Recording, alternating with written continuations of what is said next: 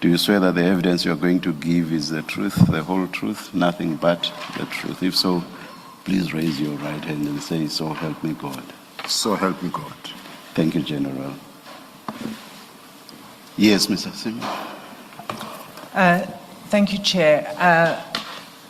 Chair, you would have seen that there are quite a number of files that have been prepared for this witness. Unfortunately, yes. My apologies for that. But the good news is that we're not going to go through all of them today. We're going to begin with 3 files. And if I could just alert the commissioners and the witness as well as to the files that we're going to be referring to today. Yes. It will be file 1 of 10, which is the witness statement. Yes. It will be file 2 of 10, marked annexures. Yes. File 2A, which is supplementary annexures to statement, and file 3 of 10, which is marked annexures. So those are the bundles that the commissioners and the witness need to have at hand today.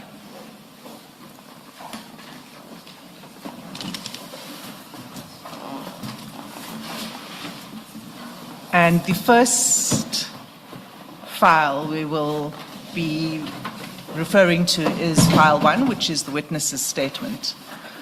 Good morning, General. Good morning, Commissioners.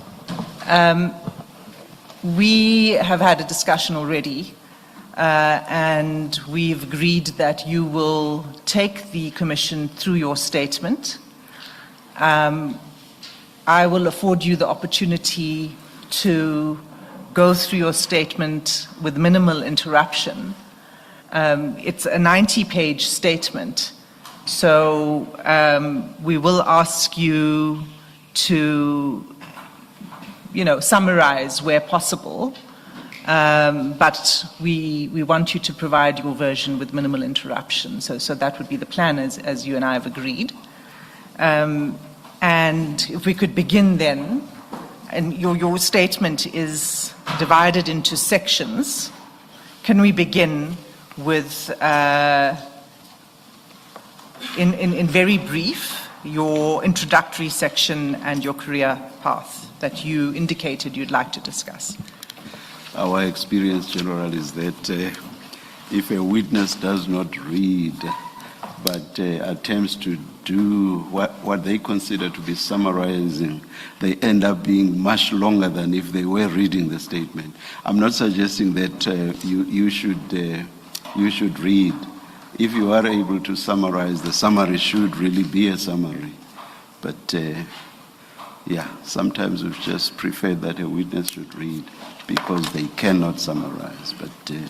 But starting off with summarizing may be better, but we'll see as we progress. Let's see how it goes, Chair.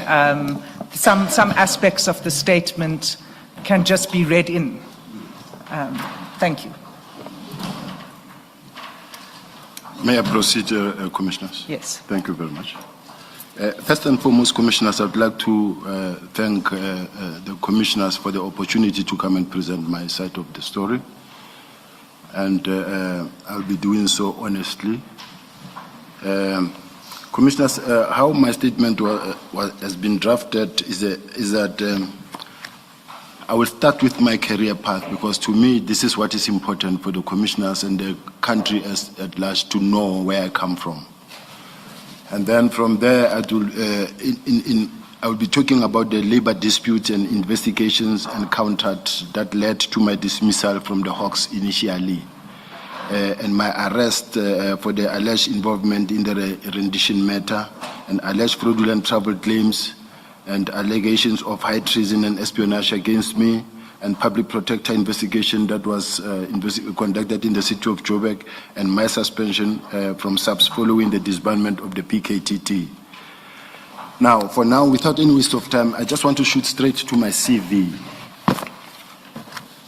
I am currently employed by the South African Police Service, and I'm appointed as the Deputy National Commissioner, and I'm responsible for crime detection. Commissioners, I joined the South African Police Service on the 1st of June in 1988. Actually, I started as a student. In fact, I started as a official court interpreter in Rustenburg, and then I then applied to be a policeman whilst I was in court. Then I continued as a court orderly in court whilst I'm in the police, and then on the 1st of January 1989, I then went straight to college of the South African Police, where I passed out from the passing out parade on the 28th of June 1989. I grew up the ranks up until I was appointed as a commissioned officer, a captain at Interpol. I was appointed as a desk officer responsible for internationally missing and wanted persons. I also later resigned from the South African Police Service because I was appointed as a regional manager for security and investigation at Telkom. It was a senior position that let me go there. And then I started at the Western Cape region. And with my experience, with the work that I was doing there, I was then further sent to Bloemfontein so that I could also implement the same that was implemented in Cape Town. Then later, because Gauteng is the most problematic province of all the provinces in the country, I was then sent to Gauteng, where I pushed in Gauteng. Then in 2001, I joined the Directorate of Special Operations, the Scorpions, as a senior special investigator, and I was later placed at head office as a custodian of project in the DSO, especially responsible for the Eastern Cape. In 2004, April, I, together with Advocate Lebo Mdalane, I think she's now Masilela, who is now a judge. Advocate Maisela. We were sent to Bloemfontein to go and start a new office of the Scorpions. There was no Scorpions in Bloemfontein and Northern Cape, and together, me and her, we were sent there in a car to go and start a new office of the Scorpions, which we did. And then I was later in 2005 appointed as the chief special investigator there, and at the level of, today in the police they call it a brigadier, but at that level it was a chief special investigator on the side of the Scorpions. I have been involved in various investigations and the management of serious and complex financial investigations and serious corruption and serious organized crime. That is what we were doing at the Scorpions. These include forensic investigations in a variety of industries, which include the public sector, municipalities, parastatals, telecommunications, financial service, retail, mining, manufacturing, automobile, cross-border operations. All what I've mentioned, I've operated in that space. When the Eastern Cape province was hit by a spate of fraudulent and corrupt activities, that affected service delivery in the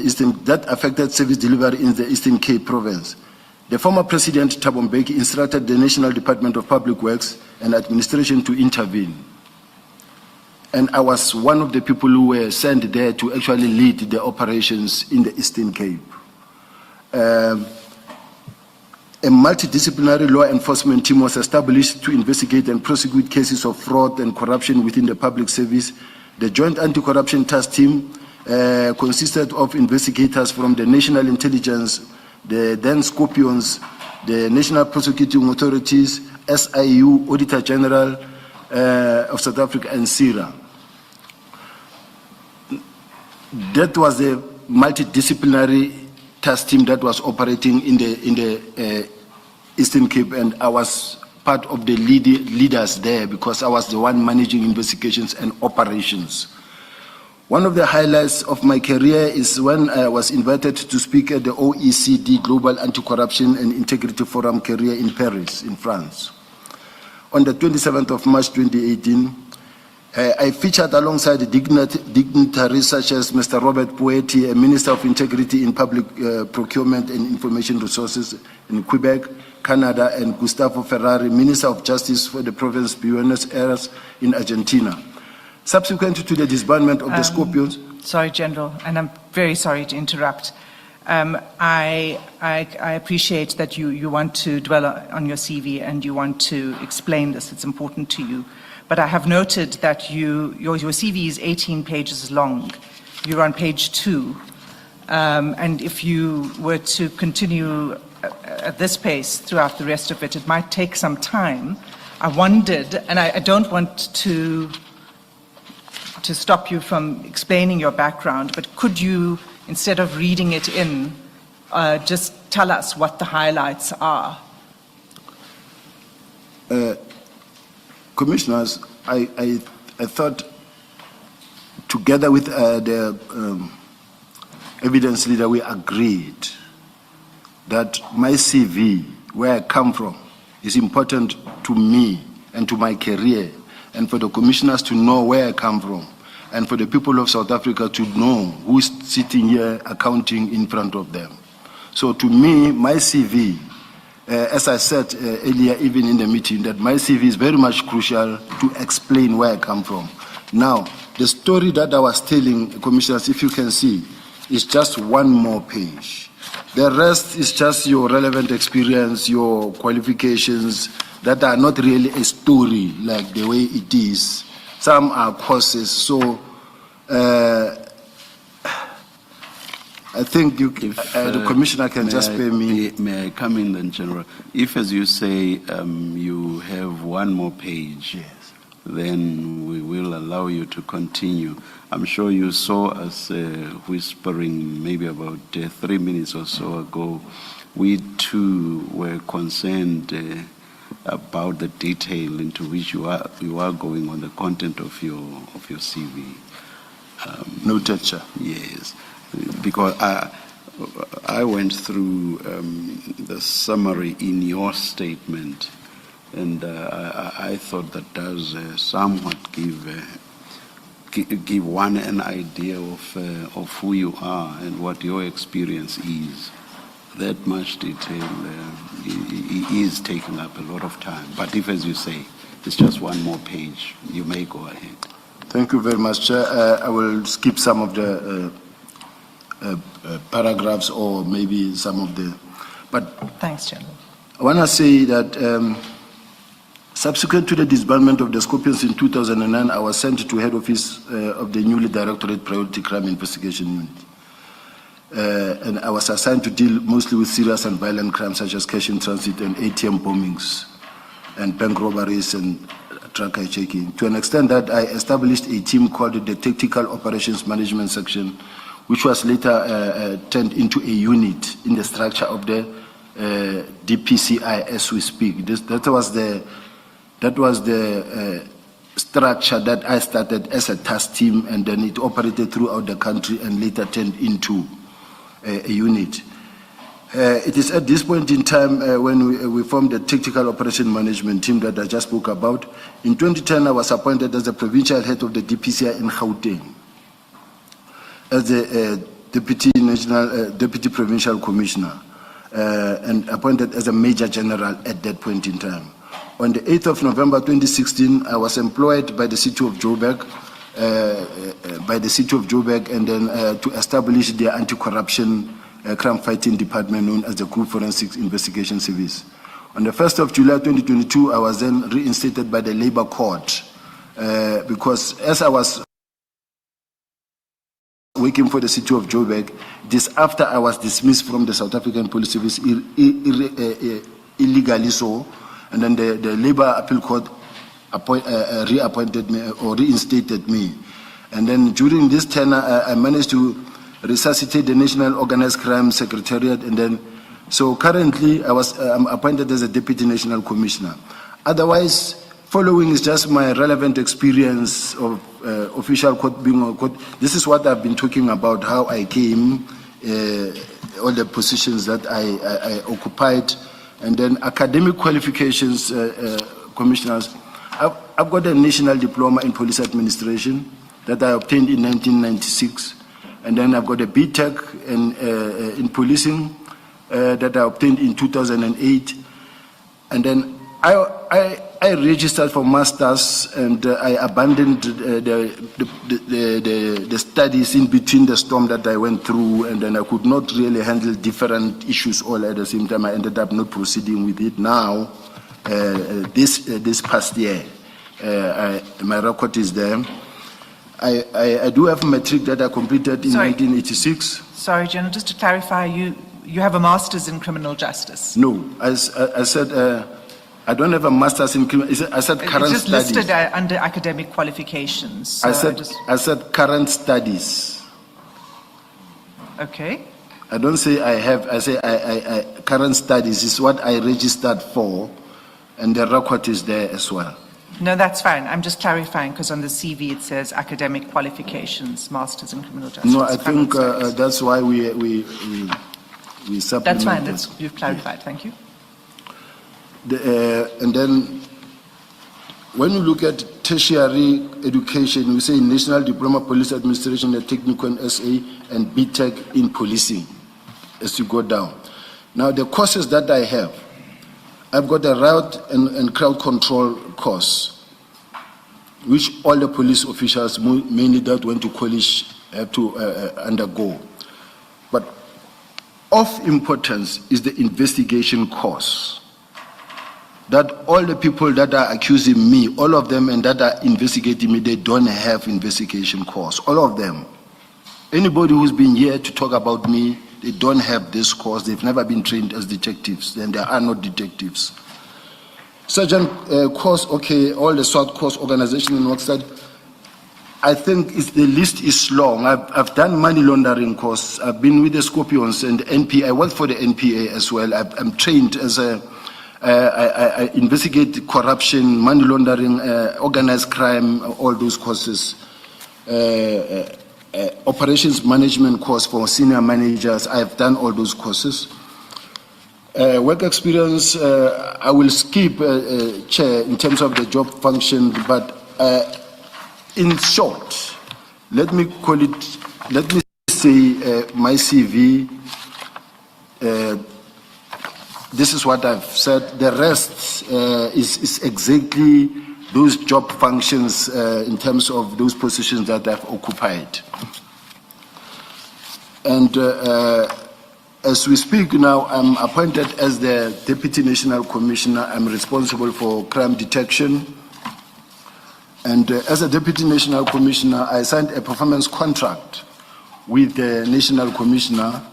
And my job as a Deputy National Commissioner, firstly, I want to talk about the Deputy National Commissioner's post, the responsibilities.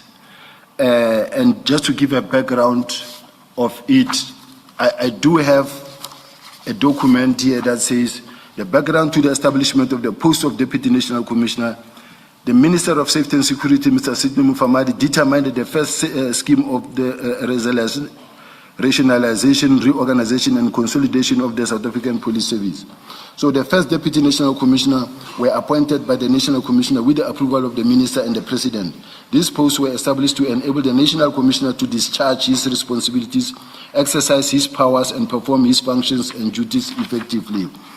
Now, the mandate of a Deputy National Commissioner, the responsibilities, powers, functions, and duties of the National Commissioners that are related to one of another and related to the same environment were grouped together in different groups in terms of the scheme.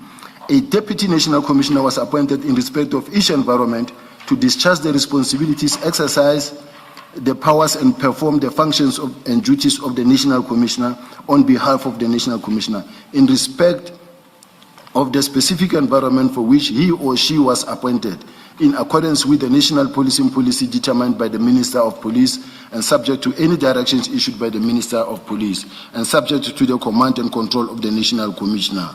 Now, this binds even all the provincial commissioners, whatever that you do as a Deputy National Commissioner, it binds also the provincial commissioners for as long as you are in agreement with the National Commissioner and led by the National Commissioner. Now, Sorry, General, before you proceed, let me check something. Ms. Hassim, I think General now said, I have a document in front of me, and I think that's what he was reading from. Do we have that in the files? Or is We it don't going have to- that Is it going to be document. handed in? What is its position? Is that a document you wish to hand in to the Commission, General? Yes, that's correct. Do you have copies for the Commission? Because I wasn't alerted to this document. It will be in the bundle somewhere, but here is the copy that I want the commissioners to have, because it is very much crucial, because some of the responsibilities that we do, they do because we have a mandate to do them. Or just a minute, General. Ms. Killian, the General thinks that the document possibly may be within one of the files. Do you know if it is? As far as my knowledge is concerned, it is not in the supplementary, but we have provided a supplementary. We can correct that overnight. Or you may, meaning you will add it into the supplementary. All right. And what's the last number or identifier that we have in the supplementary? Do we readily have that so that we may mark it right away?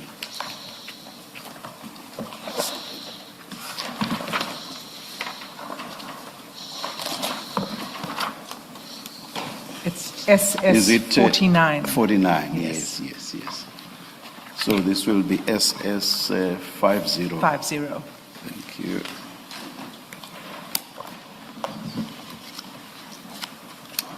Chair, I have been provided with a copy of the document, but I think it's best. We may be given I think copies so. at a later stage. Thank you. Thank you. I stopped you. It wasn't quite mid-sentence, but you were in the middle of something. General, do you wish to continue? What I want to just maybe ask guidance on, Chair. In fact, maybe it will be safe if I go through the statement, because if I don't go through the statement, I wanted to go to my responsibilities and the performance contract that I signed with the National Commissioner. Now, on the other hand, you may find that I'm going here just to be able to say these are my functions, but maybe perhaps it is very much important to read my statement and focus on it. I think it's better that way. Yeah, so because, that what. For instance, when you deal with quote-unquote points of contention later, you actually go into some detail as to what some of your functions are and so on and so on. Thank you very much. Yeah, I think it will be too much to go into the actual performance contract. Thank you, Chair. Please tell us So where you are you going to your statement now, General? I think I'm Okay. focusing now on my statement, and then I've spoken about my career path, which is now on page 4. I'm gonna leave my run through, and then I wanna go straight to the labor dispute and investigation encountered dismissals by the Hawks in August 2015. Before you begin that section, could you just explain to the Commission the relevance of this section? Why is it you felt it important to bring this to the attention of the Commission? What's the relevance for this Commission's mandate? Commissioner and Chair, in one of the interviews by Lieutenant General Mukhonazi, he said General Sibiya was fired by the police. And the same police, when he came back, they received him well, and then within a year they promoted him. I don't know what special thing he has done that led to him being promoted. So, and that is what led to me putting this paragraph together, considering the fact that when he speaks, he talks about, and he will say, most of you South Africans have forgotten that in 2011, now the 2011 that is speaking about, I was approached by the then by General Sibiya, who was the former head of the Hawks. At that time, he was a deputy of General Dramat, the deputy national head of the Hawks.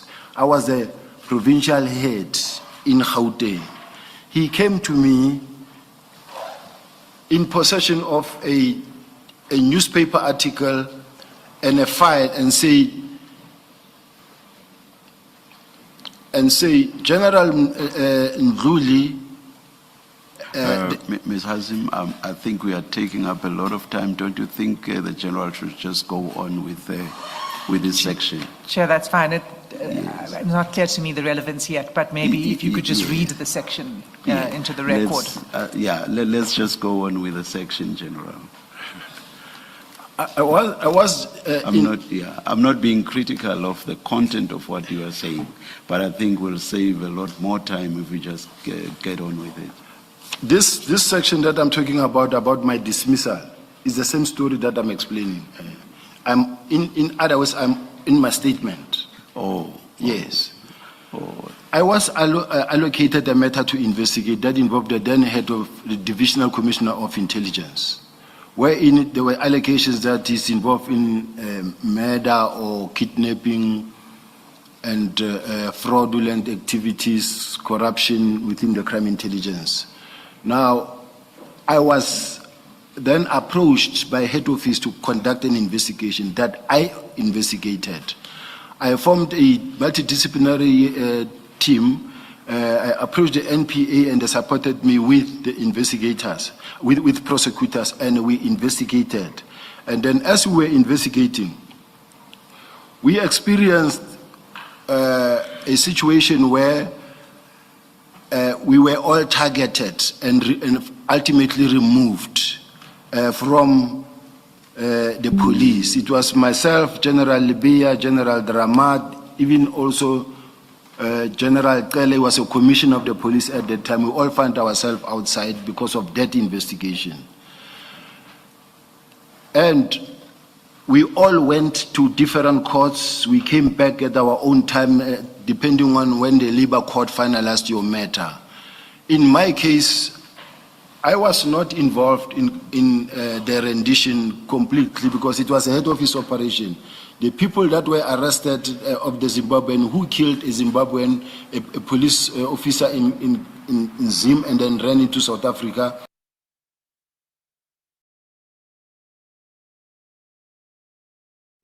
By crime intelligence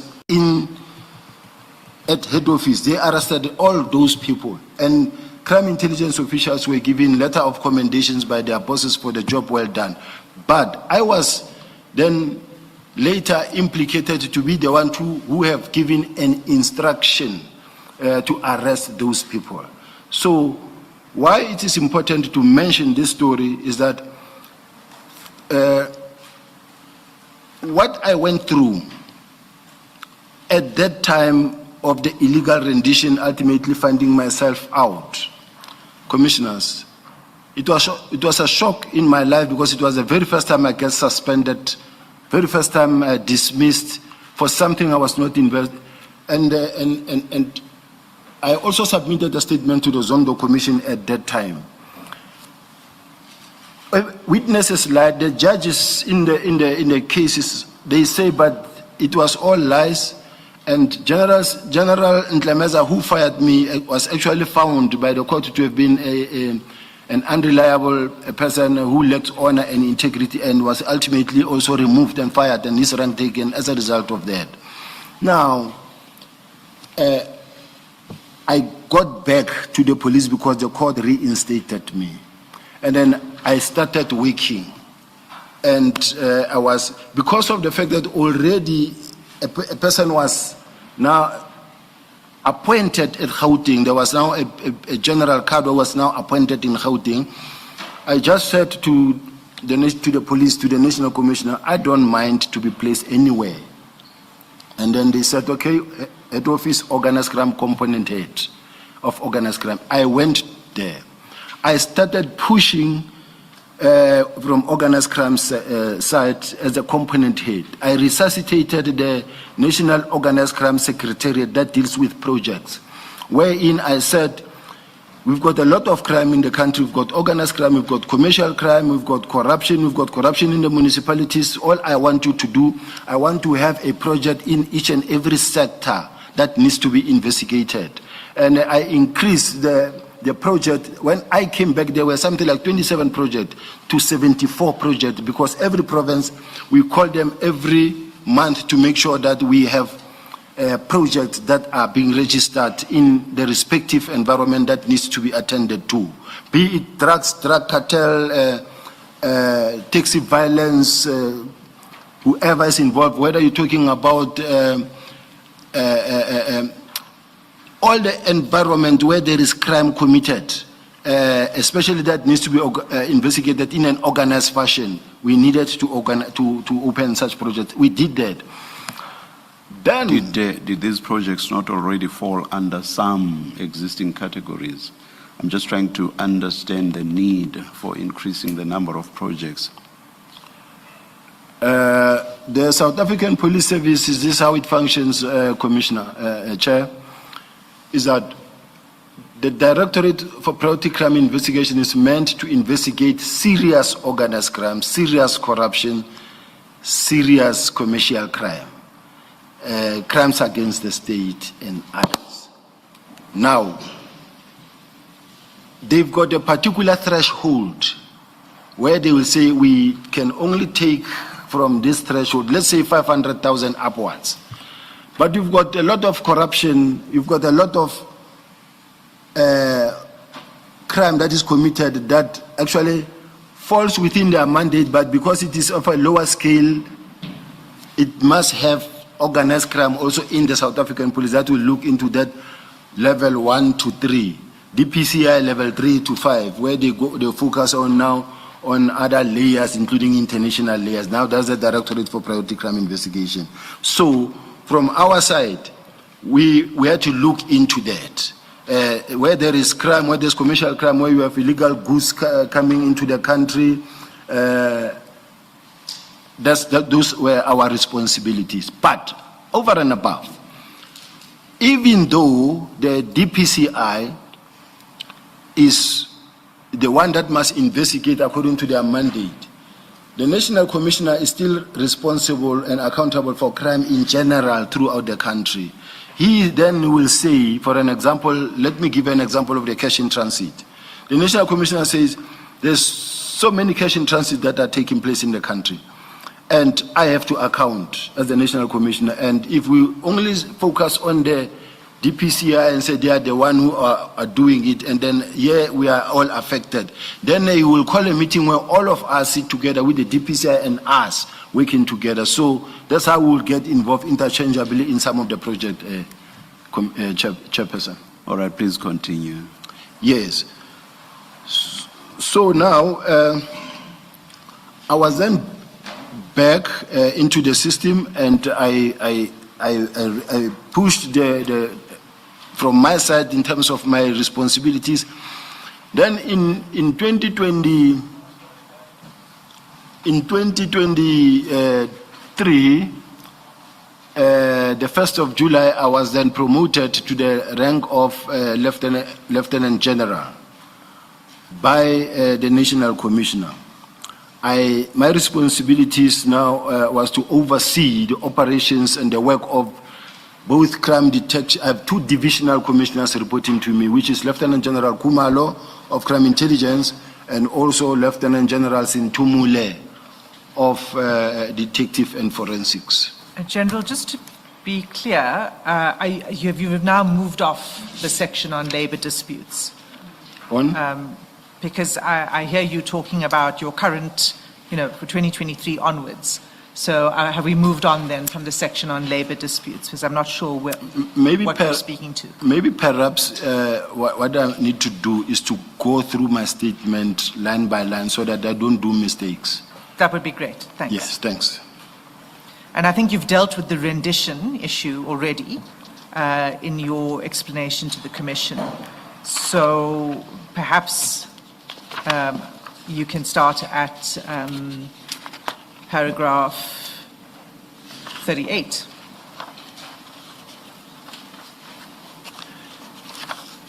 Paragraph 38. It's under the heading alleged fraudulent travel claims.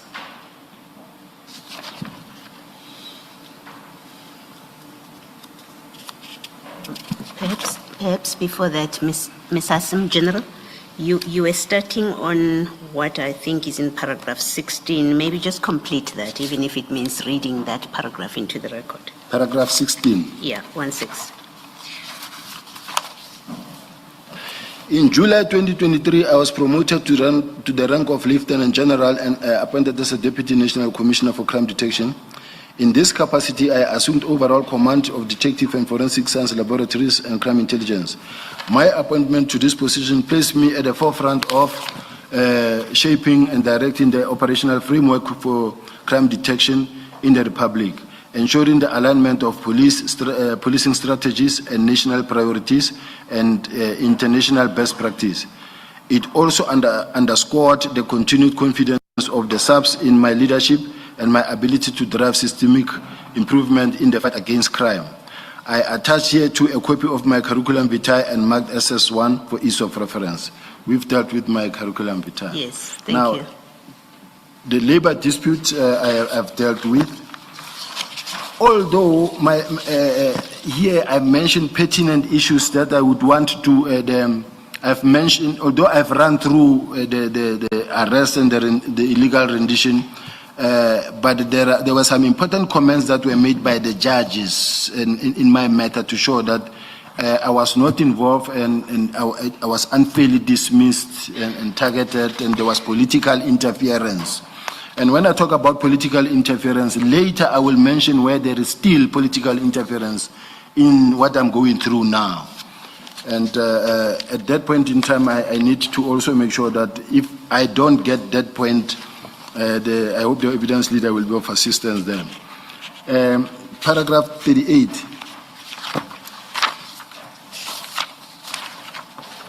Alleged fraudulent claims. What I want to highlight specifically in relation to the alleged fraudulent claims, as the crime intelligence were attempting very hard to get me out of the system, they realized that the illegal rendition matter is not working because I was not involved, and they could see that even the courts were clearing me. At the same time, I went through the same process I'm going through now. They then introduced the illegal rendition of the fraudulent. They charged me for fraudulent kilometer claims. Now, the fraudulent kilometer claims that I was charged for, to give a short background, is that I had a car that I bought after I was promoted as a brigadier. And with the excitement, I went and I bought a BMW 330. It was a small car. But one day, a policeman was killed in Tembisa. And as the head of the Hawks, I had to attend the scene of crime.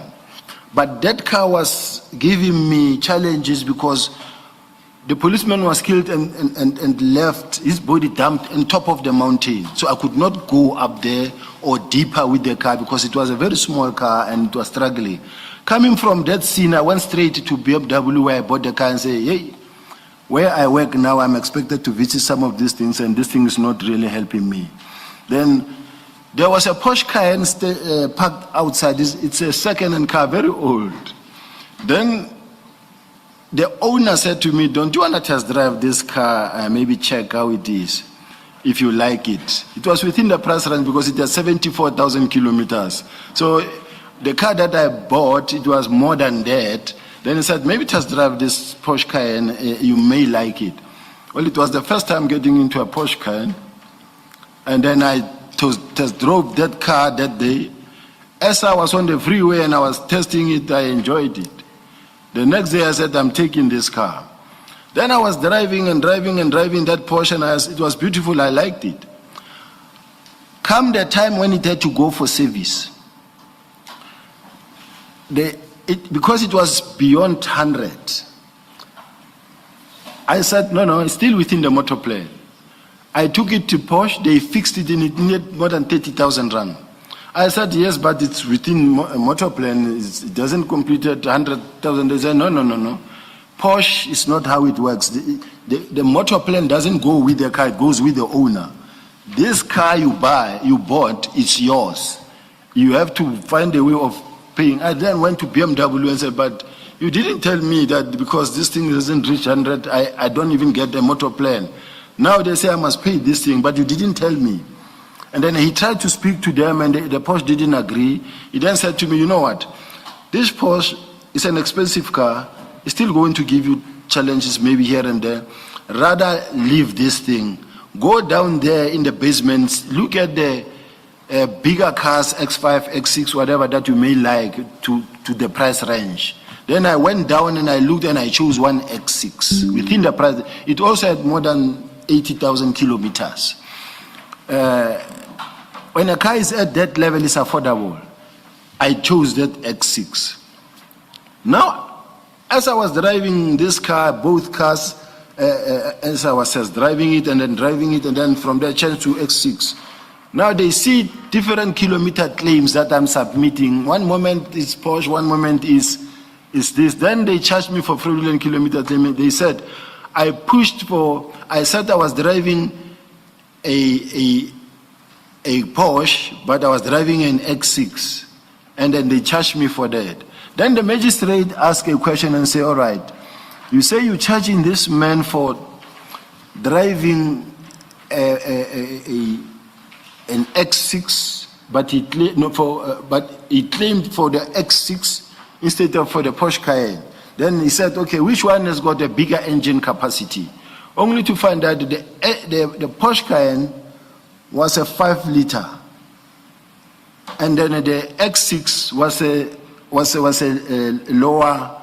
It was a 3.5 liter. Then the magistrate said, so you're charging him for shooting himself on the foot that he claimed lesser than what he was supposed to claim. Then they couldn't answer. Then the magistrate asked the prosecutor and say, why did you charge this man? The prosecutor says, into the court record, that record is still there. He says, I know there's no case and there was no case, but I was instructed to put the matter in the court roll. Now that's how the magistrate said, you are released. Then that's how I was acquitted in that case. That's the fraudulent kilometer claim issue. So it's one of those cases. Now I have to go to allegations of high treason. Before that, General, I think under this topic, there's information that I think is important to put on record. For completeness of what you are explaining. At paragraph 39, you speak about this from paragraph 38 up to 41. In paragraph 39, you do state that these charges that were finally brought against you were a product of a complaint or allegations by somebody. Maybe you need to put that on record. Paragraph 39? Despite this, a criminal docket for fraud and corruption was later opened against me in March 2015, based on allegations made by Mr. Imran Bhatt, an individual implicated in organized crime and human trafficking, whom I have previously investigated while serving as head office of the Hawks in Gauteng. So this person, Imran Bhatt, is a civilian? Or is a member of the police? It's a Pakistani national who is involved in human trafficking. Okay, but not a police officer? It's not a police officer. Okay, and then in paragraph 40, you say what period these allegations or this story about fraudulent travel claims relate to. Maybe you should put that on record, what period we are talking about. You do say in the first line. I said additionally, in February 2016, yes, I was arrested and charged with 5 counts of fraud. The charges were premised on the above fraud and corruption docket, as well as claims that I had corruptly acquired a BMW and had submitted fraudulent travel and petrol claims. Okay, thank you. Thank you. Unless you think the rest of it is important, you want to put it on record, but I just wanted the date to be on record. Yes, and it also reminded me of the fact that they were actually alleging that this car was actually bought for me by a person who was supposed to have been charged for poaching. They said the money was paid by someone for me to buy this car. They then went, crime intelligence, same crime intelligence went to BMW. I've got a whole file where they went and obtained statement to check how I procured or how I purchased the car. They found that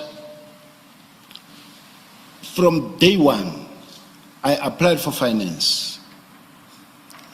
I paid the car, no deposit was ever paid, no any other money paid into the bank or BMW.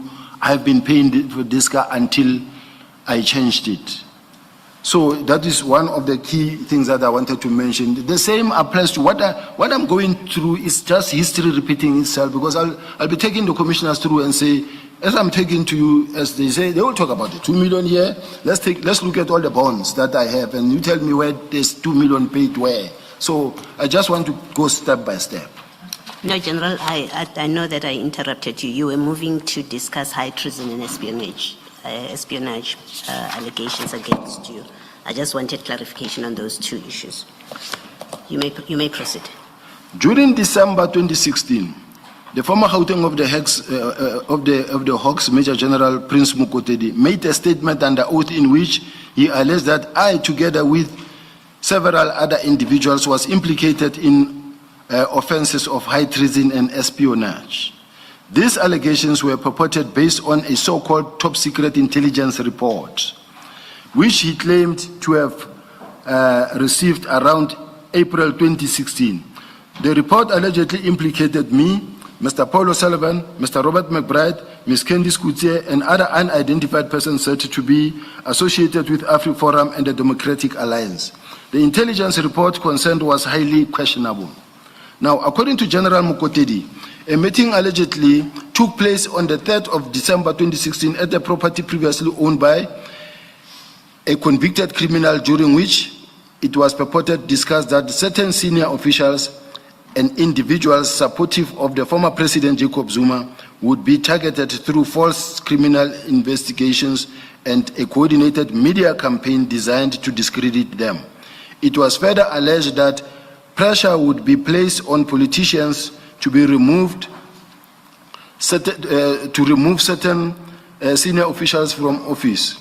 That damaging information concerning President Zuma's son would be used to mobilize public pressure, and that these actions would culminate in an Arab Spring type uprising intended to destabilize the country and force the resignation of President Zuma. On this basis, General Mukotedi concluded that these alleged plans constituted high treason and espionage. Now, I just want to say, and I was labeled to be a member of the Gestapo gang at that time, because it was somewhere in the statement that I'm a Gestapo gang member, and we are involved in treason and so those were the small charges that were brought in. At this present moment, same modus operandi, I'm a Big Five or member of the Big Five. I just want to remind the commissioners constantly that I went through this from intelligence, these allegations, this modus operandi, same allegations, same way. So I'll continue. To substantiate this, is paragraph 44. Paragraph 44, yes. To substantiate these claims, General Mukotedi relied on the same purported intelligence report to allege, among other things, that plans existed to assassinate senior police officials, including General Ndlemeza, using foreign nationals who would then flee the country. These allegations were said to have resulted in security threat assessment and the provisions of VIP protection to certain individuals. It was also alleged that President Zuma and his son were deliberately included as targets in order to secure political backing for the arrest and prosecution of myself and others on charges of including high treason. The allegations contained in General Mukotedi's statement were demonstrably false, inherently implausible, The intelligence report upon which he relied was unsigned, lacked any indication that it was authorized or approved by the management of crime intelligence, and did not bear the hallmarks of an authentic intelligence project. If it did emanate from crime intelligence, it could only have been generated for improper and ulterior purposes, as none of allegations contained therein were true or supported by any evidence. Portions of the report further contained patently absurd claims, including allegations of widespread corruption and abuse of statutory powers and organized criminal conduct by senior officials, and none of which were ever substantiated. Paragraph 47, in total, more than 20 criminal cases were opened against me by a task team established under General Ntlhameza and Crime Intelligence, forming part of unsubstantiated and focused campaign to have me arrested, removed from office, and publicly discredited. As a consequence of these actions, senior managers within the SAPS and members of the public were led to believe that I was involved in serious criminality, including corruption, organized crime, and drug dealing. These allegations have caused profound and lasting harm to my reputation, integrity, and career, notwithstanding the complete lack of factual foundation. Regrettably, the pattern that characterized those events continues to manifest itself, with similar unfounded attacks against being directed at me. Now, Chair, exactly what I read. We must take everything that I read here, and if we were to put a table and divide it into two, these allegations make the modus operandi the same way, and you put it on the left, on the right hand side, it's the same thing. Who marched against me? Or I want to put it this way, my advocate want me several times to say, stop asking questions, you answer, not ask. What happened is that when there was this thing, when crime intelligence was heads were arrested, divisional commissioner, and then information was heard, and there was a newspaper article that says the national commissioner was going to be arrested the following week. Then comes the press conference, but of importance that I want to mention, there was a march that was planned in KZN. There was a march that was planned in KZN by MK Party. Sorry, General, you said divisional commissioner, you did not mention the section. Divisional commissioner for what? Crime Intelligence, Lieutenant General Kumalo. Thank you. And 6 others, his colleagues, they were arrested. And I didn't even know for the reasons why they were arrested. Even now, I do know it was mostly mentioned about the employment of a brigadier, but apparently there are many other charges as the reports of the IGI. But what concerns me the most, Chair, is the fact that there was a march that was planned in KZN by MK Party. And MK Party, they were saying the march is about the fight in general, the fight against crime in general, and also crime against women, GB violence, and then also in support of General Mkhwanazi. Then the National Commissioner, General Masemola, calls me and he sends me to KZN and he says to me, I want you to go and receive the memorandum there. He calls me to his office. I said, okay, I will go, because he's a National Commissioner and I'm a Deputy National Commissioner. I can't say no. He relies on us. I said, I will go. But he knew and understood the relationship that I have with General Mkhwanazi, that the relationship is not well at all. But he sends me there to KZN to go and receive the memorandum. So now, I then said, okay, let me organize protection for myself. I asked for 4 members of Special Task Force and NIU, and I said I will live here with them to the airport. I was expected to be on stage at 10 o'clock. I will leave with there in the morning. I'm not going to sleep there. I'll leave here in the morning. And then when we get there, we'll be waiting somewhere at the hotel. And then from there, just 1 minute to 10, I will be on stage. And then I'll receive the memorandum. And then I'll just tell them that the memorandum is well received and that I will pass it to the seniors. Thank you very much, and leave. Then the spokesperson came and said, National Commissioner, but why this drama? Why do you send General Sibiya there when you know that General Sibiya's relationship with General Mkhwanazi is not so well? And then because now you're creating an unnecessary drama, and the National Commissioner listened to the spokesperson. He then said, no, it's okay, you don't have to go. Then the march was cancelled. But it was MK party that was marching there. Now, General, when was this? it was sometimes last year. Just that much is there. There's a record. I'll get the date. I've got paperwork in my. It was after the press conference of July 6th. I think so. It was after the press conference. Okay. Now, I just don't want to lose my trail of thought, because if I begin to think of the date, I'll provide paperwork. I have it. The National Commissioners, then the march was cancelled. Now, as the march was cancelled, MK party is the one now that goes and open a criminal case against me and the minister for defeating the ends of justice in relation to 121 dockets. I'll still get to the 121 dockets issue for attempting to defeat or for defeating the ends of justice. MK party. Then from there I had to go and account before the MK party in Parliament. Then I raised a concern and say, but Mr. Chair, I'm sitting here having to come and account to the nation, but the MK party opened a case against me, and I have to face them and let them ask me questions. Fine.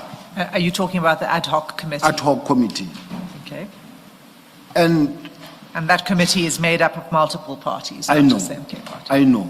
But I raised that concern only specifically in relation to the MK, because there was a Honorable Skwasana there, who is the one who went and opened the case against me. I said, but do I have to stand before him now and account before him? Because all I was being asked was humiliating questions. I was being humiliated publicly, undermined throughout, even after I testified. Every witness that came, you listen to the MK party, how they are humiliating me, how they are speaking down upon me. Not only them though, but even when a question doesn't need Sibiya, they will say, you're speaking like Sibiya, or there was one general here who came here, he said 1, 2, 3, 4. Even it's a different witness, but I was the one that is being attacked the most. Now, I was just raising this point of the MK party issue now. Now, MK opened a case against me. The same MK statement is being used by a Brigadier Kunena to apply for a search warrant when my house was raided. The same MK is the one that also came and marched against me at head office. As I'm sitting in the office, you hear people toying in the street. This MK party. And then you get TikTok messages that say, you touch Mkhwanazi, you touch us, you'll see another July unrest you've never had. There were such messages that will come. Now, here I'm sitting with a situation where I'm being tackled politically as well. As much as there are allegations on the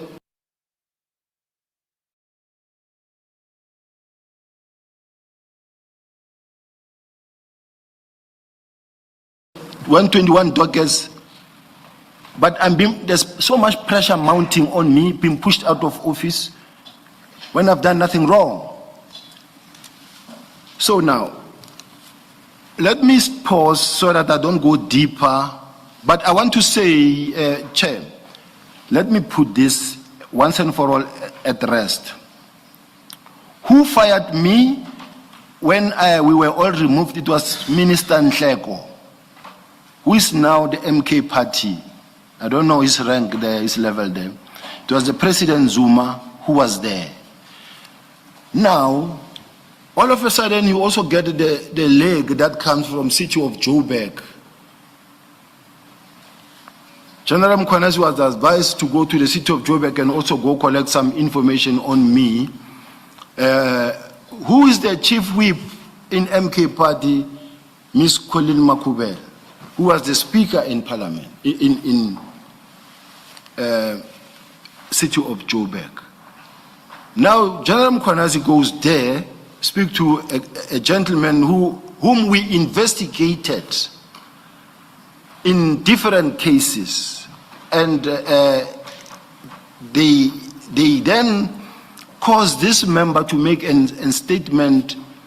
I don't want to say a derogatory statement, but it was a statement where you see this man is clearly undermining you and speaking ill of me in all respect, belittling me the possible way he can. Now, he says that I'm here to support General Mkhwanazi. He came to see me.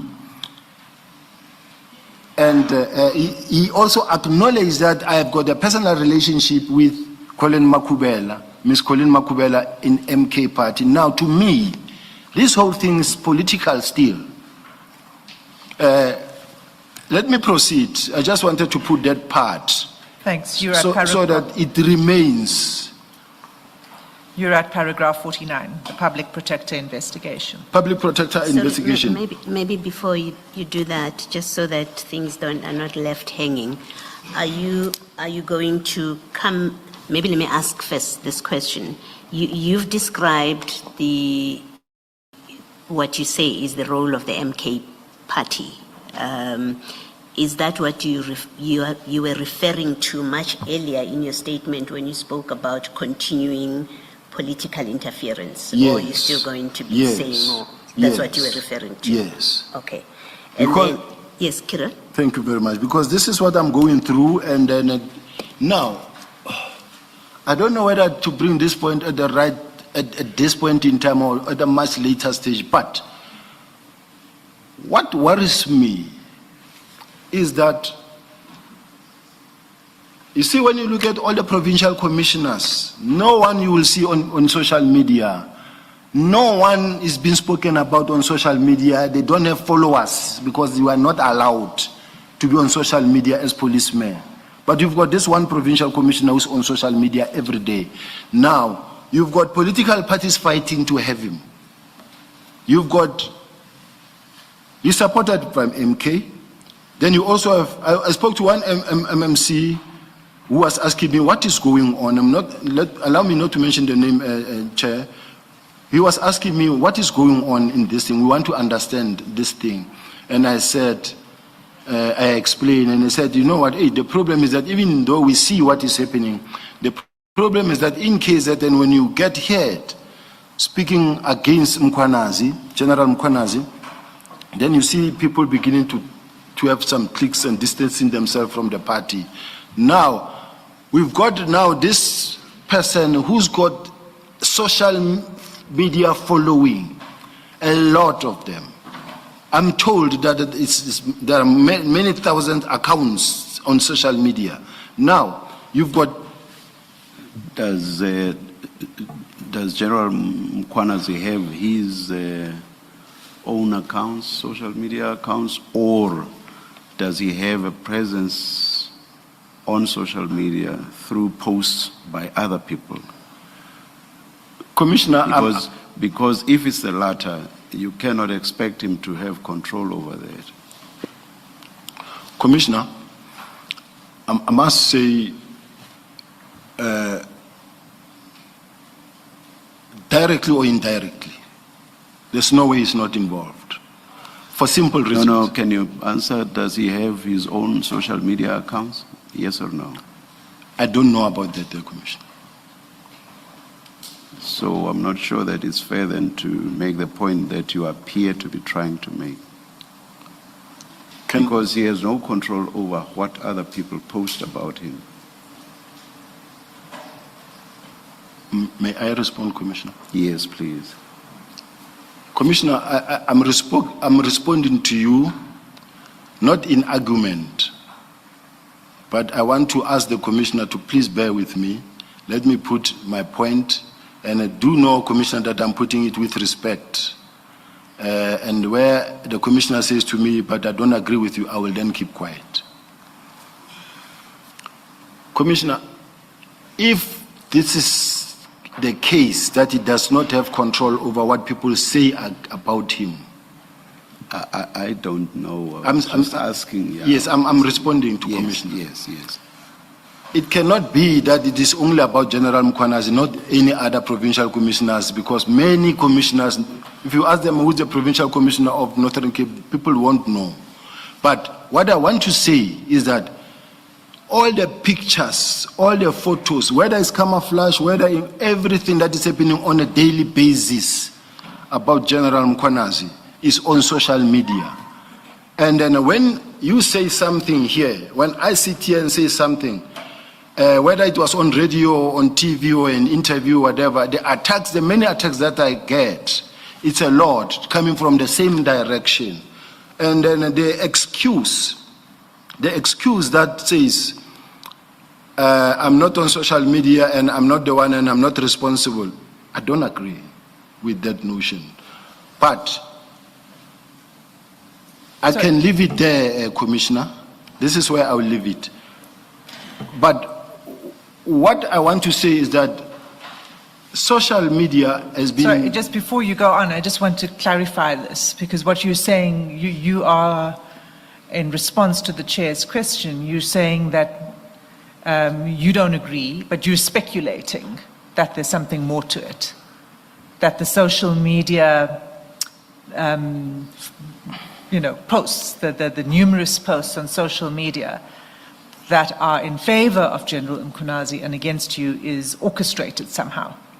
But you are speculating. No, I'm not speculating. You have evidence. Well, let's take yesterday. What happened yesterday? There was a Mr. Mutibedi who was talking about the involvement of the PKTT that harassed him, that planned to kill him, that searched him with a fraudulent search warrant. This whole thing is now all over social media. His explanation, everything about him gets immediate attention. Do you want to go there? Because I saw that in the news, and my understanding is that there's either litigation or threatened litigation that relates to that. Do you want to go there? I will stop, Commissioner.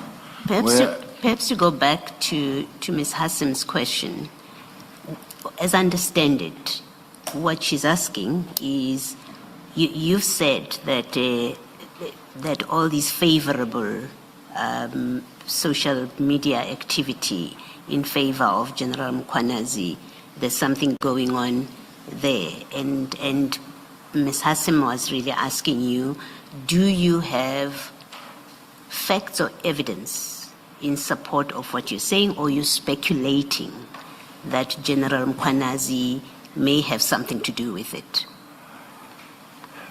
And I haven't heard you answer that direct question. It's just that, Chair, I know I'm not speculating. It is the case. But the simple question is, do you have the account name? Do you have the account number? Do you know this?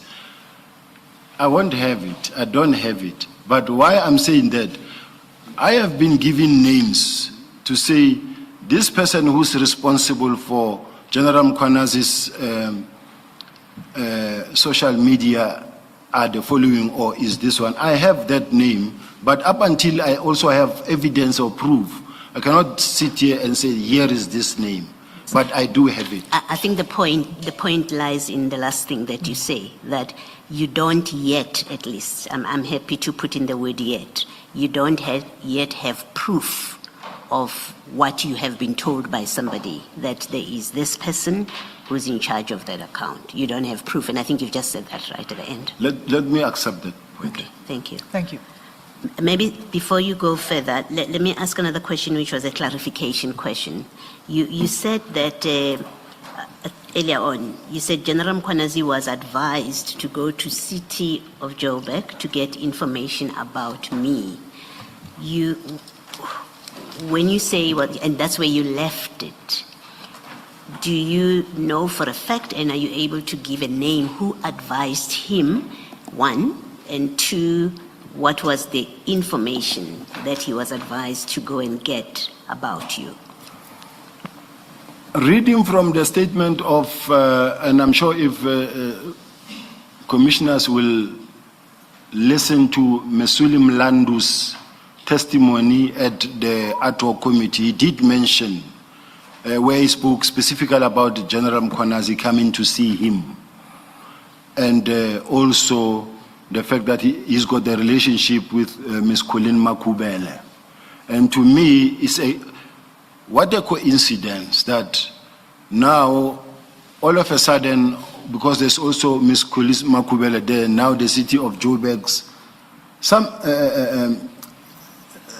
issue also is being brought into the fore. Yeah, General, can I just stop you there? You've said that this witness from City of Joburg, in his statement, he says that General Mkhwanazi came to see him.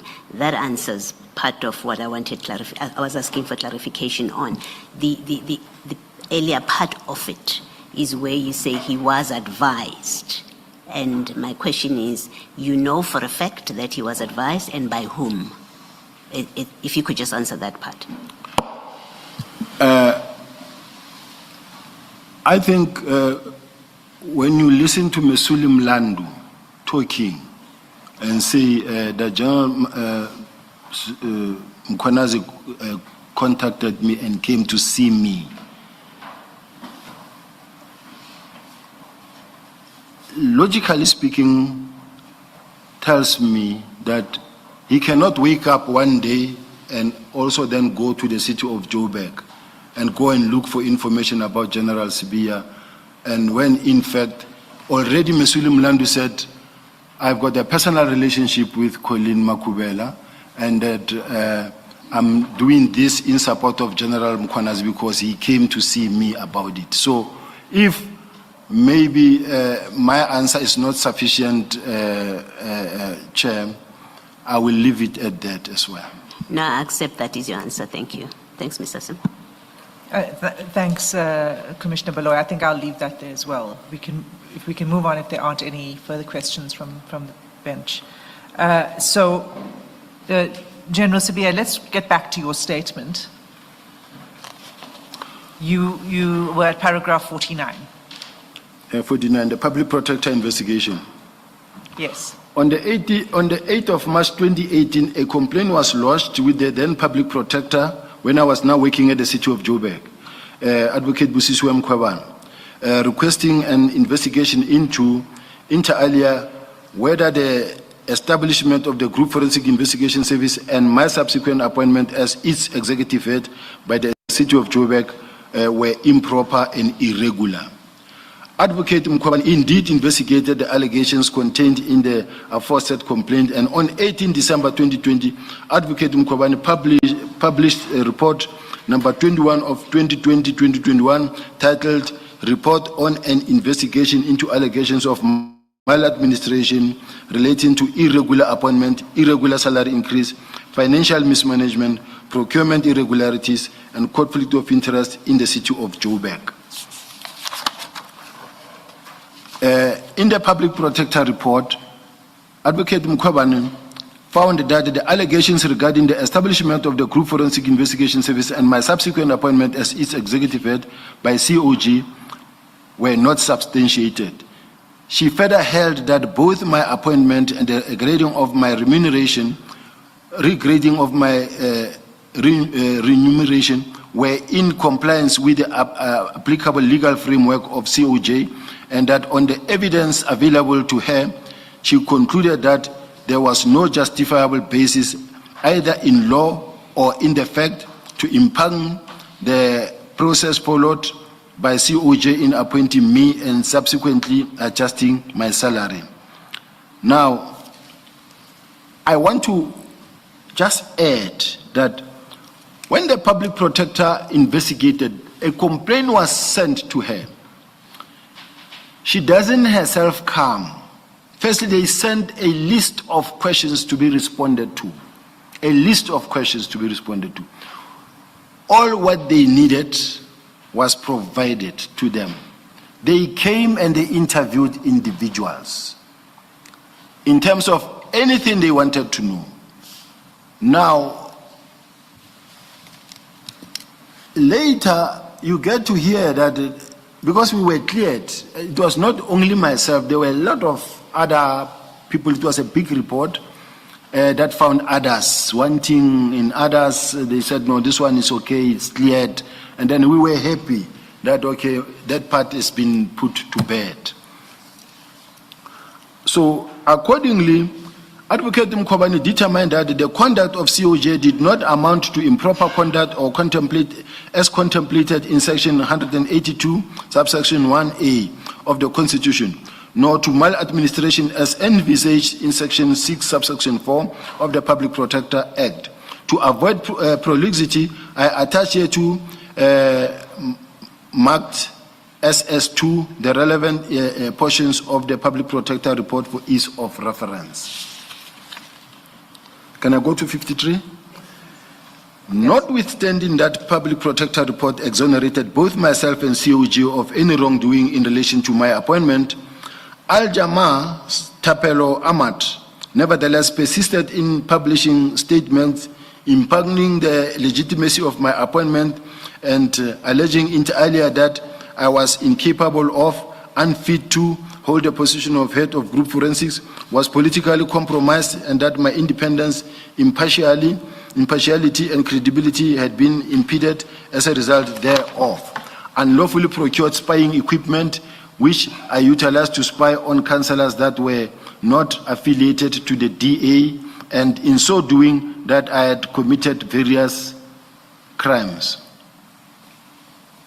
Now, accordingly, in and around June 2022, I launched an urgent application in the Johannesburg High Court against Ahmad and Al-Jama, in terms of which I sought protection against Ahmad's ongoing and anticipated unlawful and defamatory statement and publication, some of which were issued on the eve of my urgent application. The court held that statements were made by Ahmad were not only de facto defamatory, but were patently false. Additionally, the statements were not benevolent statements made for the public's interest or the sake of their interest, but were inappropriate as well as exploitative and purely derogatory in nature. The court was of the view that I had, through my counsel, provided ample factual evidence that demonstrated the patently false nature of the statement. My application was thus granted with cause. Ahmad and Al-Jama noted an appeal against the court's decision. However, the appeal was dismissed. The effect of the dismissal in that the original judgment stands in full force and remains binding, thereby confirming finding of defamation against me.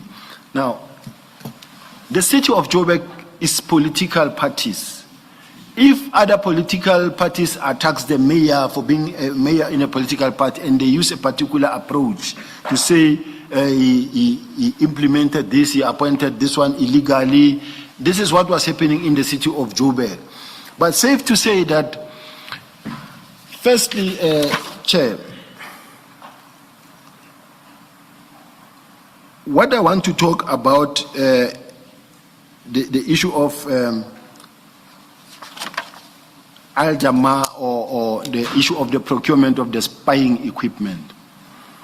It is very much important that I put it, because this thing was reported to the Public Protector, reported to the Inspector General of Intelligence, who referred it to the SSA as it is their mandate, also investigated by the Hawks, and then also by other private companies that were investigated. SSA are the ones who's got the mandate, and they even wrote a letter that says we are the ones who will be able to tell you whether this is a spying equipment or not. They went through that. They came to the office of Hawks, Public Protector, they also came SSA, they went through the equipment. And they went through the war room that we built. Now, allow me, Chair, to just give you why we had to procure such. I'm a trained investigator and a well-experienced investigator in the field of investigation. Where I grew up in the investigation company, we had the Scorpions, they had what we call the Crime Information Collection Unit. We, at the DPCI, as we speak, they've got what we call the PCMC, Priority Crime Investigation Management Section, where you've got your analysts, where each and every docket that is being opened is also analyzed, so that you can see whether you can connect this person, modus operandi, or... Now, in the city of Joburg, the city's got something like, I don't know, I can't remember whether it's 13 entities, but also departments, but another one is 20 or another one is 13. But what is important is that there's so much crime committed in the cities, different cities. There's so much corruption, there's so much theft committed in every space. In other instances, you find that at revenue services, where people pay electricity, you find that you've got people that are touters. You find many people roaming around there. When you come to pay, they will say to you, the queue is long. Let us see how best we can assist you. Let us do this, and then we can get your account also maybe a discount. They work with certain individuals inside. Now, you need to know, if you are group forensics, to start with, I'm the one who established Group Forensics and Investigation Service. It was for that reason that I was employed as well, and say, we want to establish this crime fighting machinery, and I am the one who established it. Now, I say we are here working for the city, and we say we are a world-class city. I need to know, we've got hijacked properties in the city of Joburg. Do we know, as the city of Joburg, how many buildings are hijacked? Who are their owners? I need a system that will capture that part. Now, do we know which department in the city or entity where the city is losing more money and why? We need the entities and to see how they're losing money and what crimes are being committed in different environments. Now, we also have situations where each and every now and then you get a call that says, I suspect my office is bugged. I need someone to come and sweep this office. Now, all right, to do that, state security cannot be every day in the city of Joburg and various other municipalities. Now, what the state security did, they trained each and every department of government, even in the municipalities, they will train what we call a security manager, who has done information information management, MIS document, a minimum information security standard document that you will implement. Whether you're talking about document security, about information security, physical security, all those things. Now, in my case, I say, all right, now we've got a lot of theft of laptops, theft of city assets. Now, I said, let's go and do a benchmarking. We went to the Hawks, we went to the banks, we went to Protea Coin, we went to, but we went to 5 different departments to see how best can we have a war room with screens. You've got one car that pours petrol 5 times in a day. Where does the petrol go? You've got one car General, that every second... Sorry to do this. You're giving a lot of examples to explain the picture, but I think you need to now get to the point of what you're trying to say. Chair, in all fairness, this is a burning issue at the city of Joburg. And every now and then I'm being accused of having procured the spying equipment.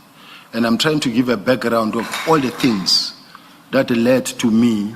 I want the chair, and I want the public, and I want the seat to know that it was not spying equipment. It was equipment that should monitor what is happening, all the crimes that is committed in the city of Joburg. It was the equipment that says, if you have this case and this case, it's garbage in, garbage out. Once you put information in this computer, it must tell you that this case relates to that case and that case and that case. Or once you put this name here, this person is involved in that crime and that crime and that crime, and in this department, this car is the one that is pouring petrol 10 times in a day or what. Now, even other cities were benchmarking from the city of Joburg, because we were trying to make sure that we fight crime in totality. And as I was giving you about the backing of the offices and everything, is that the city was also losing more money. In a sense that every now and then when a new MMC or a city manager or executive director wants to say, my office is, I suspect, is packed, or something is happening in my office, coming. Now you have to employ a private company, you pay 35,000 to 40,000 rand every now and then. Then we say, but the city is losing a lot of money. This equipment, then we have an engagement with state security that it is this security that this device that you check whether there is any listening device, is there any bomb, now that the city can own. Now we ask state security to say, this you can have, this can have, this can have, this can have, and they have people they trained. Now we had that. Now, those were the equipment procured. And then those equipment were not procured by myself. There's a committee that deals with finances. It must go through the process, even the city manager. But worst of all, the person who signed, I've got documentation, who signed for the procurement of those things is the wife of the city manager, who is the one who turns in turn and says, I procure spying equipment. And she's the one who procured and who signed. I've got. But who suggested the purchase? Was it not you after that benchmarking exercise you referred to? I suggested, in my case, I'm building capacity for the city to be a world-class city. I copycat like what the DPCI has to say, we have this environment, now we need to make sure that we know what is happening. Every case that we have, we need to know that this case is not, we're not dealing with a syndicate or we're dealing with an individual case. That is the basis for which we had to procure such. It was just a crime-fighting machinery, nothing to do with spying. But of importance, the state security said there's no spying equipment. They keep on talking about the grabber. There was no grabber ever procured anywhere. And even now, there's no grabber, even in the paperwork. What capabilities did the machinery have? The state security is said is just I wanted to use the exact word in the report, Chair, but what? No, you say you recommended the purchase of the machinery. I'm asking you what the capabilities of the machinery were or are. It was that does not require the report. Yeah, it was just a preventative measures to see that you are not being listened to, or you are not, or there is maybe others. It was cameras and video cameras. It's just a lot of equipment that we needed. But for example, I'm thinking, why would CCTV cameras not have been sufficient? Why this machinery? That's why I want to understand the special capabilities. A CCTV camera, Chair, most of the CCTV cameras, you find that they've been disabled or they don't work. And then in your own office, as a city manager or as mayor or whoever, you won't have cameras all the time in your office, but you suspect that there are things planted in your office. But it was just a counter of such things and within the law. And the SSA even said it cannot even be repurposed to be a listening device or a spying equipment. So we were happy that we were cleared. Even the DPCI. Perhaps, no, before you get to being cleared, I still want to understand how it worked in order for me to understand why you are saying it was not a spying device. How exactly would it assist you in curbing crime or stopping the commission of crime? May the chair repeat the question? I heard what the chair is saying, but I was just trying to also think, in my mind, I was trying to see if I can get that SSA You see what I'm trying to get at is, would you plant something in someone's office to be able to see who they meet with and for what purpose? Or what exactly, how exactly would this machinery assist you? Because if you would plant it in people's offices, then obviously it would be a spying device. No, we're not planting anything in anybody's office.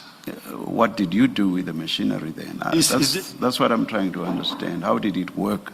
Chair, we are talking about the equipments that are within group forensics, that should the chair says, can you please come and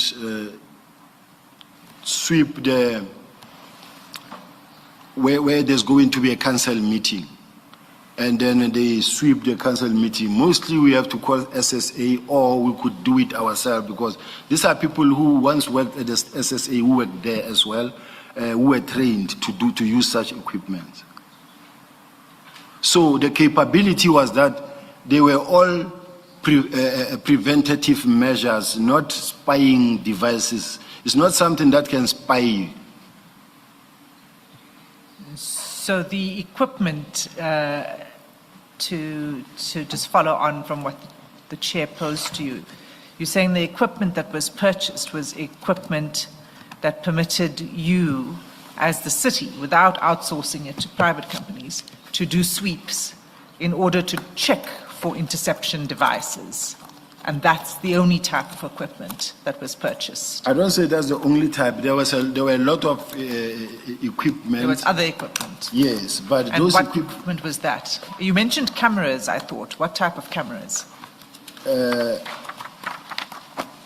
I need to be assisted to get to the list, to the state security reports, because I don't want... Well, General, whilst you are being assisted, perhaps let's take the tea adjournment at this stage and resume at 11:20. Let's adjourn. Thanks, Chair.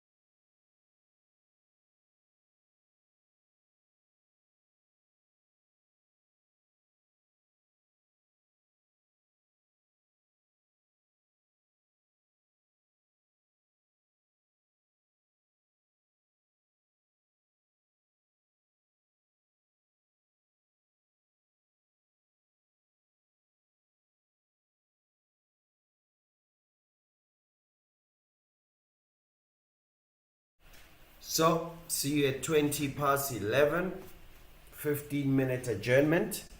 And Mr.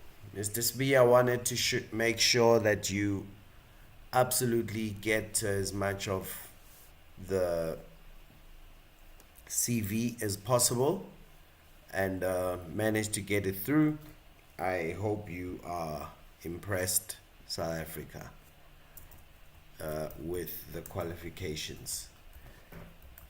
So Sibiya is interesting to listen to, but sometimes he just tells you 5 stories at the same time. So I am so glad that we are at the Madlanga Commission, because at least they get to take it to a logical conclusion. Like, does he have a social media account or not? Whether directly or indirectly, obviously he does. Do you know if he has a social media account or not? I think let's leave it there. Okay, so it's gonna be an interesting day, and see you in less than 15 minutes.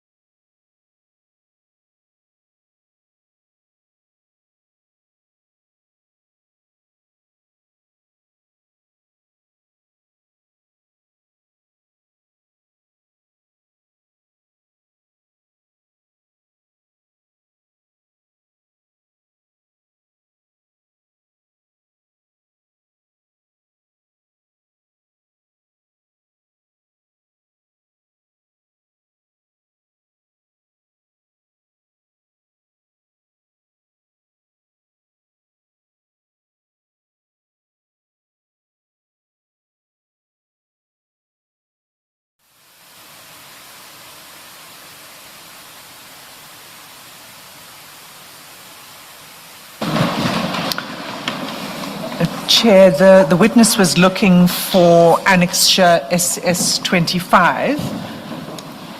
Commissioners, you'll find that in your bundle at file 3 of 10, page 430.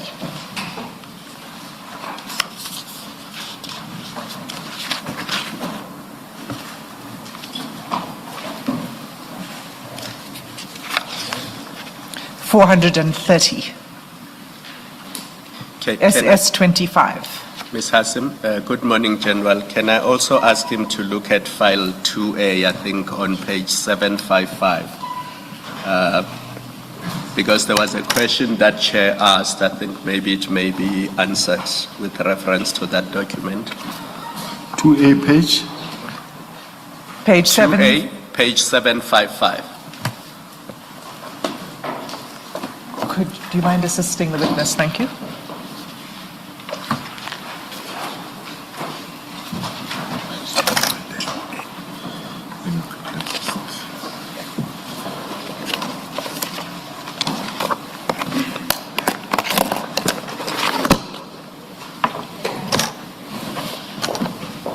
General, you will recall that Chair said you don't need an SSA report to tell you what the document is because you are the one who suggested that it be purchased. Do you remember that discussion with Chair? I do, Chair. Yes. Now, you were responding to that question, and I believe the last question was whether this equipment was buying equipment. So have a look at page 755 to, I think it's 758. And just clarify for us whether that is the equipment that was purchased.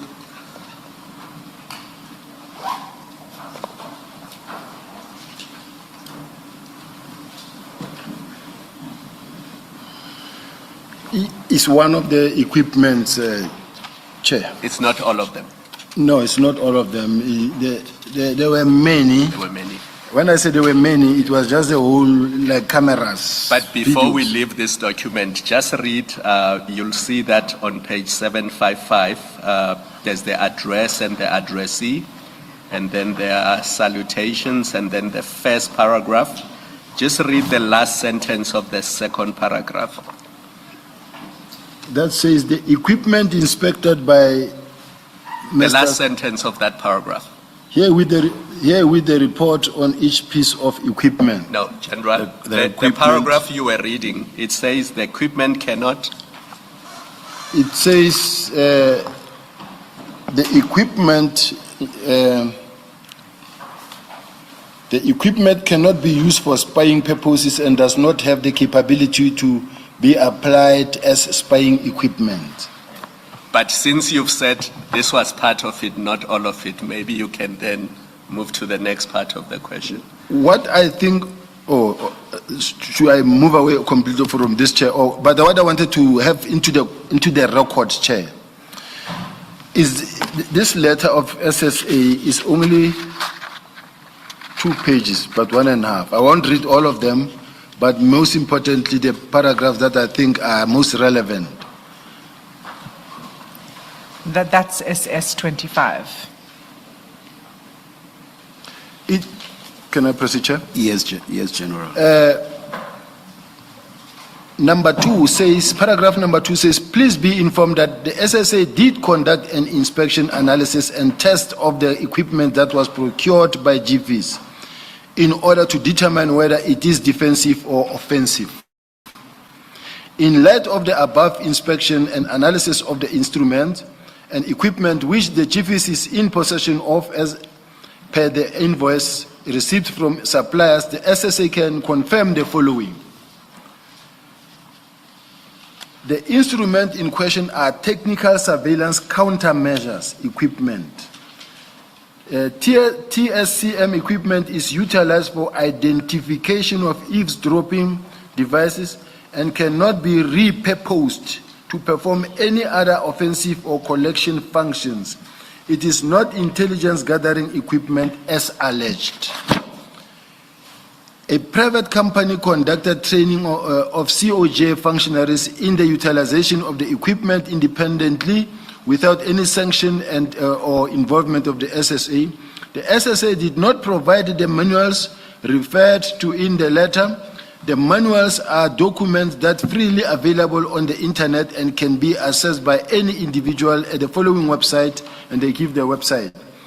The other equipment of interest that was found in the COJ's war room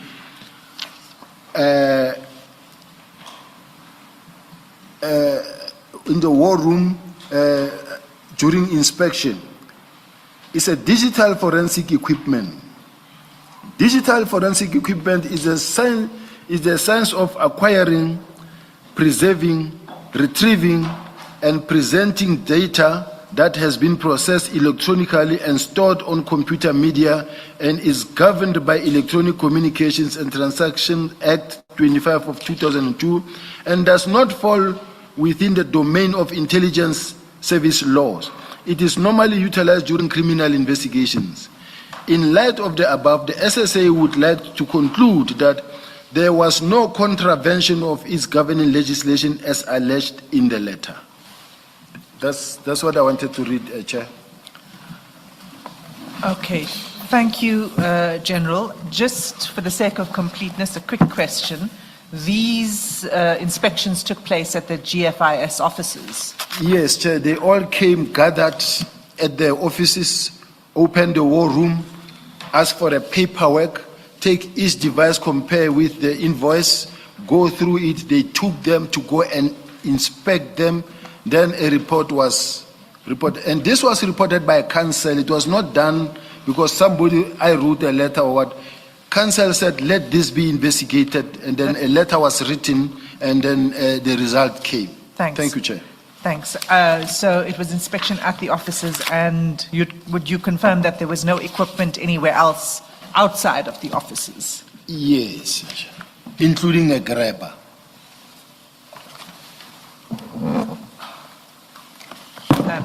Thank you. So we need to return to your statement, and you were at paragraph, I think now you need to turn to paragraph 57. Now this is in relation to my subsection from the South African Police Service following the disbandment of the PKTT. On the 12th of September 2025, I was served with a notice of suspension in terms of Regulation 10 Regulation 10 subsection 3 of the South African Police Service Discipline Regulation, in terms of which the National Commissioner suspended me. So the challenges leveled against me can be summarized as follows. Charge 1, serious misconduct in terms of Regulation 5 subsection 3J of the SAPS discipline regulation, in that I on or about 17 January 2025 at or near South African Police Service head office, Pretoria, failed to comply with a lawful order or written instruction without just or reasonable cost by issuing written instructions to the Divisional Commissioner, Crime Intelligence, concerning the deactivation, disbandment of the PKTT, despite having been instructed to leave the matter with the National Commissioner, and without instruction, approval, or consent of the National Commissioner of the South African Police Service. Charge 2, serious misconduct in terms of Regulation 5, subsection 3BI of the discipline regulation, in that on or about 4 February 2025, at or near SAPS head office, Pretoria, I performed an act with the intention to cause harm to or to prejudice the interest of the service by issuing instructions to the Divisional Commissioner, Detective and Forensic Service that all case docket personnel and other resources of the PKTT be withdrawn with immediate effect, without the instruction, approval, or consent of the National Commissioner, which conduct allegedly hindered, delayed, or prejudiced the investigation of the affected case dockets. On the 22nd of April 2025, at or near SAPS head office, Pretoria, I conducted myself in an improper, disgraceful, and unacceptable manner and committed act which allegedly amounted to or constituted an attempt to defeat or obstruct the course of justice by implementing and pursuing the immediate deactivation and disbandment of the PKTT, which conduct allegedly delayed investigations and or the prosecution of suspension or of the prosecution of suspect involved in serious crime investigated by the task team. Charge 4, serious misconduct in terms of Regulation 5, subsection 3, T and 5, subsection 3U of the SAPS discipline regulations, in that I allegedly committed serious misconduct in that on or about 17 January 2025, 4 February 2025, and 22nd April 2025, at or near SAPS head office Pretoria, I conducted myself in an improper, disgraceful, and unacceptable manner by issuing instructions for the immediate deactivation and disbandment of the PKTT in defiance of a direct order or instruction issued by the National Commissioner regarding the manner in which the matter was to be dealt with, thereby failing to exercise the power conferred upon me in a responsible and controlled manner, and or failing to participate in endeavors aimed at addressing the root cause of crime. The last charge, charge 5, serious misconduct in terms of Regulation 5, subsection 3T and 54X of the SAPS discipline regulation, in that and on or about 17 January 2025 and 22 April 2025, I conducted myself in an improper, disgraceful, and unacceptable manner and committed misconduct which allegedly detrimentally affected the image of the South African of the service and or brought the service into disrepute and or involved an element of dishonesty by acting contrary to the instructions of the National Commissioner relating to the winding down of the PKTT. The disciplinary proceedings relating to my suspension are still ongoing. Should I proceed to the disbandment of the political killing task team? Chair, at the outset, I wish to state that in my experience, task teams are ordinarily established for a defined purpose and are intended to operate for a finite lifespan. The PKTT was no different. It was constituted to address a specific operational objective and was never intended to exist indefinitely. I am of the considered view that it was never within the contemplation of the SAPS leadership that the PKTT would remain in existence indefinitely. Can we just pause there for a moment? Just remind us, when the PKTT was established, were you within SAPS or were you with City of Joburg? I was in the City of Joburg. You were in the City of That's Joburg. correct. So you don't have personal knowledge of what was contemplated by those who established it because you were not within SAPS. Yes. You can only, based on documents you have seen or people who have told you. That's correct. That Chair. this is what was intended. That's correct, Commissioners. Sorry, just clarify, you came back to SAPS in July 2022. That's correct, Commissioner. Okay.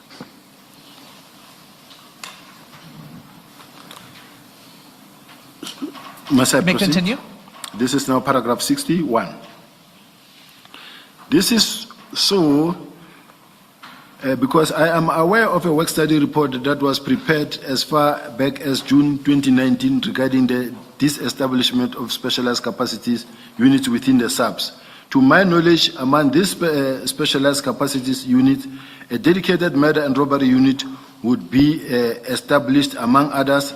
My understanding is that this unit would in due course assume responsibility for the cases presented being dealt with by the PKTT.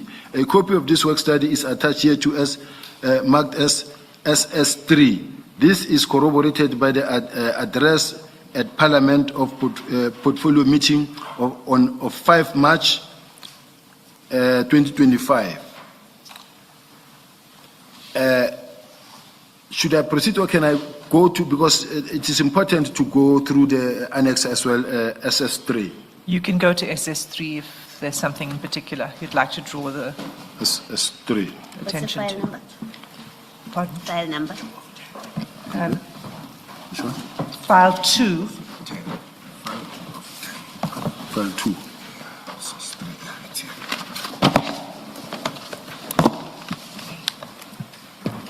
page 114.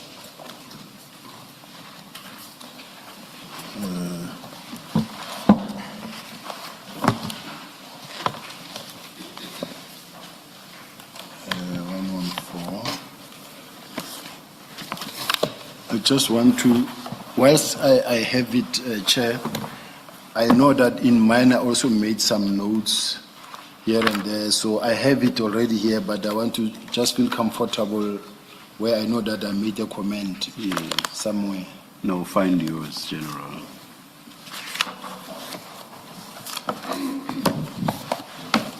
Without any waste of 114, here I've got it.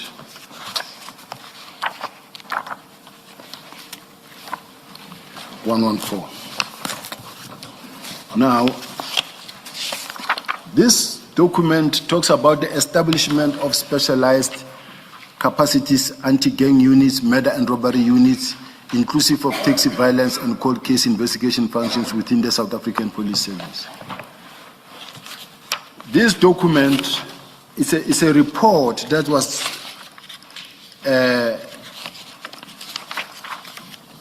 sanctioned, and the assignment here, the National Commissioner indicated that during a meeting in 2018 that the establishment of new specialized capacities needs to be investigated with specific focus on murder and robbery, anti-gang, as well as taxi violence.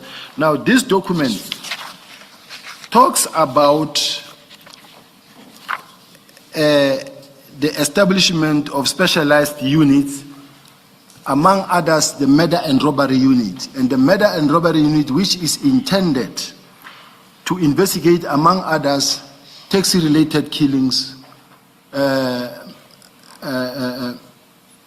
serial killings, including police killings and political killings. Now, this document, when it came to my attention as the current head of investigation, I read it, and it's a document that we discussed with the National Commissioner. And as I discussed it with the National Commissioner, when you go to page, Commissioners, bear with me, there's a document that I need here specifically, that talks evaluation of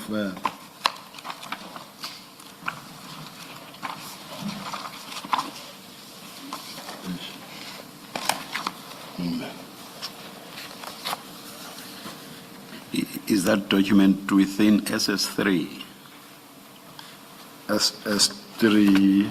No, I'm asking, General, is it within? It's part of it, but it starts with evaluation of the, because I made my own notes within the date. But in this one, basically, the one that I need, it talks about the establishment of the specialized task team, and then it also talks about the numerous task teams that are in existence, and that those task teams, they run rampant and for unending period of time. I want to read into the record this document. General, are you referring to this SS3 or the Murray report? Can we go to the Murray report? Yes. Which page? Let me just get the correct annexure for you.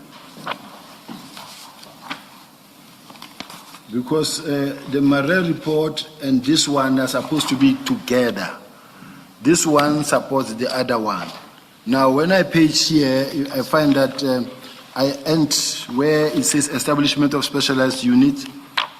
Is there anything in this work study that you want to refer the Commission to? Is there anything in the contents?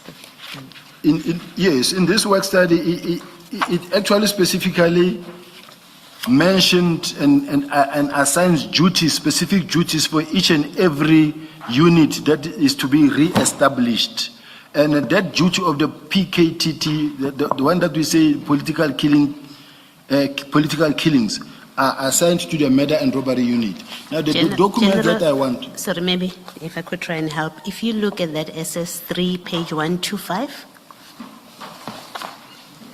5.4.2, and see if that's not what you're looking for. I've got the 1251, Commissioner. 125, and then paragraph 5.4.2, which starts mandate, murder and robbery. Is that what you're looking for? Which sets out what will fall under the mandate of murder and robbery, and then it includes police killings and political murders. Is that what you're looking for? No. Okay. But as you can see, political murders and attempted murders are also there that must be attended by murder and robbery unit. Now, I want to be able to read my comments supported by the National Commissioner that says, where the National Commissioner says, implementation of this must be done by the Deputy National Commissioner Crime Detection and Divisional Commissioner Detective working with the Provincial Commissioners. And he signed it on the 5th of June, 2025. In other words... Let me help you, General. You seem to be lost. There were two Murray reports. There's the earlier one in 2019. You were not with SAPS in 2019, so we know that that has nothing to do with you. And this one is dated June 2019. So we know that it precedes even the interministerial discussions that led to the re-establishment of PKTT in its current form. Then there's the much later Murray report, which the current National Commissioner, General Masemola, only approved in 2025, June or May, right? But that is after the minister's decision to disband the PKTT. So, and you refer to it in your statement. So I just want to be clear, which of the Murray reports are you looking for? I wanted the last one, the very last one, because I am part of it, because I am part of the signatories there. Somewhere in your statement, you make reference to it and you give the annexure. It's SS47. Yes. SS47. Yes. Page 776.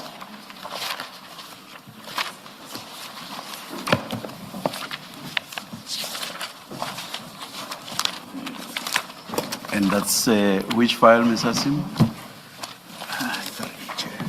2A, Chair. 2A. 2A. Thank you.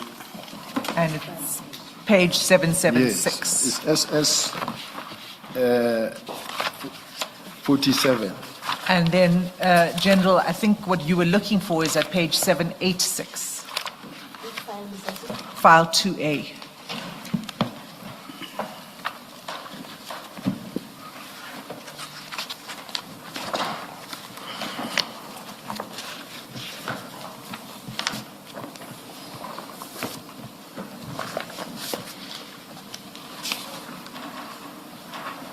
Yes. 776. Shall I proceed? Commissioner, have you found it? Yes, you may proceed. Now, there's information as you read it, but because of time and the fact that it is, I can't read line by line. If I am to take the commissioners to page 11, which is 786 on top. It talks about the task teams that are not monitored run rampant for years without determining or accounting for the gap left where the members were taken from, mostly at station level. Task teams found operating in provinces are as follows. Now, it gives you a whole lot of task teams. It's different task teams, all of them, including this one of political killing murders team. Now, what I want to say is that, yes, I was not in the SAPS, But the fact that I'm now employed and appointed at that level, I carry on with that what I find on the table in the office. Now, when you go to page 809,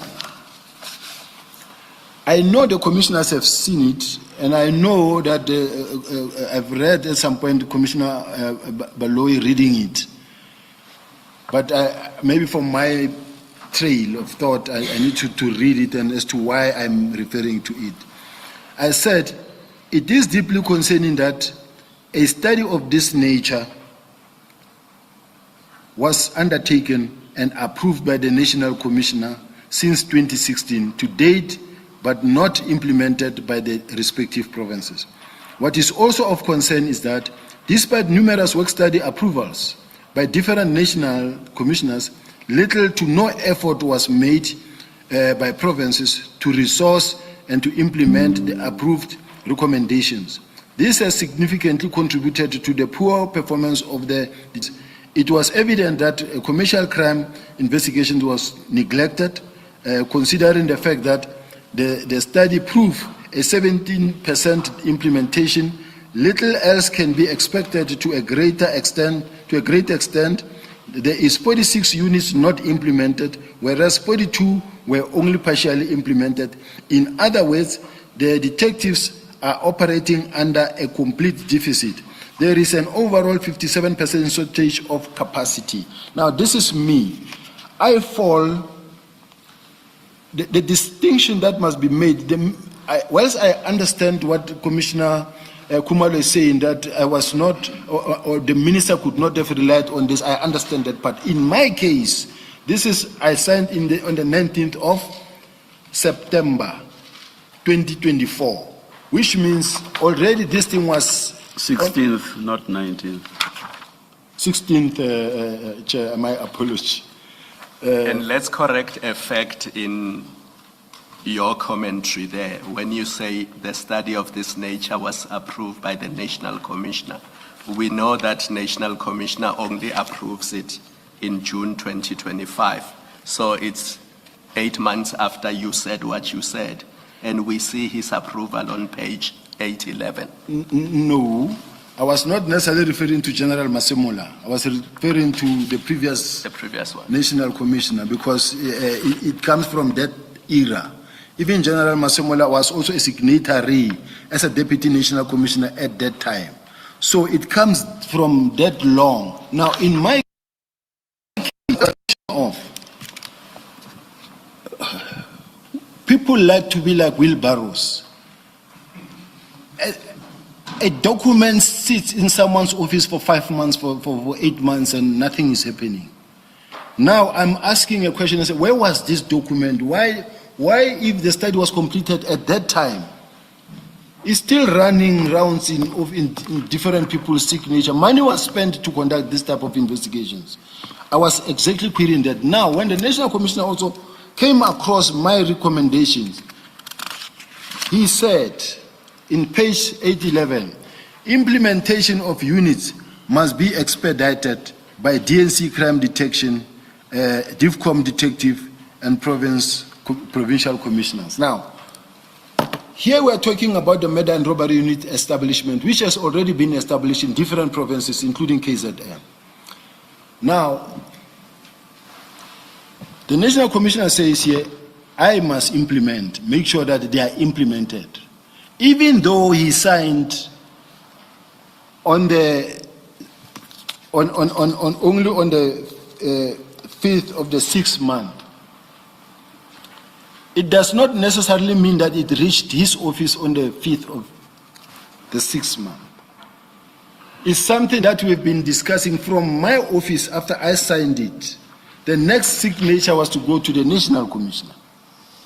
So, and the bottom line is that the National Commissioner agrees with us that task teams must be established and that the work of the political killings are to be conducted by the murder and robbery unit. So you cite this annexure under the topic of disbandment of the PKTT. Are you saying that this report recommends a disbandment of the PKTT? It definitely does. Can you take us there?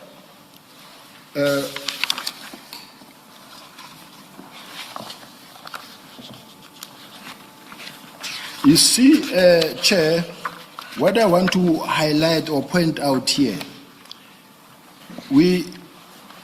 at this point in time, this report may not say PKTT, but it talks about provincial structures, task teams, and PKTT is a provincial structure or one of those provincial capacities.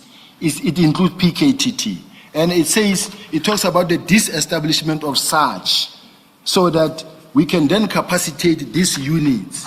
So, as far as I'm concerned, the PKTT is a provincial structure that was established, even though when you listen to the presentation, they will say NPKTT initially, but they call it a PKTT. But it is a provincial structure, a capacity. Now, I am saying, when I look at chapter 12 of the Vision 2030 that says you must build a capable state, you must build a state that is capable of serving the nation, well capacitated with the latest technology. We're talking about now fighting crime nationally, not in KZN alone. Now, I'm sitting with this, I'm the head of detectives.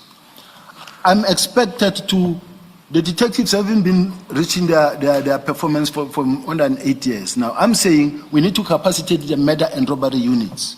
We need to make sure that every province is able and capable to can investigate any type of crime that is coming their way. Now, you cannot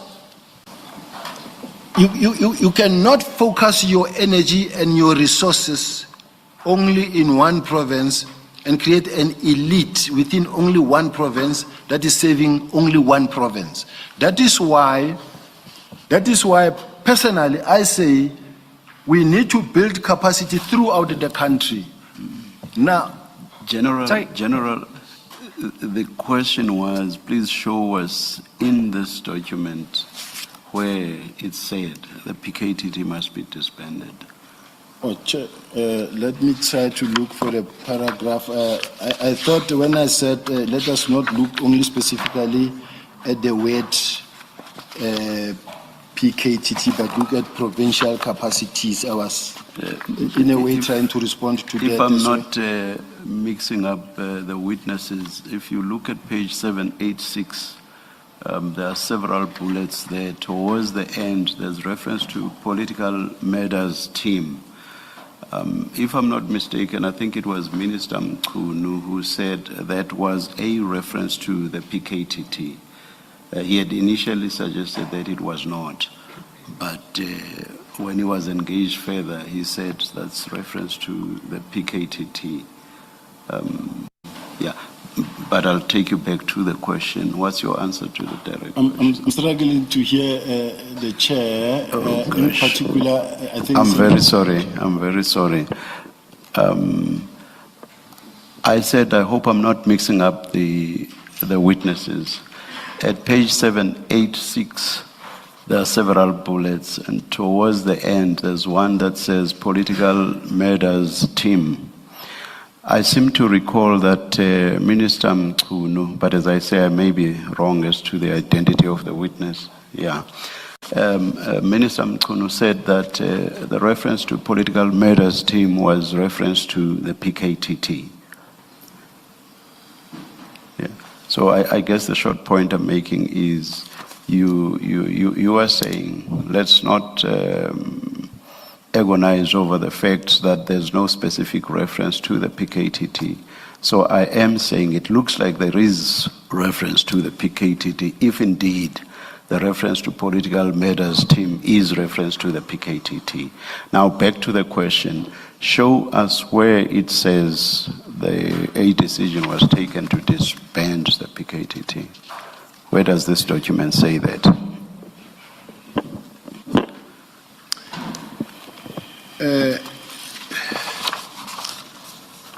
Chair, so that I don't spend time going up and down, am I allowed to read the paragraphs so that I will come across the paragraph that I want to refer to? Because I can, let's say... It's a long document. I have no idea which paragraphs you are referring to. But I will tell you this so long. Of course, you don't have to depend on what Minister Mkhunu said. But when Minister Mkhunu was engaged on that same subject, in the end, I think he accepted that what was recommended was a review, not disbandment. All right, let's go to page 796. Paragraph 8.11.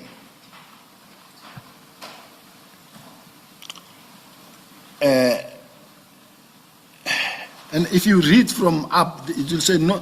8.9 will say no task team be established without written approval document from the provincial commissioner. I think you should read 8.10. Yeah, 8.10 says current task teams be subjected to an impact analysis by organizational development plan in the province to ensure the feasibility of the existing teams.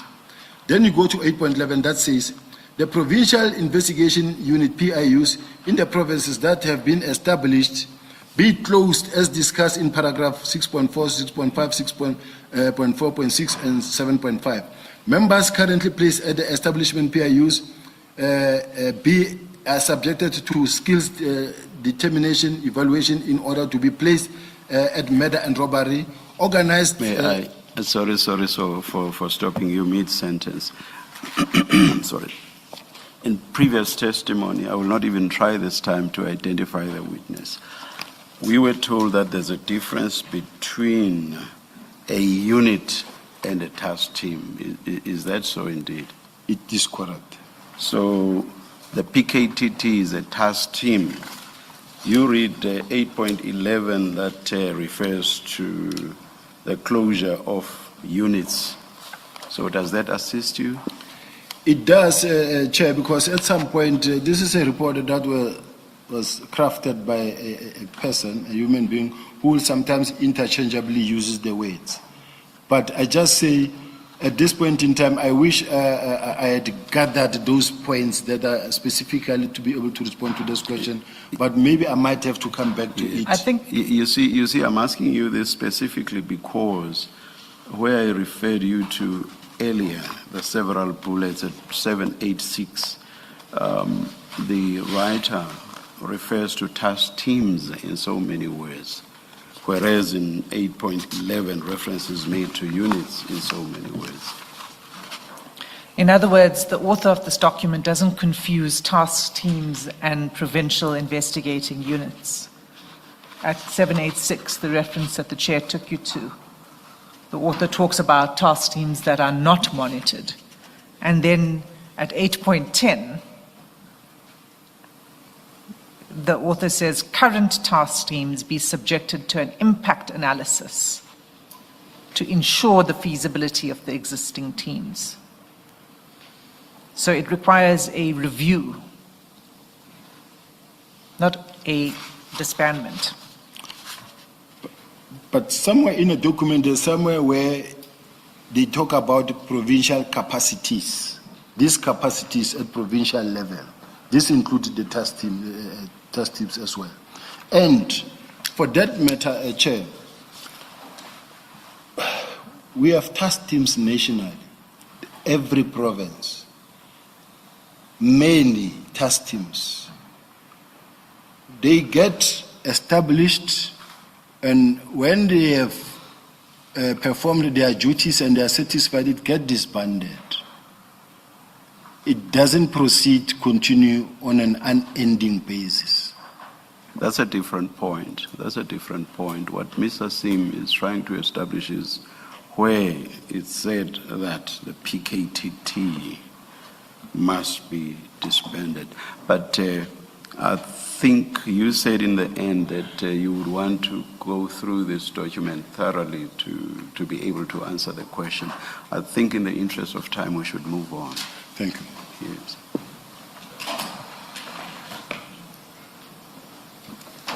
We may close this file now, General, for now. Thank you, Chair. I will come back to the response. All right. We'll close it so long.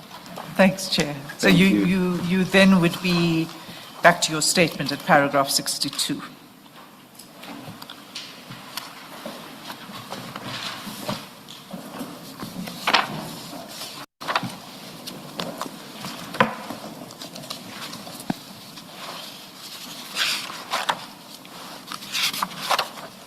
Paragraph 62. So the National Commissioner testified that the minister's directive to disestablish the PKTT came as a complete surprise to him. However, I wish to draw the Commissioner's attention to a meeting held on the 1st of November 2024 at the SAPS Academy in Tshwane, which concerned human resource management matters and the organizational structure of the South African Police Service. This meeting was attended by the Minister Mkunu, the two deputy ministers, the National Commissioner, the deputy commissioners, including myself, and other attendees. In this meeting, Minister Mkunu directed the Executive Committee of the SAPS to reconsider and review certain operational capabilities, specifically including the PKTT, on the basis that these task teams were set to duplicate capabilities already existing elsewhere in the SAPS. So this word capabilities is the word I was referring to, but I will come back. Now, paragraph 64. Not intending to engage you in a manner that comes close to cross-examination. I will just make this observation, General. Remember the document we just had a look at now? Yes, Chair. And you are now talking about surprise with regard to General Masemula, and you are saying he could not have been surprised because at a 2024 meeting, the minister directed that there be a review. Therefore, he would not have been surprised by the disbandment of the PKTT. I think the easiest source for you, rather than this meeting, would have been that document. If you say in that document, there's something that says the PKTT should be disbanded. But as I say, I'm not cross-examining you. I'm just making that observation. You may proceed, unless you wish to comment. But you may proceed. My comment will be, Chair, is that on the meeting of the first, I think it's November. On that meeting, let me read the statement because I am commenting, and yes, what I'll be yes. commenting on, it will be this, Yes, what is in the yes. statement. Chair, now I'm at page 64. Paragraph 64. Paragraph 64. I specifically recall the National Commissioner explaining to Minister Mkunu that the PKTT was not established as a permanent or fixed unit within the SAPS structure, but was intended to operate as a temporary task-specific capability, constituted or defined operational purposes. Constituted for defined operational purposes. Accordingly, the National Commissioner's assertion that this establishment came as a surprise to him is, with respect, difficult to reconcile with events preceding the directive and warrant careful scrutiny by the Commission, because the National Commissioner commented in this meeting. We asked for the voice because I would have loved to play for that voice, but we could not get it, where he actually said, no, the task team was just a task team that was meant to involve into a unit at a later stage. So he could not have been surprised because he participated in the discussions, and there are minutes in that regard. Sorry, again, to clarify, like the chair, not so much to interrogate what you're saying, are you communicating in this paragraph 64 that you were not surprised when the minister issued the letter on the 31st of December? Is that what you're conveying here? Because you were in this meeting, you were part of this discussion, you're surprised that you don't agree or you're skeptical that the National Commissioner says he was surprised by the decision of the minister of the 31st of December. Is your position that you were not surprised? I was not surprised, and I don't agree with the National Commissioner. You were surprised that he was surprised. I don't want to be technically wrong, maybe, and be confused, Chair. But what I want to say is that So you maybe let me ask more directly. You expected that the minister in December will disband the PKTT? I didn't expect that he will disband in December, or it will happen. What I knew, it was a subject of discussion. Yes. So you say it was a discussion that the PKTT will be disbanded, and you say this meeting of November discussed that, the disbandment of the PKTT. It formed part of those discussions, that meeting of the 1st of November. Okay. It was those consultative meetings. But you didn't expect that, you were not expecting that it would be disbanded on the 31st of December. Nobody knew that it. I'm asking about you, General. My apology, Chair. My Yes. apology. Sometimes No, it's okay. It's all right. I'm asking about you in particular. I was not surprised when it happened. On the 31st of December. No. Okay. Thank you. Thanks, I want Mr. to Sir. ask a question. What do you think is the outcome of the 1 November 2024 meeting, a month before the minister issued his instruction?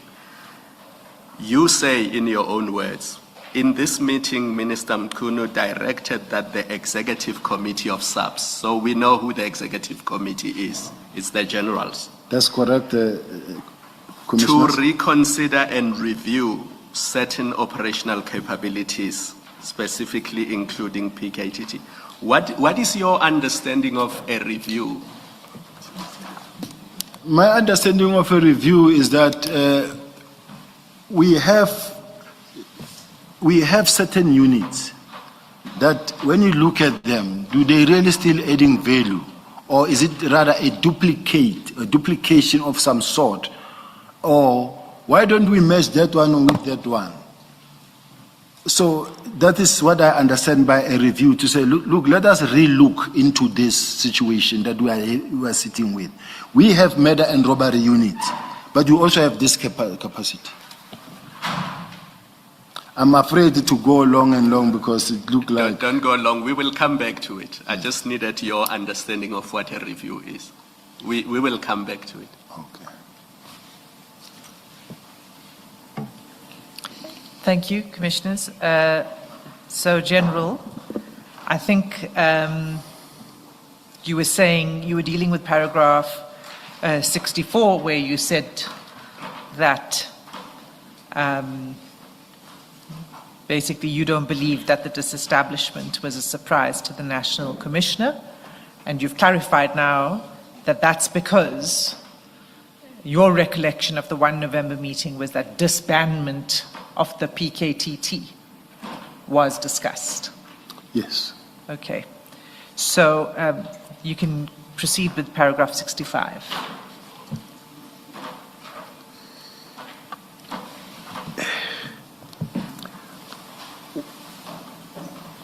Whilst I want to proceed with paragraph 65, I just want to say the fact that there was mention made by the National Commissioner that says, I understand PKTT was just a task team was meant to evolve, and that it can be done, to me is sufficient. Now I'm moving to paragraph 65.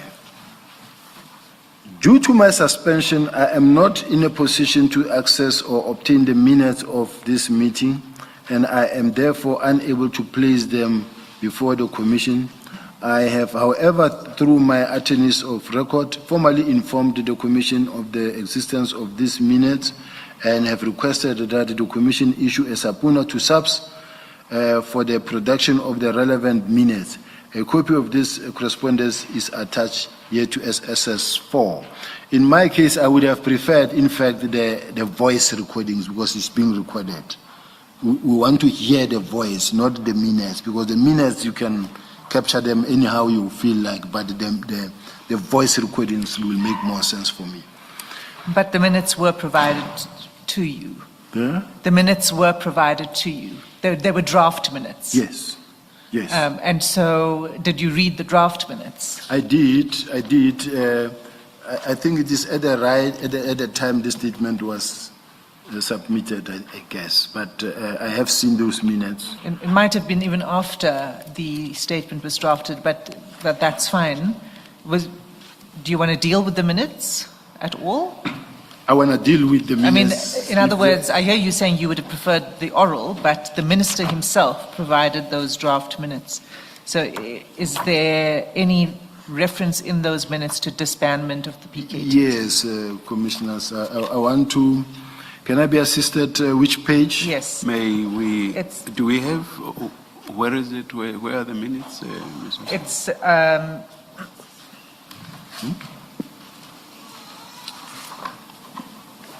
It's file 9 of 10, I'm afraid, Chair.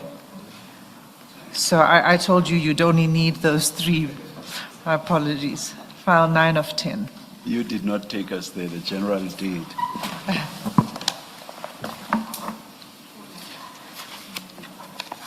And it's page 499. 499. Can't be, this starts around 7:50 or something. Okay, sorry, Chair, I've got the wrong label on my file. It's actually meant to be file 6.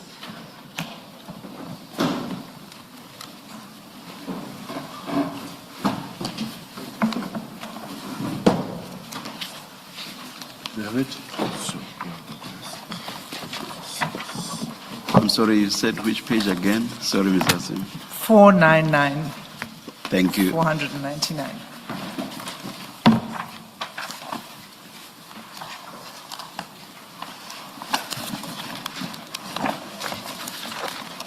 Ms. Hassan, this is bottom of the page numbering because at the top you've got The numbering in red, Yeah, at the bottom. at the bottom, yes.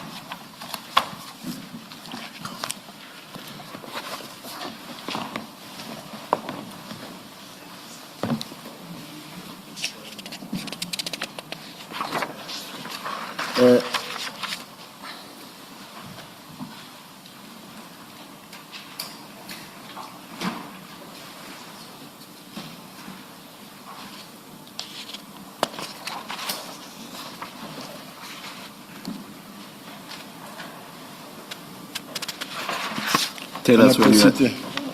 are you there, General? I'm there, Chair. I'm relying on this one of the commission, but when you go to page 99, it's 502. I've got different pages. 99. 99 at the top and 502 at the bottom. 502 below. That says, paragraph 3 reads thus.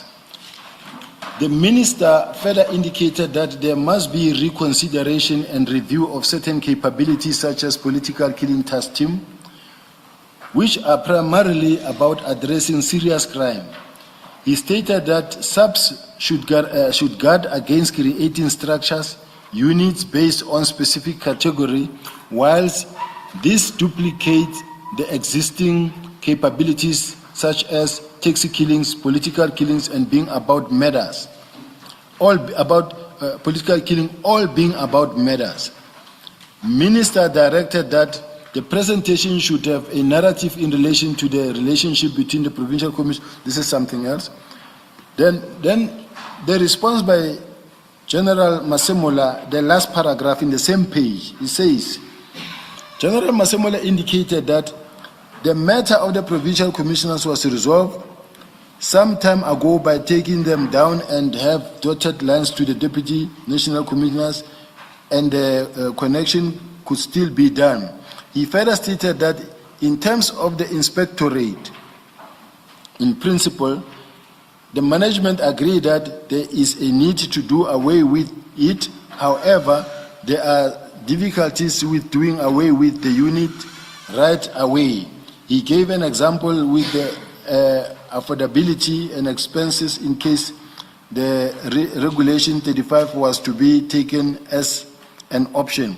He further explained that political killing capabilities that is in place was in a form of task team and not a fixed unit or establishment. Now, that is what I wanted to raise, commissioners, that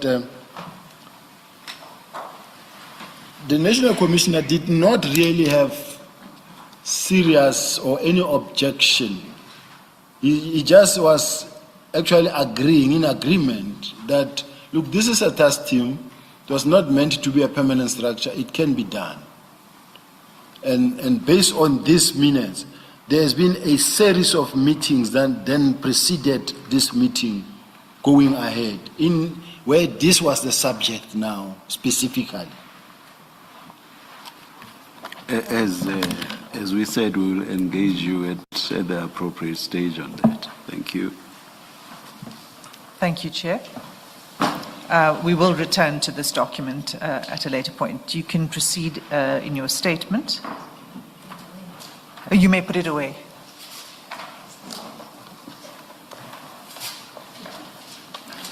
So you would be at paragraph 67 of your statement.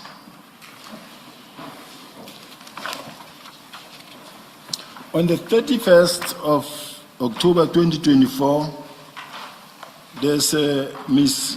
Mary Diahas of the University of KwaZulu-Natal who lodged a complaint with the Minister of Police through Parliament regarding the PKTT. In her complaint, Diahas alleged that the PKTT was abusive and amounted to a gross wastage of personal and financial resources. She noted that these issues arose while General Mkhwanazi was in charge. A copy of the Diahas letter is attached here to as marked as Annexa SS6.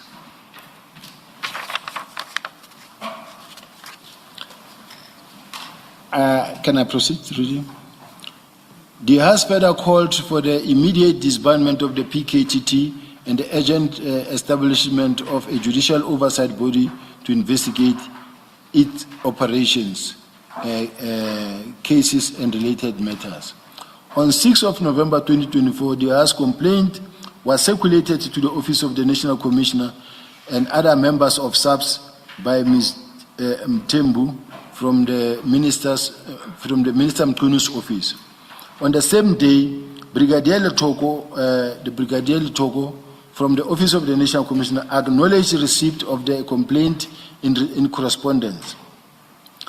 In this acknowledgement, Brigadier Letoko advised that the appointment of a judicial oversight body fell within the powers of the minister and requested that the complaint be placed before the minister for further direction. A copy of this correspondence is attached here to as marked SS7. This is now the different correspondences that were being sent to the Office of the National Commissioner referring it to the Minister's office. On the 31st of December, Sorry, Minister Mkhunu... General, just so that whatever significance you have attached to these paragraphs is not lost on us, maybe if you would just explain the significance, why are you mentioning this and what significance are you asking us to attach to it in a further discussion with you? What significance I'm attaching to this thing is that when you look at the series of emails that were actually being circulated about the complaint of the political killing task team and as to who must deal with it, and including Office of the National Commissioner saying issues of policy, or I wish I could be reading from it, must be dealt with by the minister. So all I'm saying is that the communication around the political killing task team, it was not like an overnight something where one day we just saw a letter that came. It is something that has been having a build-up, where there were some communications. And these communications, it included all of us, even myself at some point, I was also copied. So it's a subject that I also knew that it is on the table, it is being discussed or looked at. That is what I was trying to maybe signal commissioners. Thank you. So you had been copied on the Mary de Haas complaint? Not Mary de Haas, there is somewhere where I'm copied in the trail of emails that I'm referring to there. Okay. From Brigadier Letoko and others, because my office was also copied. And you mentioned this still in the context of you saying the commissioner, national commissioner, could not have been surprised by the Yes. decision of the 31st of December. Yes. Okay.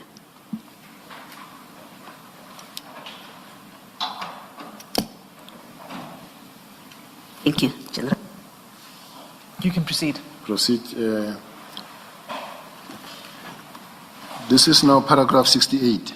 I believe you read paragraph 69.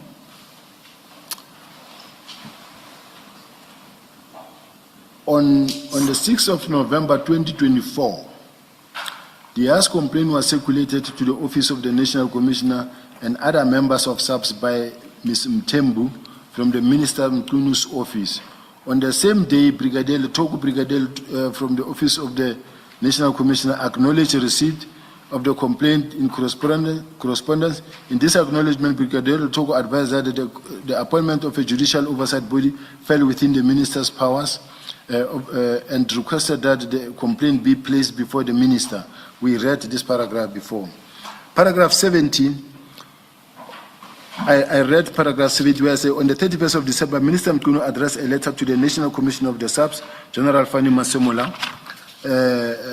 In this letter, Minister Mtuno directed that the PKTT be disbanded with immediate effect.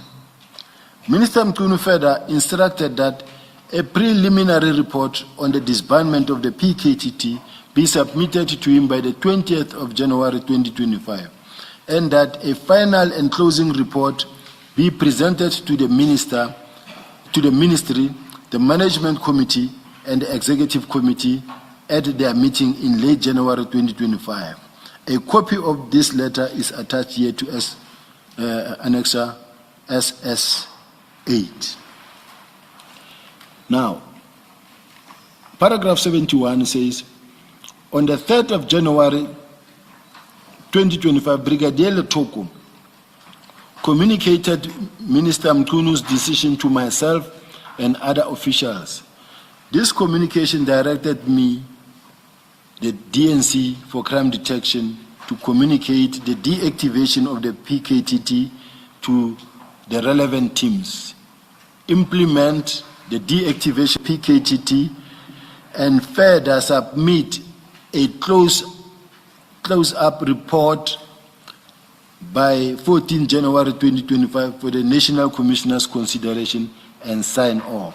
A copy of this document is attached here to Annexer SS9.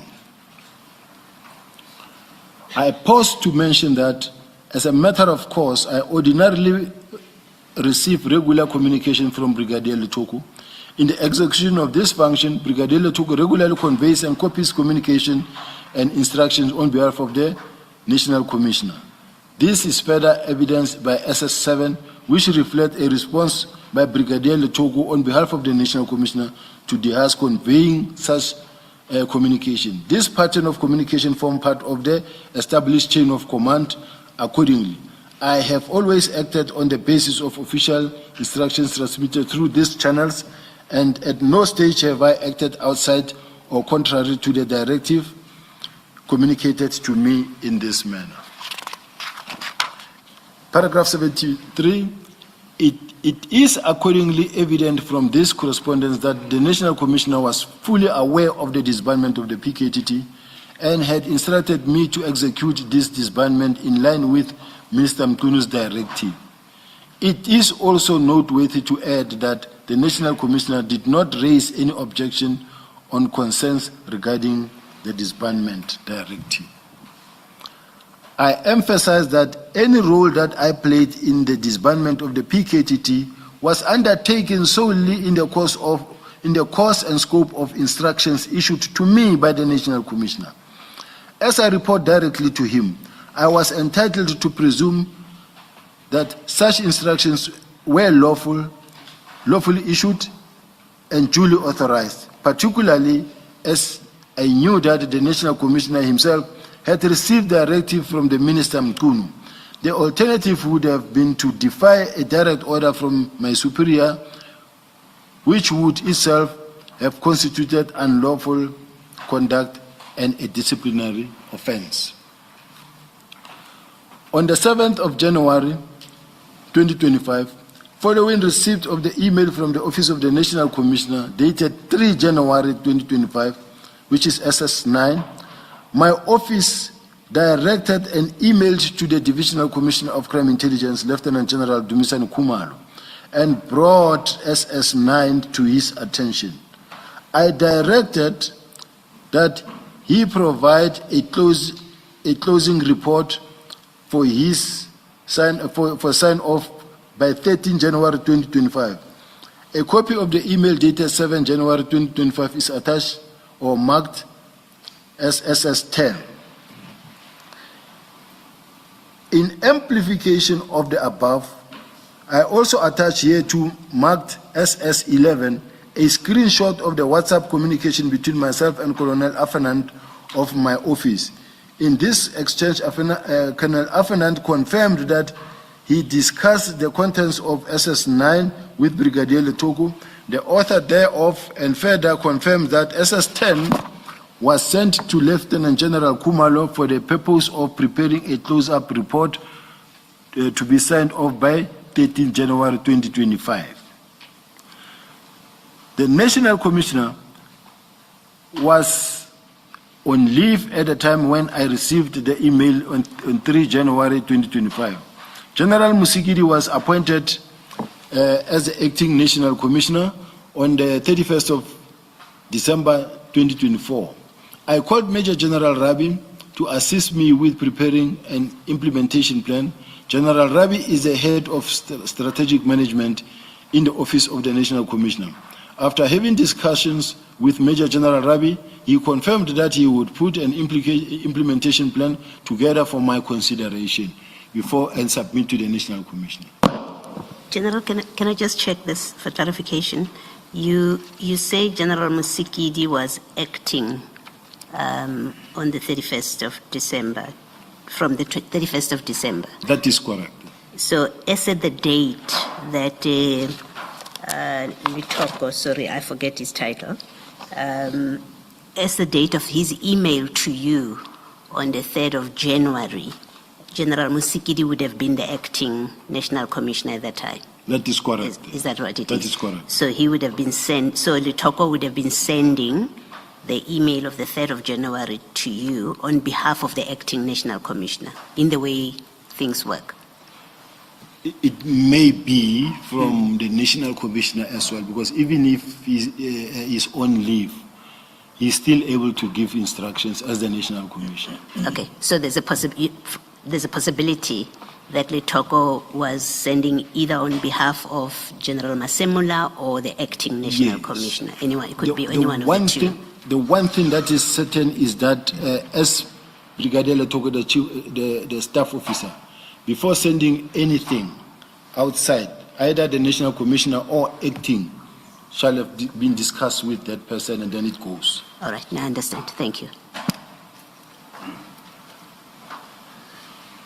Yes, thank you, General. You may proceed to where you were going. On the 14th of January 2025, General Rabi sent the implementation plan to Major General Sebola from the Office of the National Commissioner and on the 16th of January 2025, General Sebola sent implementation plan to me A copy of the email reflecting this email trail is attached here to Annexer SS12. In other words, both General Rabi and General Sebola are in the National Commissioner's office. General Rabi is a strategic general responsible for all the reports that come from the National Commissioner, presentation before Parliament, and any strategic issue or report the National Commissioner may want to produce. General Rabi is responsible. Then General Sebola is the executive manager in the office of the National Commissioner. In other words, General Rabi, from the office of the National Commissioner, prepare a document, send it to General Sebola, for General Sebola to discuss with the National Commissioner. Then from there it can be let out. Now, the foregoing sequence can be seen from the following sequence of correspondence. General Rabi sent the implementation plan to General Sebola from the office of the National Commissioner on 14 January 2025 at 14:10. General Rabi then sent the implementation plan again to General Sebola on 14 January 2025 at 15:43, meaning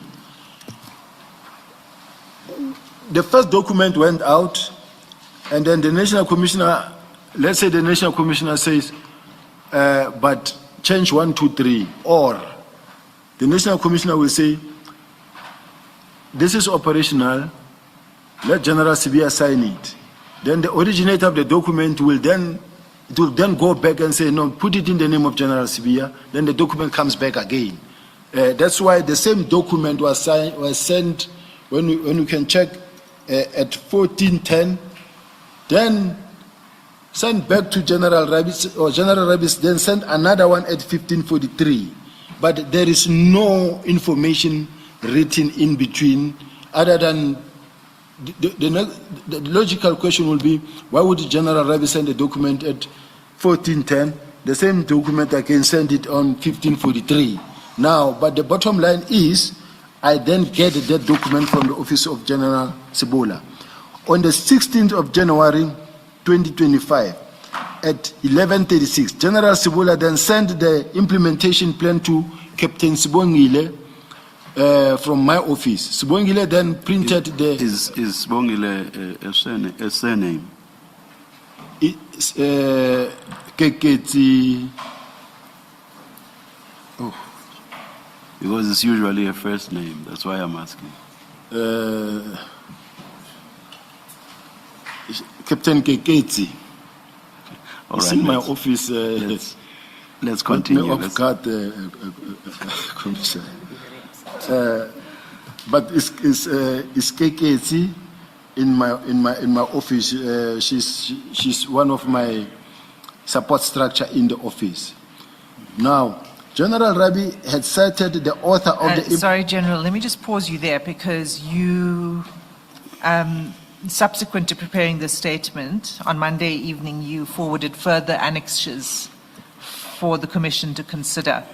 And you forwarded an annexure that you said was relevant to paragraph 79 of your statement as SS43. Do you still want to refer the Commission to that annexure or not? I'm just bringing it to your attention because it's not in the statement as it reads right now, because you sent it to us after the statement.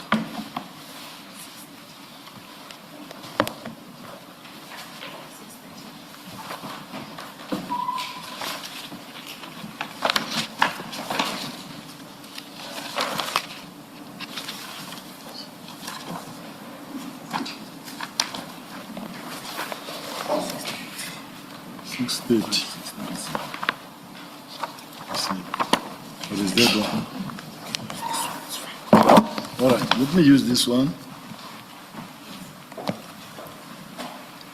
Now, is this the annexure that you yes, wanted to refer to for this paragraph? Yes, by luck,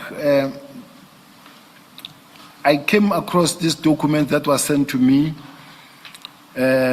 by Captain Keketi that says...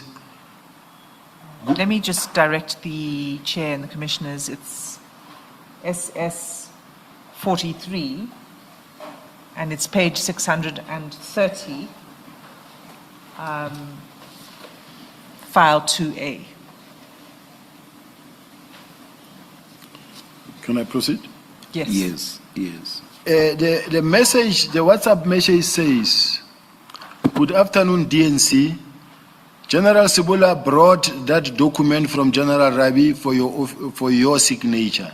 She advised that DNC signs it instead of NASCOM, as the letter is addressed to DIFCOM CI." Then I said, and you can see the time is 16:23.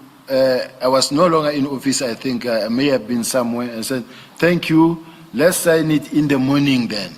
This is me. And then this was now on the 16th of January. Then this is the letter that I wanted to, or the annexer that I wanted to just show that my office received it from General Sibiya, and she even sent a note at night, in the evening, and say a message and say, "We received this. They say you must sign it because since it was sent directly to the DIFCOM." Now the National Commission didn't want to sign it from his office, bypass me to the DIFCOM. He just said, "No, since it's addressed to the DIFCOM, then let Sibiya sign it." Then I signed it. As you see, that letter is not prepared by me. All of it is from the National Commissioner's office. But it was you that requested, is it General Rabi, to prepare it? I asked General Rabi. I informed the National Commissioner that I asked General Rabi.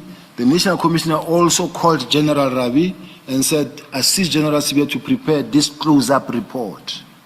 Yes. Thank you. Please continue. And did you read the report before you signed it? I read the report. And you agreed with the contents? I read the Obviously. contents and I was satisfied. Okay. Paragraph 80 then. Before you do that, that message, that WhatsApp message refers to a letter that was addressed to the divisional. That is the same letter that I signed for the deactivation, as instructed by the National Commissioner. Yes. No, I'm trying to clear my confusion at least.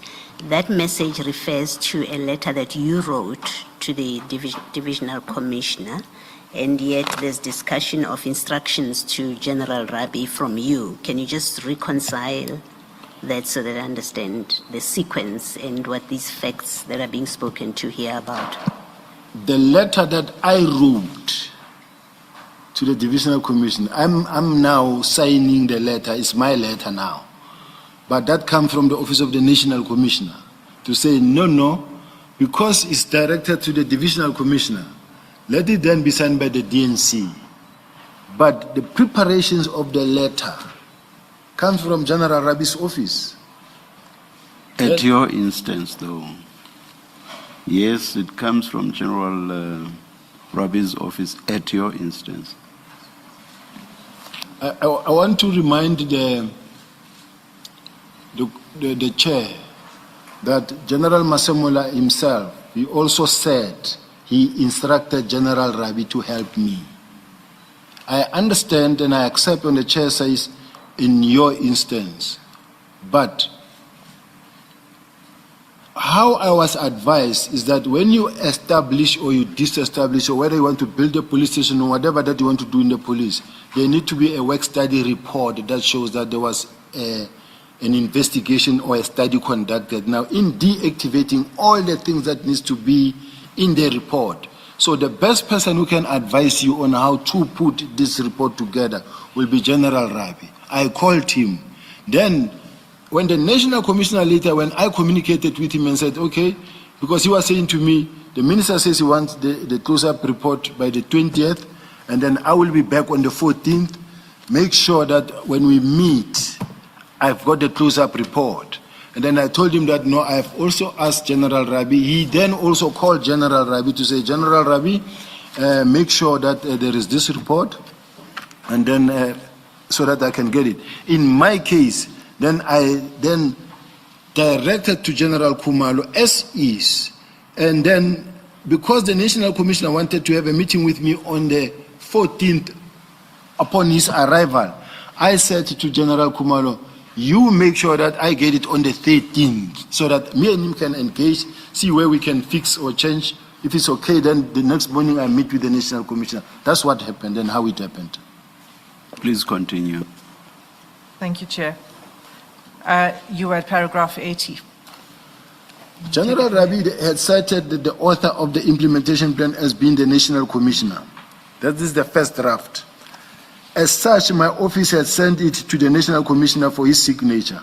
However, upon discussion with the National Commissioner on the said implementation plan, he instructed me to sign it off because in view it was an operational matter and it was not necessary for him to sign it. In his view, it was.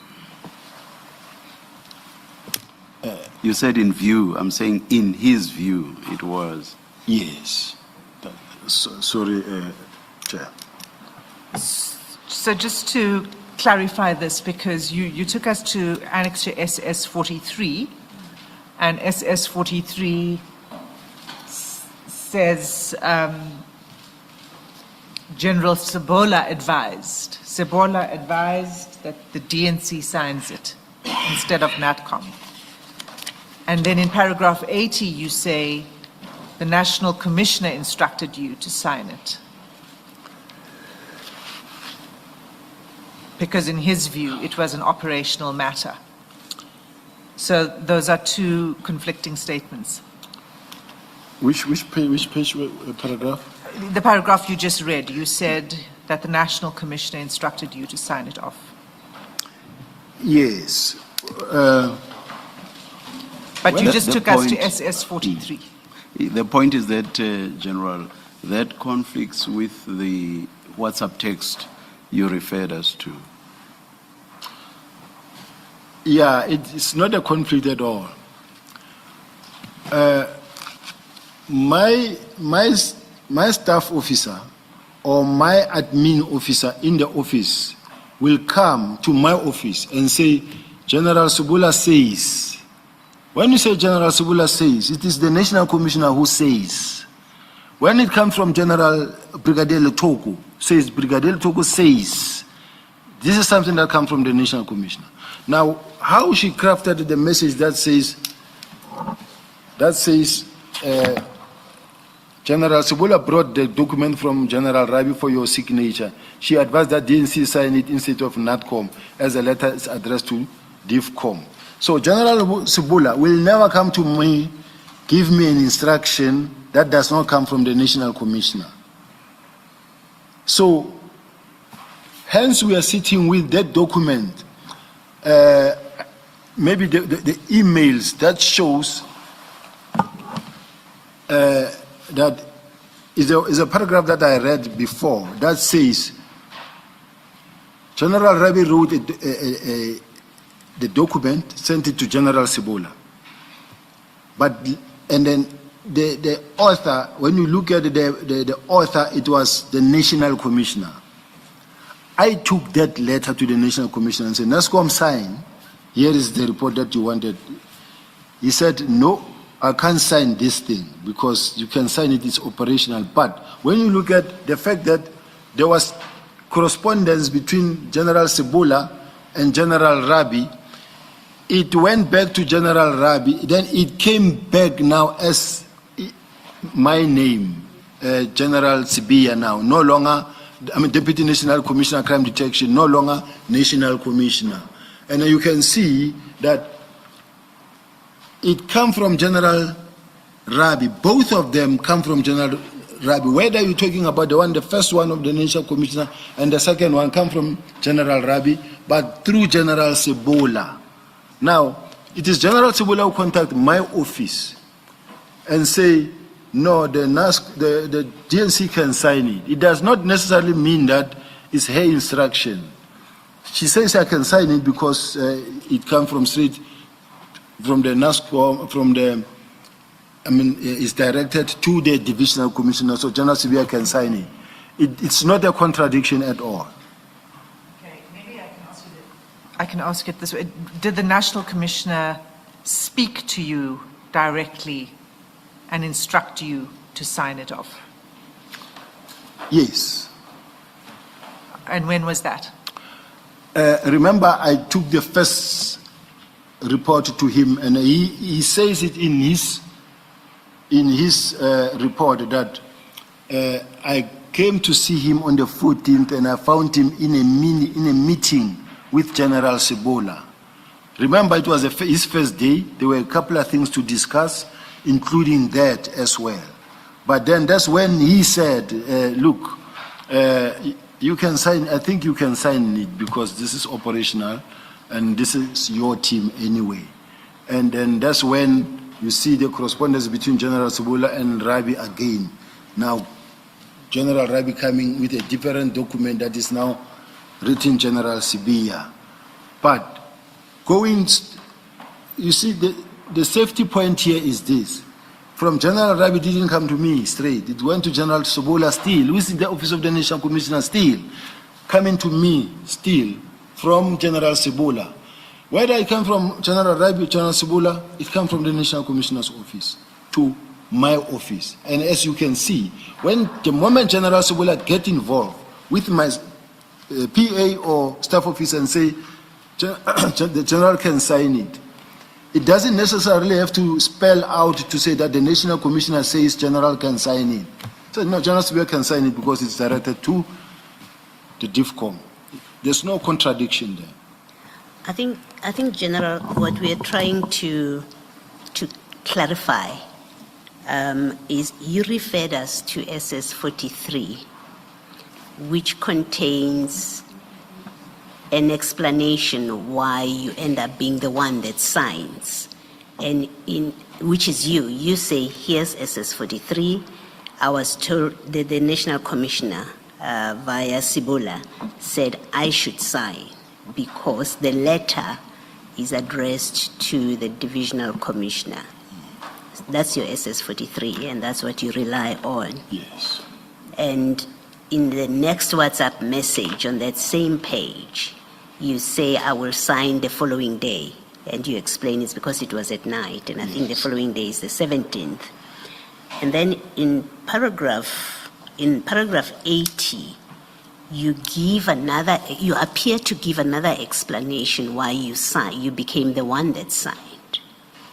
So keep in mind SS 43, which provides an explanation, which you say it's an instruction from the National Commissioner. He said you must sign because the letter is addressed to the Divisional Commissioner. So we have that explanation.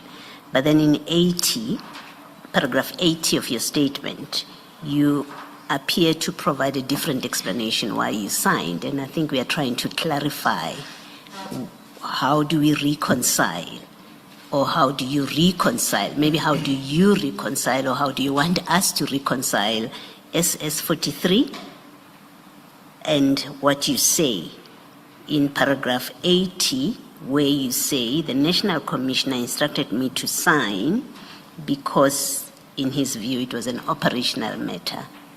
That reason is different from SS 43. The WhatsApp message in SS 43, at least that's how we are reading it, and that's what we are trying to reconcile. Yes. Thank you very much, Chair and Commissioners. I just want to say, as is how it happened. The fact that I said, the National Commissioner gave me the reason, say, no, you can sign it, it's an operational matter. I'm not taking away still that point. Whilst I also look at the fact that here I'm saying, they say, the National Commissioner say is because it is addressed to the Divisional Commissioner. It means it's operational, it's your division, deal with it. So this is the message that I have, but in my meeting with the National Commissioner, so I say sign it, it's operational. The National Commissioner would have said this to you, following your sequence here in paragraph 79 and 80. The National Commissioner would have said this to you on the 16th itself. On the, not on the 16th, it would have been on the 14th. Okay, thank you. Thanks, Ms. Asim. Thank you. I think we should proceed with the remainder of the statement. So can you go to paragraph 81? Consequently, I changed the name on the implementation plan to my own. And on 17 January 2025, I signed the implementation plan and addressed it to the Divisional Commissioner Crime Intelligence, Lieutenant General Kumalo. A copy of this implementation plan is attached as SS3. Now, I do notice where I say I changed. But in actual fact, when I look at the letter itself, both letters, same letterheads, same font, same type of a document, it tells me that this is how it came. And if it is to be, it's a mistake when I say I changed it, because I signed it. It was before I knew that no, but it was sent back. When I say I changed this subsequent, is when the National Commissioner made a statement in one of, when I went to the Labor Court, the National Commissioner said, I rejected his report, and he went back and he went and changed it to his name. Then I responded by saying, but I changed it to mine signature because the National Commissioner said it is operational. But when you begin to get all the paperwork here and there, and you get, remember, National Commissioner or commissioners, I was removed from office, left the gadget, I don't have everything, enough everything. So I worked from my my memory, and then I worked from asking, do you have this or that? Now, whatever I might have said, yes, I will accept the difference. When you say, why did you say you changed it when, in fact, here you say Rabbi is the one. So I'm just saying, whether I changed it to my name or it is General Rabbi who changed it to my name, what is important here to note is that the author of the document is General Rabbi, and the intention is the same. Whether it's me who signed it, who changed this, or it's the same document. It actually is important, General, because we need to understand what evidence you're relying on. Are you now saying, because you say in your statement, I changed the name on the implementation plan to my own. Are you saying now you want to change that? You want to correct that was not correct when you put it this way? Yes. In your written statement. Now, as you sit here, you're saying that's not correct. In fact, you did not change the name. Yes. On the implementation plan. Yes. And the reason why I'm saying this also, Commissioner, you can see this document, this WhatsApp message is a supplement that was sent much later, I think last week, but it's something that was sent at a much later stage and she said, General, I came across this message, I think maybe it might be of assistance. And that's when I saw we needed this thing. So the fact that I wrote here, I changed. To me, I accept that I said that, but I don't find it to be that material from my angle. But if the chair says, look, that it is a material, I will keep quiet, Chair. I think we have that. In my view, and I cannot speak on behalf of the commissioners, it's material. Either you changed your name or you didn't, and we must know, which version it is you're giving us, because you gave us two different versions. But you're now saying that you want to change your original version to say that you received it with your name on it. That's what I say. We can move on then, Chair. All right. I think you're at paragraph 82.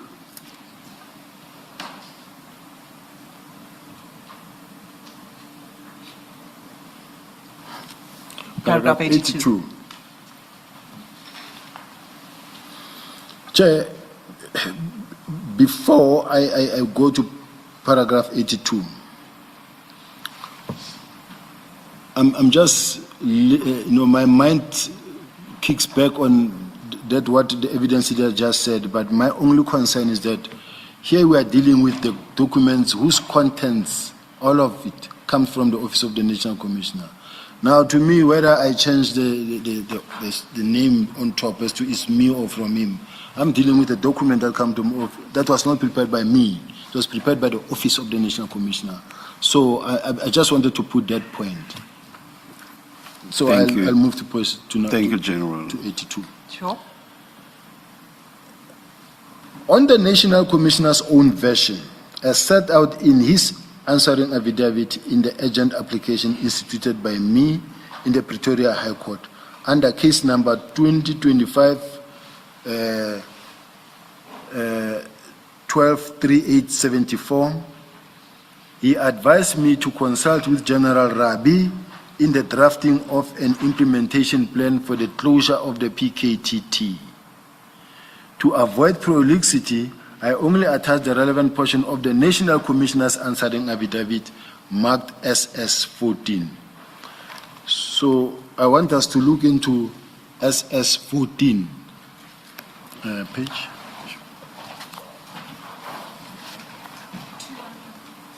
It's file 2 of 10, 211. page 210.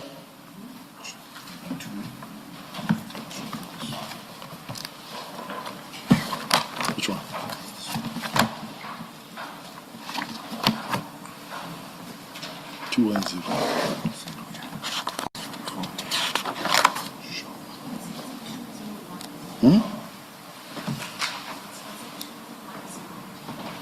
No.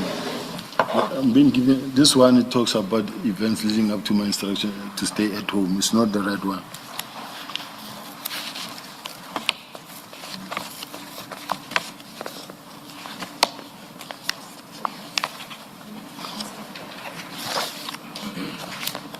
This is SS14 that you provided us, General.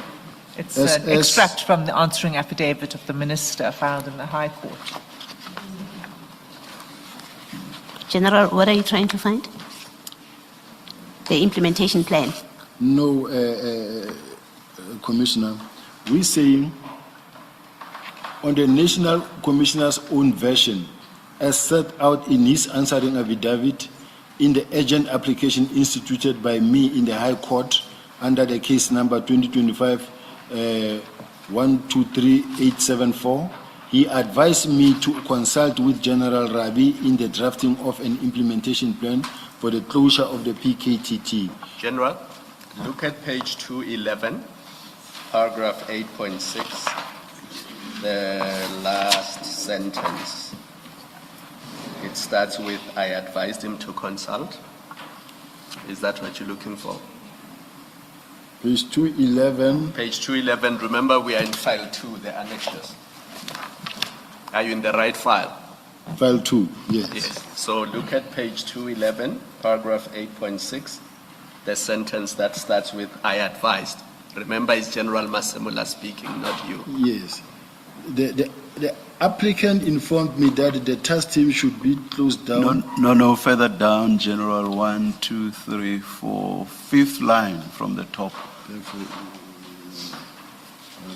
I advised him to consult with? I advised him to consult with Major General Rabi, Head of Strategic Management, in drafting an amended plan for closing down the task team. I called Major General Rabi to assist him with the phase-out plan. That's what I needed. Yes. To say, even the National Commission, he does admit that he advised me to communicate with General Rabi. And that, so which means that plan that I signed we were working together with the National Commissioner. We were in this thing together that I signed and sent.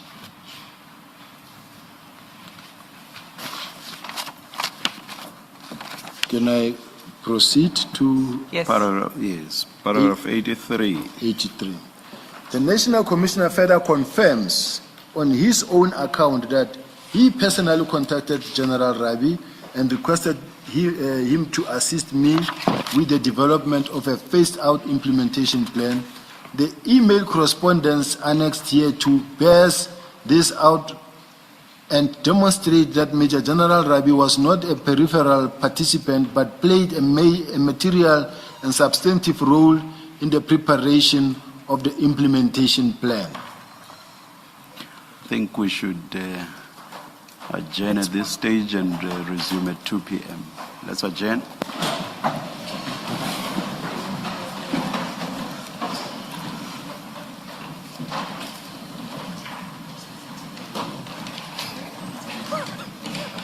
How are you doing?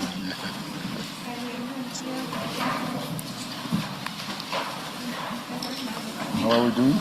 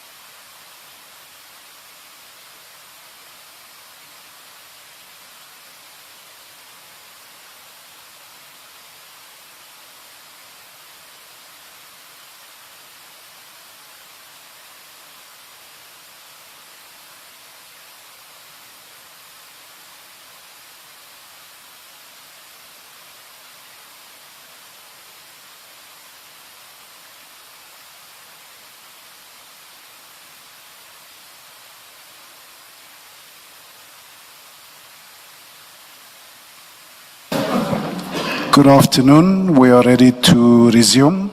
Please make sure that your cell phones are off. Thank you.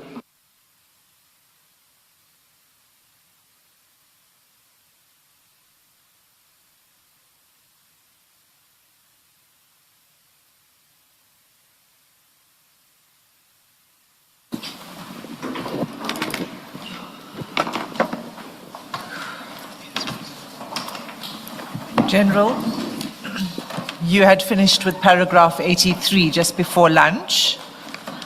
Can you proceed from paragraph 84, please?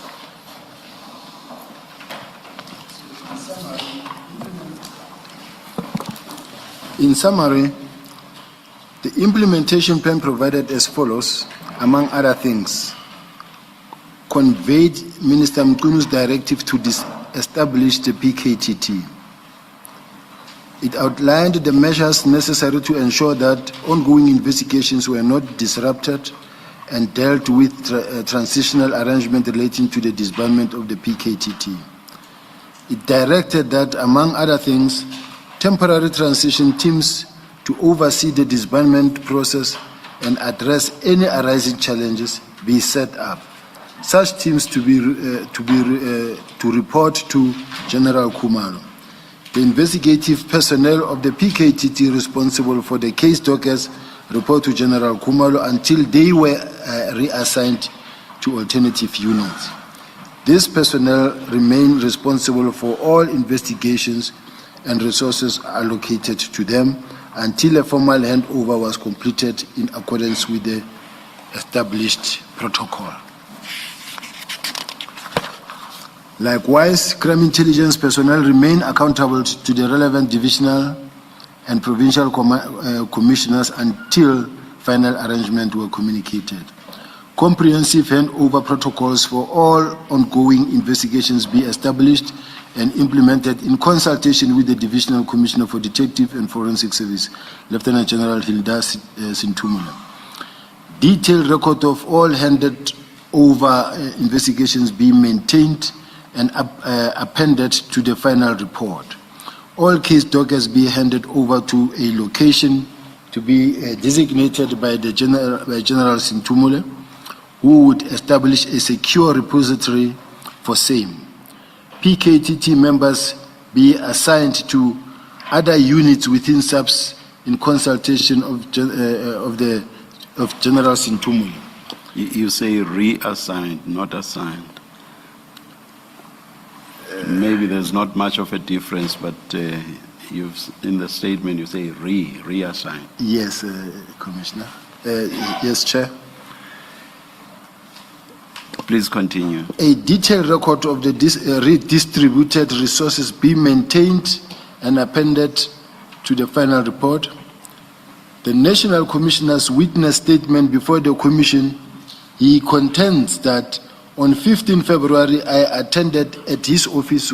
January, I think you mean, General. On 15 January 2025, I attended at his office where I found him in the presence of General Sebola.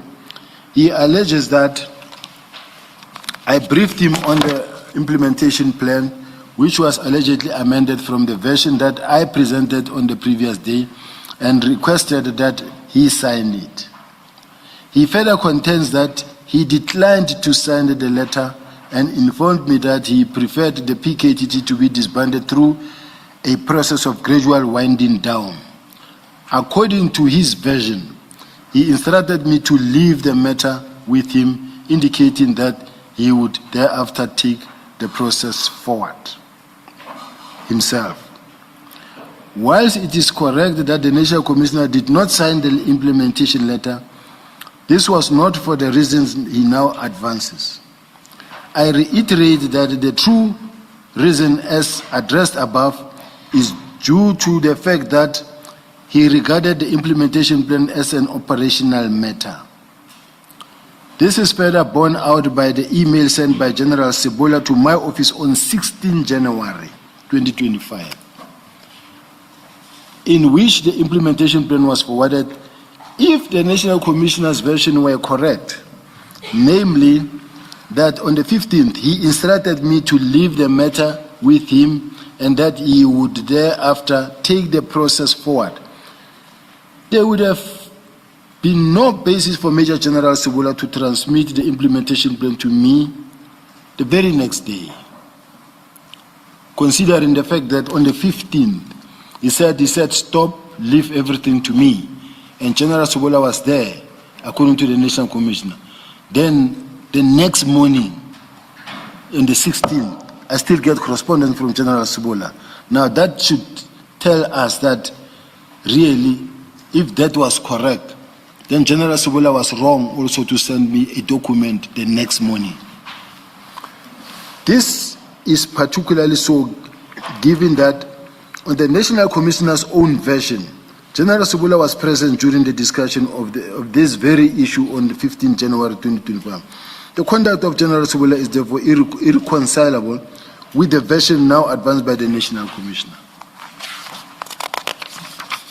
The contention now advanced by the National Commissioner that he instructed me to leave the matter with him constitute a clear afterthought. It is contrived and it is advanced solely to bolster a retrospective narrative that I acted without authority in issuing the disbandment implementation plan.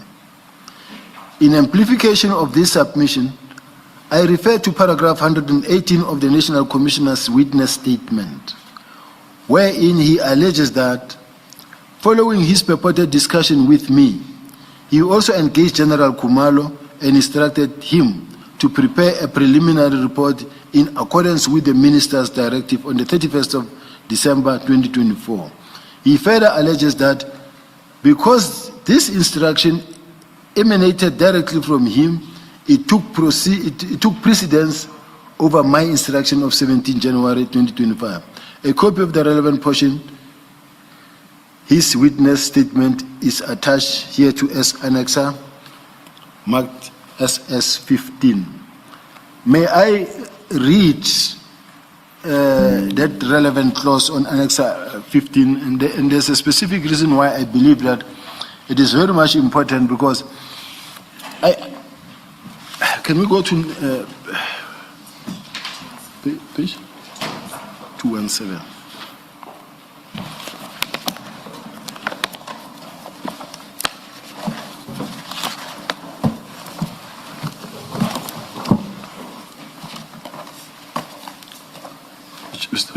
My apology, Commissioners. I'm slow when it comes to.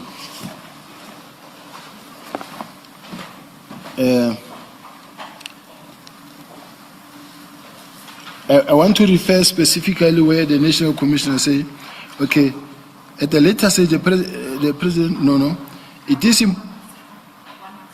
sorry, man, 117. Paragraph 117. On the 15th of January 2025, Lieutenant General Sibiya came to my office and found me with Major General Sibiya. He briefed me on the prepared plan letter for the PKTT. He presented a plan letter directed to Lieutenant General Kumalo, which letter he requested that I sign. I did not sign the plan and told him I would prefer that it ultimately the PKTT was to be disbanded, which I was against. I did not want it to be abrupt, but rather be taken through the process of winding it down gradually. I told him to leave the matter with me, and I will continue with it myself and develop a report plan that the Minister required. Lieutenant General Sibiya was well aware that, as the National Commissioner, only I had the authority to sign off the letter he wanted me to sign. Notwithstanding this, he proceeded to issue the same letter under his own name on the 17th of January 2025, without even changing the due date, which was stated as 16 January 2025. This letter was issued under Lieutenant General Sibiya's name after Lieutenant General Kumalo and I briefed the Minister on 16 January 2025 on Lieutenant General Sibiya's involvement and association with the criminal syndicates. I deal with this briefing later. Now, in line with my discussion with Lieutenant General Sibiya, I also had a discussion with Lieutenant General Khumalo.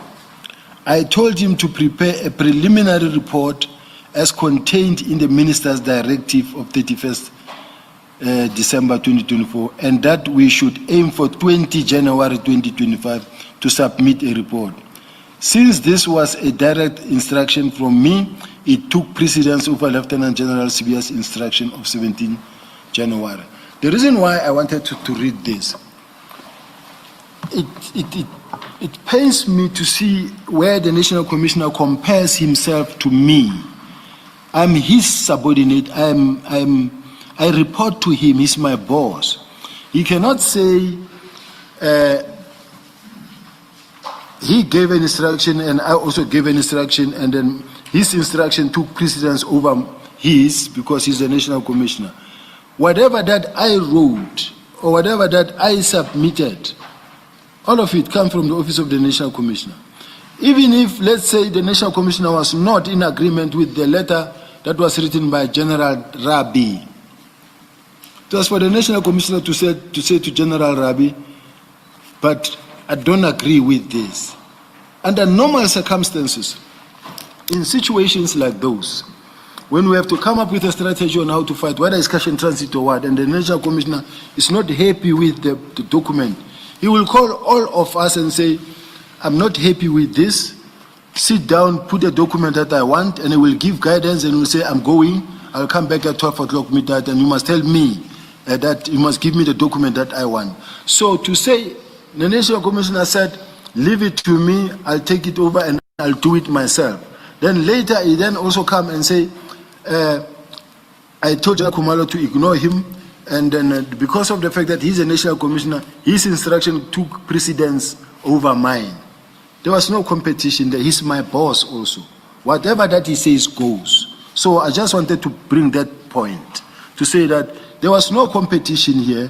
What I did is what the National Commissioner was directing. And even as I was writing other letters, it's because the National Commissioner never said to me, stop, I'll take it up myself, I'll do it myself. He never said that to me. So I thought we were running smoothly with the National Commissioner. We kept on attending many other meetings with the National Commissioner, hoping that we are together with the National Commissioner. In the meantime, the National Commissioner was running with the hares and hunting with the hounds, where you you cannot play for two teams at the same time. You run with us here, you are with us, you cooperate with us, you support us here, and then on the other hand, that side, you go that side and you prevent the same plan that you implement in this side. Because why I'm saying that, if the National Commissioner said, leave it to me, I'll do it myself. It has never happened in the record of my involvement with the National Commissioner, because the bottom line, I'm senior to General Khumalo. He will say, no. Normally we'll even sit together and do it and fix it. Or he will call General Khumalo and others and say, let's work together, and then we'll sit in a boardroom, flash it there, and then start working on it. So there's this thing that the National Commissioner said, stop it, I'll do it myself. But then the next morning, I still get correspondence from the National Commissioner that says, sign it, proceed. Then I sign it and proceed. Now, that to me, I wanted the commissioners, chair, to look at it and really, with circumspect.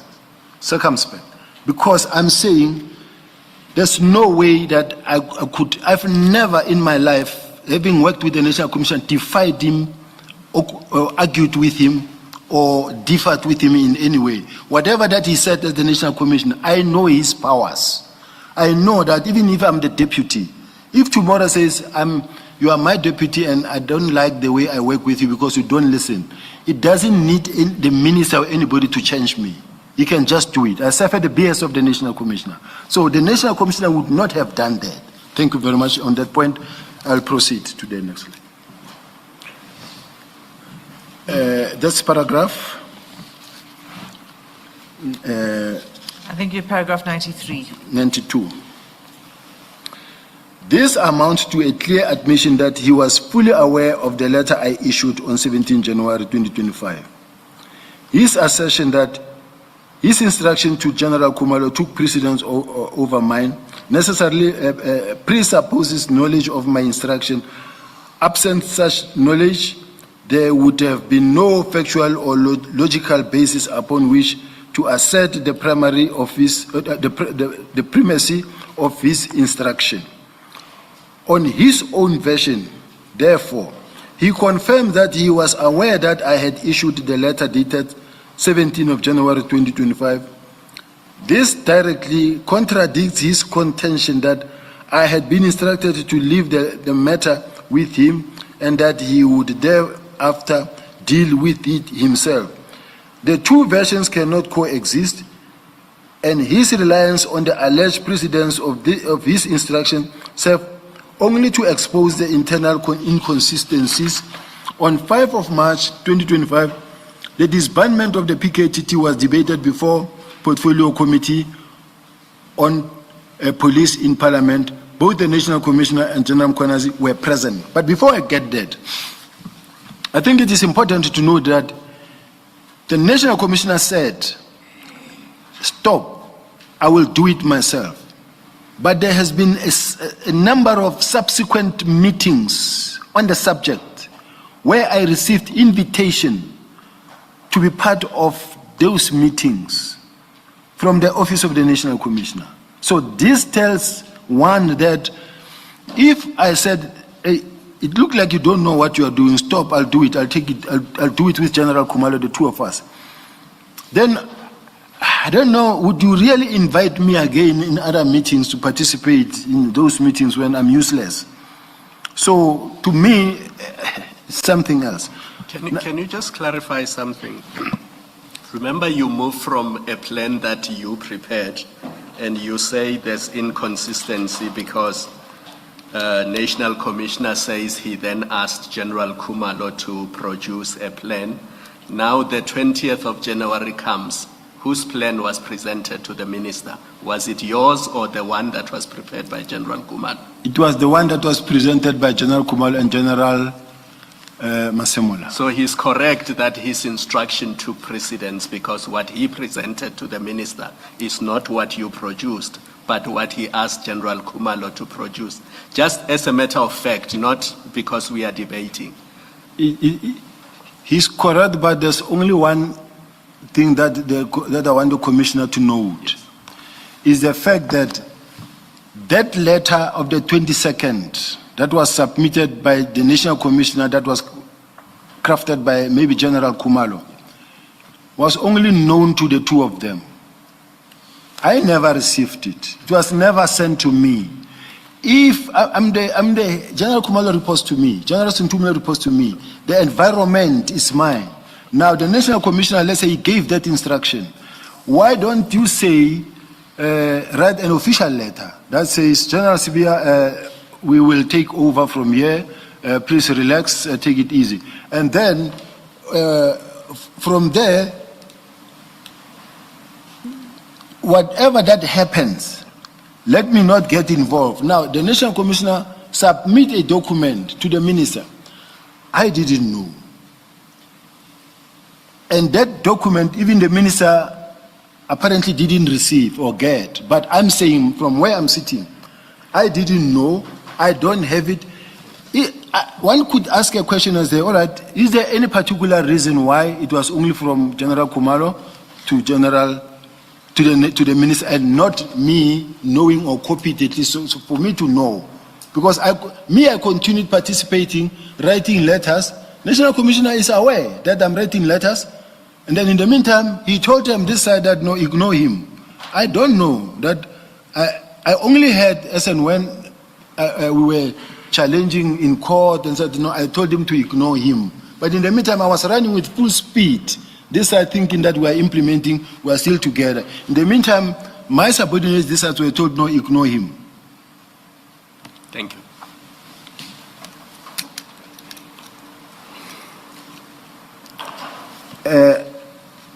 Now, on the 5th of March 2025, the disbandment of the PKTT was debated at Parliament. General Khumalo made a presentation to the Portfolio Committee. Part of the presentation included a report on the development regarding the PKTT. In this part of the presentation, General Khumalo highlighted his history behind the establishment of the PKTT as well as its accomplishment and triumphs. In the course of the meeting, the PKTT's budget was considered, with members of the Portfolio Committee expressing different perspectives on whether the expenditure could be regarded as yielding a commensurate value and an adequate return on investment. To avoid prolixity, I attach here to marked SS16 the relevant extract of the meeting transcript. The full transcript of the meeting can be made available on the Commission's report. General Mlambo presented the latter part of the SAP's presentation to the Portfolio Committee. In his address, General Mlambo confirmed the Minister's decision to disband the task team. Now, I'm not sure whether General Mlambo is a typo or it was intended to be General Khumalo, but I know General Khumalo presented, I was in Parliament. He further confirmed that the disbandment or disbandment of the PKTT would be effected through its transition from the PKTT to the serious and violent crime component, specifically the murder and robbery unit, within the Division of Detective and Forensic Service. This transition would allow the continued handling of cases under investigation as well as those presently before various courts. I pause to mention that a comparison of the above address and the contents of the communication which I had circulated on 17 January 2025 pertaining to the disbandment of the PKTT reveals no material difference. General, are you asking us at paragraph 97 to make a correction? Because the statement has to reflect what you say. Where you say General Mlambo might be a typo for General Khumalo. I want to put, I'll feel comfortable to say General Khumalo because I don't know General Mlambo. Okay, thank you.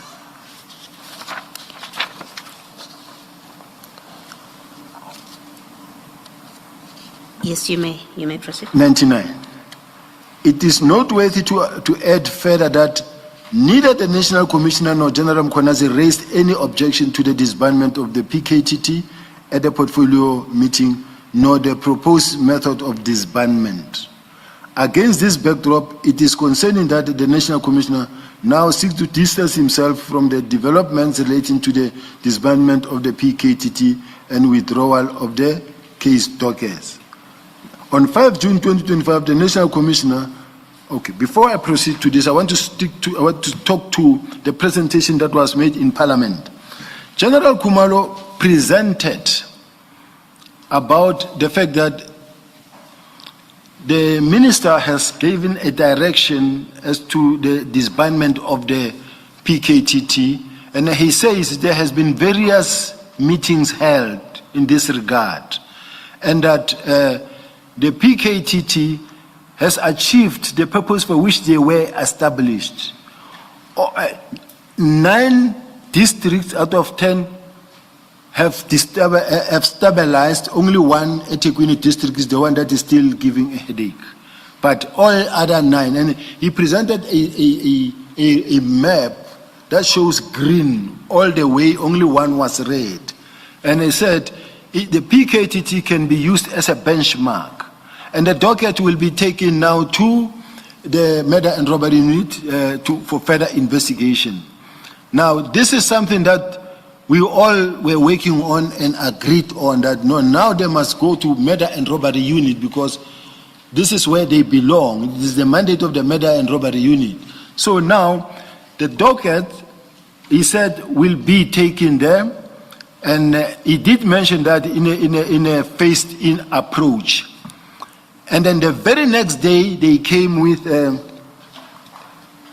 I just think I must first read this until the end so that I don't run and then only to find that I leave important first behind. On the 5th of June 2025, the National Commissioner approved the work study report I pause to mention the comments of the National Commissioner appended to his approval, in which he instructs me to expedite the establishment of the murder and robbery unit. While I was not privy to any other specific discussions, if any, in relation to the Minister's directive to disestablish the PKTT on the 31st of December 2024, regard being heard to the circumstances set out above, the directive did not come as a complete surprise to me, and at the very least ought not to have come as a surprise to the National Commissioner. But just for my sake, I just want to say, on the very next day, the 6th of January, the 6th of March, there is an implementation plan. I know the commissioners have seen it. On the 17th, it outlines the plan on how they are going to deal with it. On the 17th of March, they say they will hand over the dockets to the detectives and to the Eastern Cape, so that they can be taken to the murder and robbery unit. Now, and I also want to refer to the Portfolio Committee's chairperson, who at some point, after hearing that there is a concern around the disbandment, he came out on TV, national TV, and he said, but you came to Parliament, you presented to Parliament, and nobody raised any concern. You were all in agreement that we are disbanding and that you are going to take the dockets there. Now we are surprised, why this now?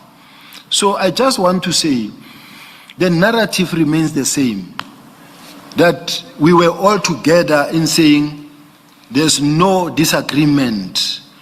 Maybe, yes, the concern is whether now or when, or in phases. Let me not deviate from the statement and continue reading.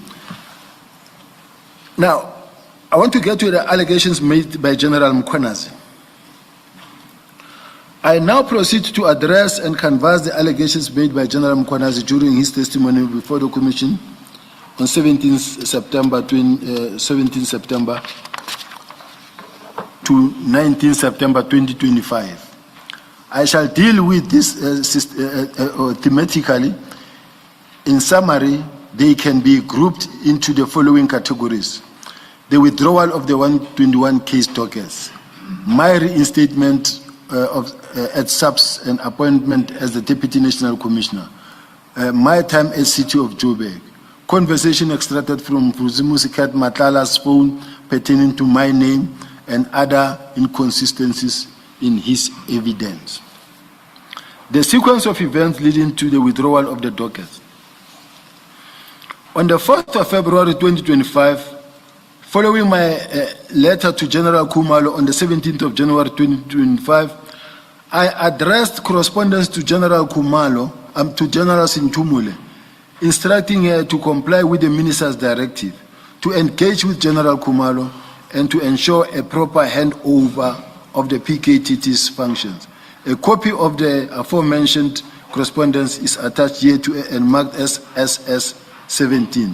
In summary, SS-17 requires that the following steps be implemented at the direction of General Sintumule. A comprehensive status report of all cases was to be compiled.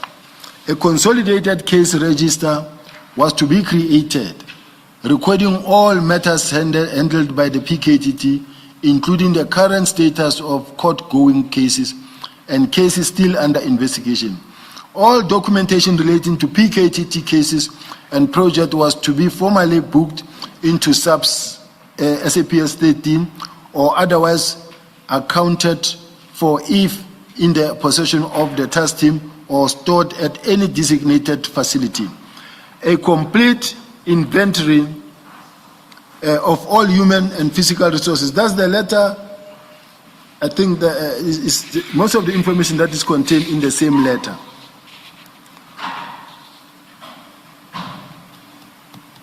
What is evident from the above is that there was no express instruction to withdraw dockets from the PKTT and have them stored at head office. I want to speak to this, but before, Commissioners, I want it to be clear that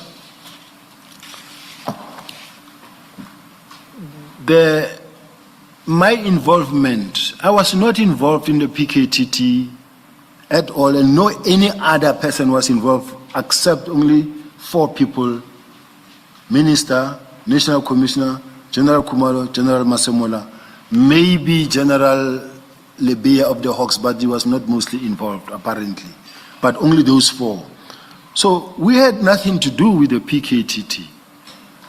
But all of a sudden, the National Commissioner wrote to me on the 3rd and a message.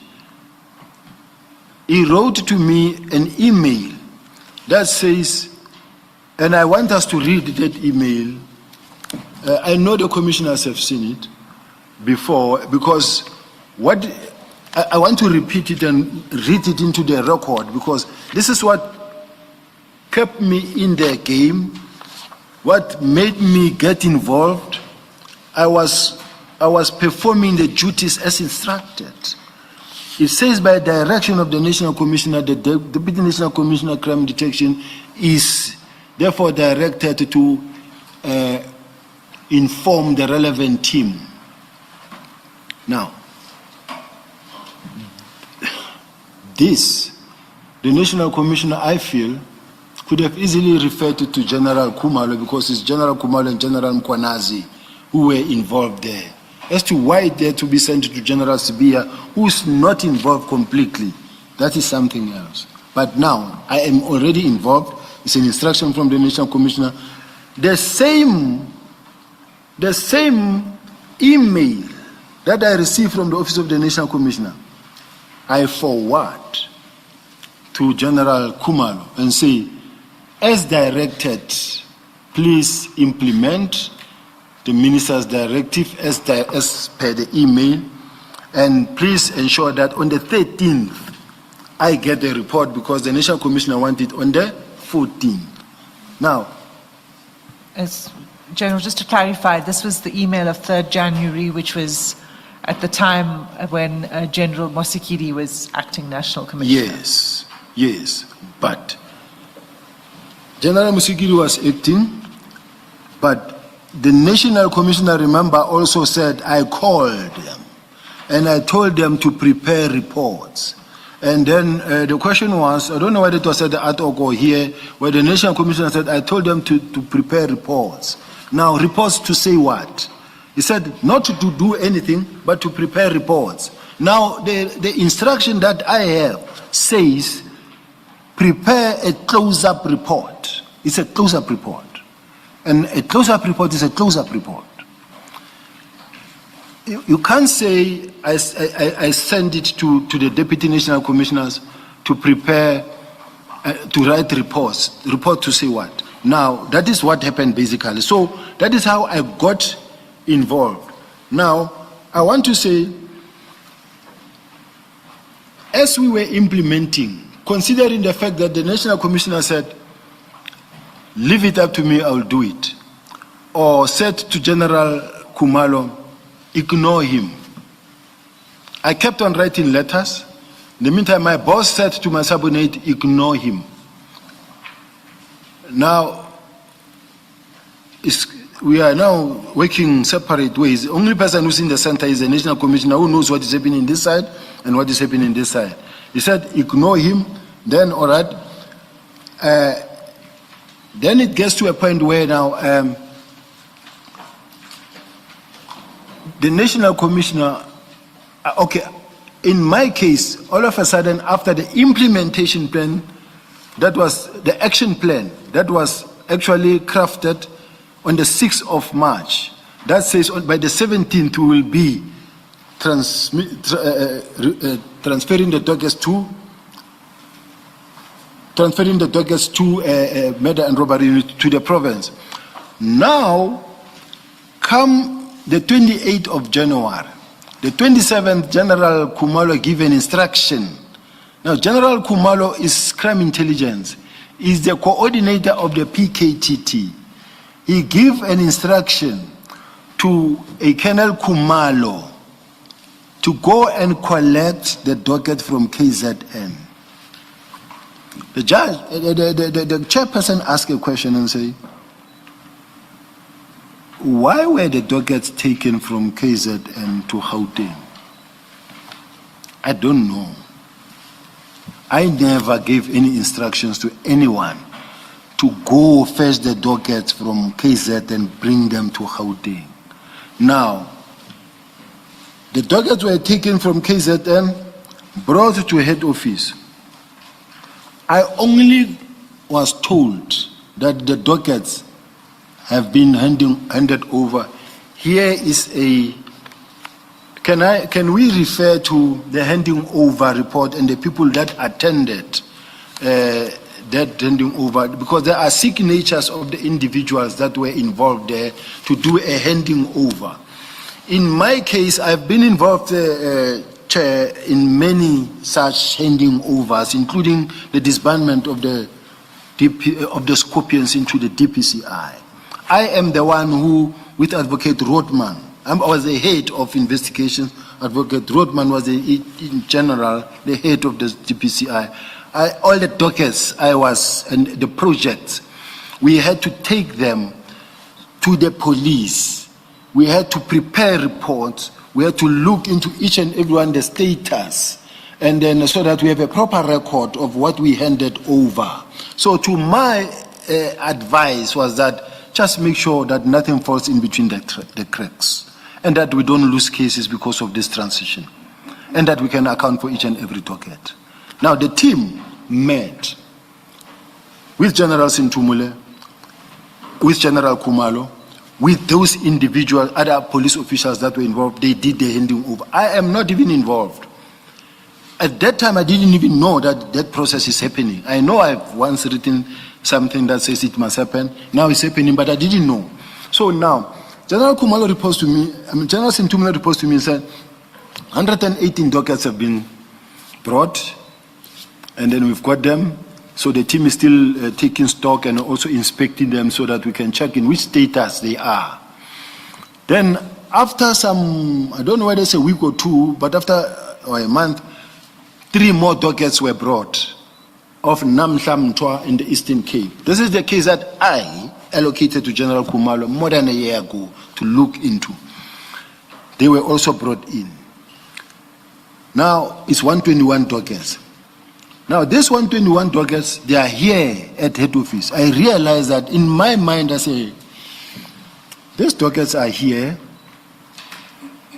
Immediately, I think a week thereafter, I wrote a letter that says this docket must be gone. They must go back to where they belong, stationed. Everybody must now, because the dockets are here now. I said, now let it be that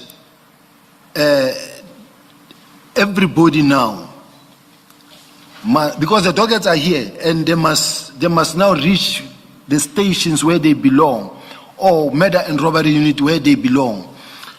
So General Sintumule says to me, I called General Mkhwanazi to discuss it with him, and General Mkhwanazi said, I don't want those dockets. Now when General Mkhwanazi says, I don't want those dockets, but General, I know you do deal with that part of the narrative, that is that the dockets were offered to General Mkhwanazi and he refused to take them. Don't you think you want to deal with it as you go through your statement? Thank you, Josh. Thank you, Chairperson. Yeah. General, on that note, your explanation now that you've just given about the handover process, as I see it, takes you to paragraph 115 of your statement. So perhaps you could just look at that to see whether that's correct. Why, if the chair allows me, that I go according to the statement then, so because maybe there's a specific reason why the chair says I must just go according to the statement. No, it's not a case of so much allowing you. But I think the point made by Ms. Hassim is, in the explanation that you've been giving for the past few minutes, you have dealt with what starts from paragraph 103 up to, you said what, Ms. Hassim? 115. Up to 115. So I think what you should do is just to consider whether you agree that that is indeed so. If you do, then you start from 115 or 116.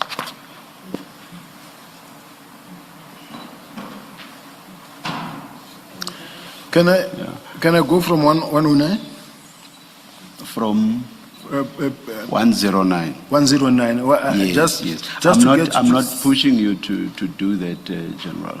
If you feel you'll be skipping important parts that you would want to deal with, please feel free to indicate. So I'm not pushing you in any particular direction. Thank you, Chair, and thank you for the indulgence, Chair. Because of this subject that I've dealt with for such a long time, sometimes I tend to want to run on it. But in the meantime, legally speaking, they put facts the way they want them put. So I might be skipping some of the rules myself. So I'll read from 105, so that I just take it step by step. 105. Tell me where to start, Chair. I think, yeah, well, Let's just let let's start the reading. General start. 106. You read 105 already. I'll go from 106, Yes. Chair. Thank you All very right. much. All right, thank you. What is evident from the above is that there was no express instruction to withdraw dockets from the PKTT and have them stored at head office. Not from me.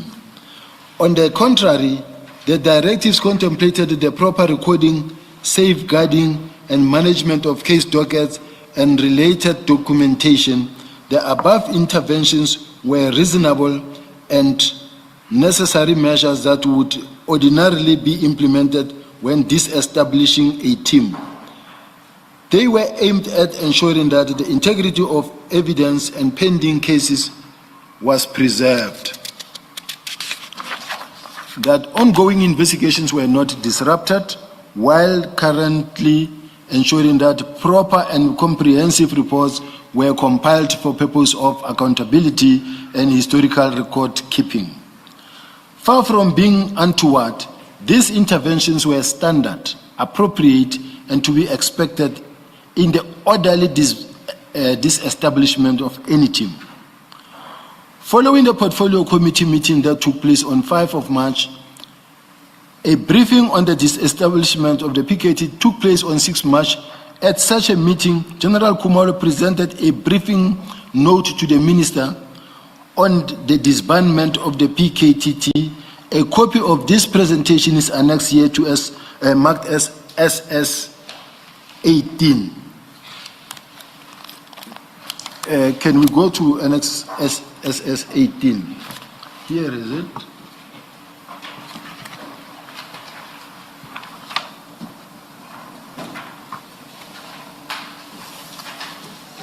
It's page 271, Chair.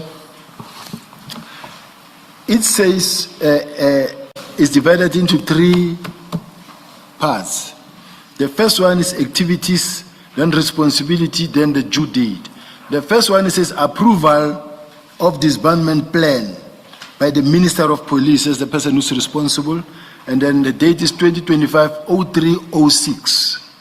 Then stakeholder engagement with NPA, including prioritization of the 114 cases, is National Commissioner. Sorry, General, where are you reading now? We do see the document. It starts at, I think, 330. It does, yes. SS 18, is that the document you wish to refer to? That's a presentation to Parliament. Not to Parliament, to the Minister. To the on Minister, the 6th. yes, Yeah. 6th of March. This one.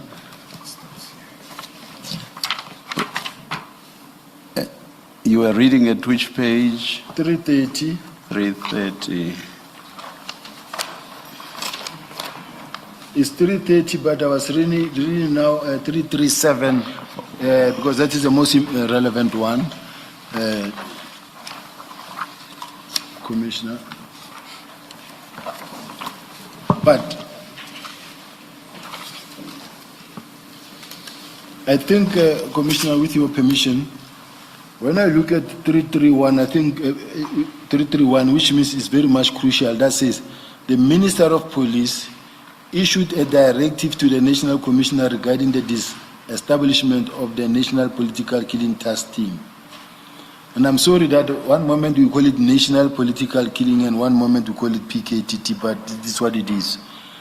Various meetings has been held and a detailed progress report submitted to the Minister of Police. Now, it confirmed that various meetings were held. The disestablishment and or the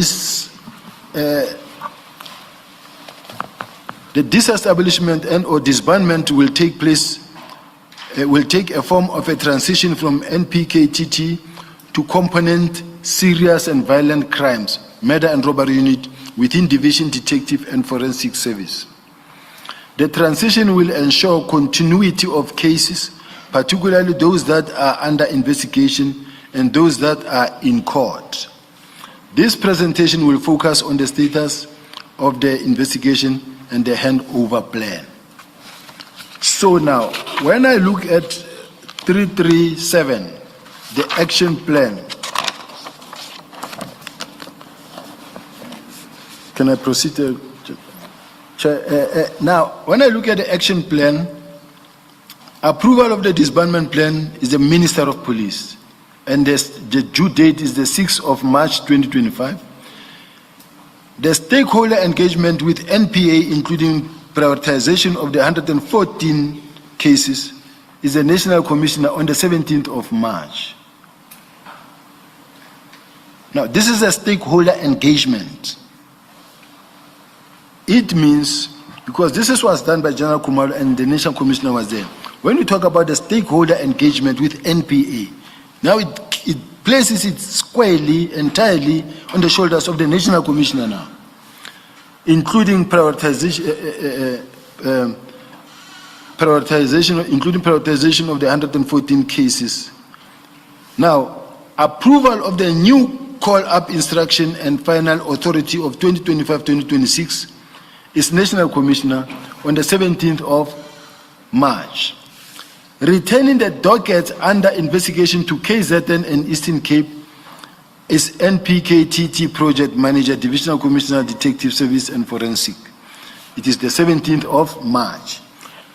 To provide progress to the Minister, National Commissioner and Deputy National Commissioner's Crime Detection is a Project Manager, Divisional Commissioner, Detective and Forensic Service, both General Kumalo and General Sintumula, on the 31st of March 2025.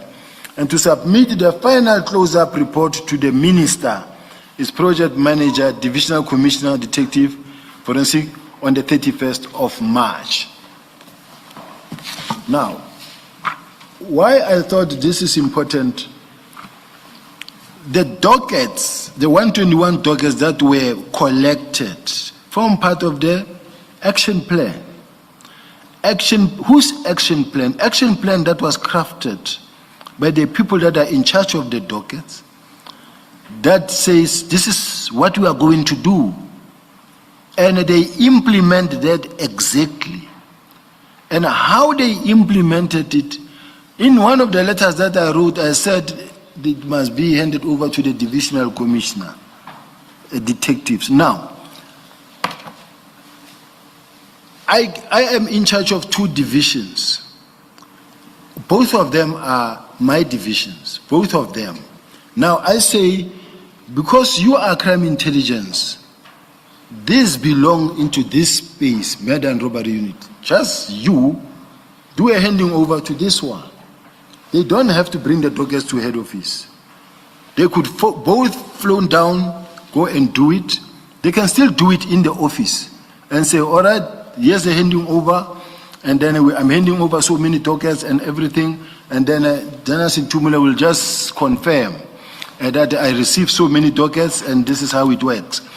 So as to how the dockets were removed from KZN, and brought to head office, that I didn't have any control over, Chairperson. So let me proceed with my statement.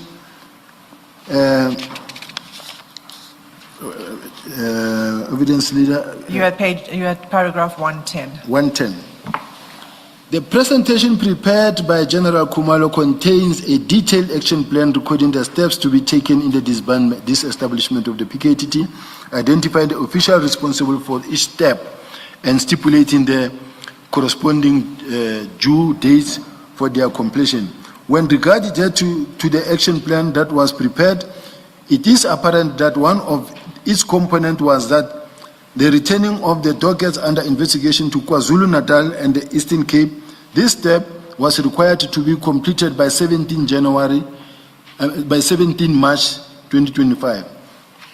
On the 27th of March 2025, I attended a follow-up ministerial meeting at SAPS, where the National Commissioner and General Khumalo presented an update entitled Disbandment of Political Killing Task Team.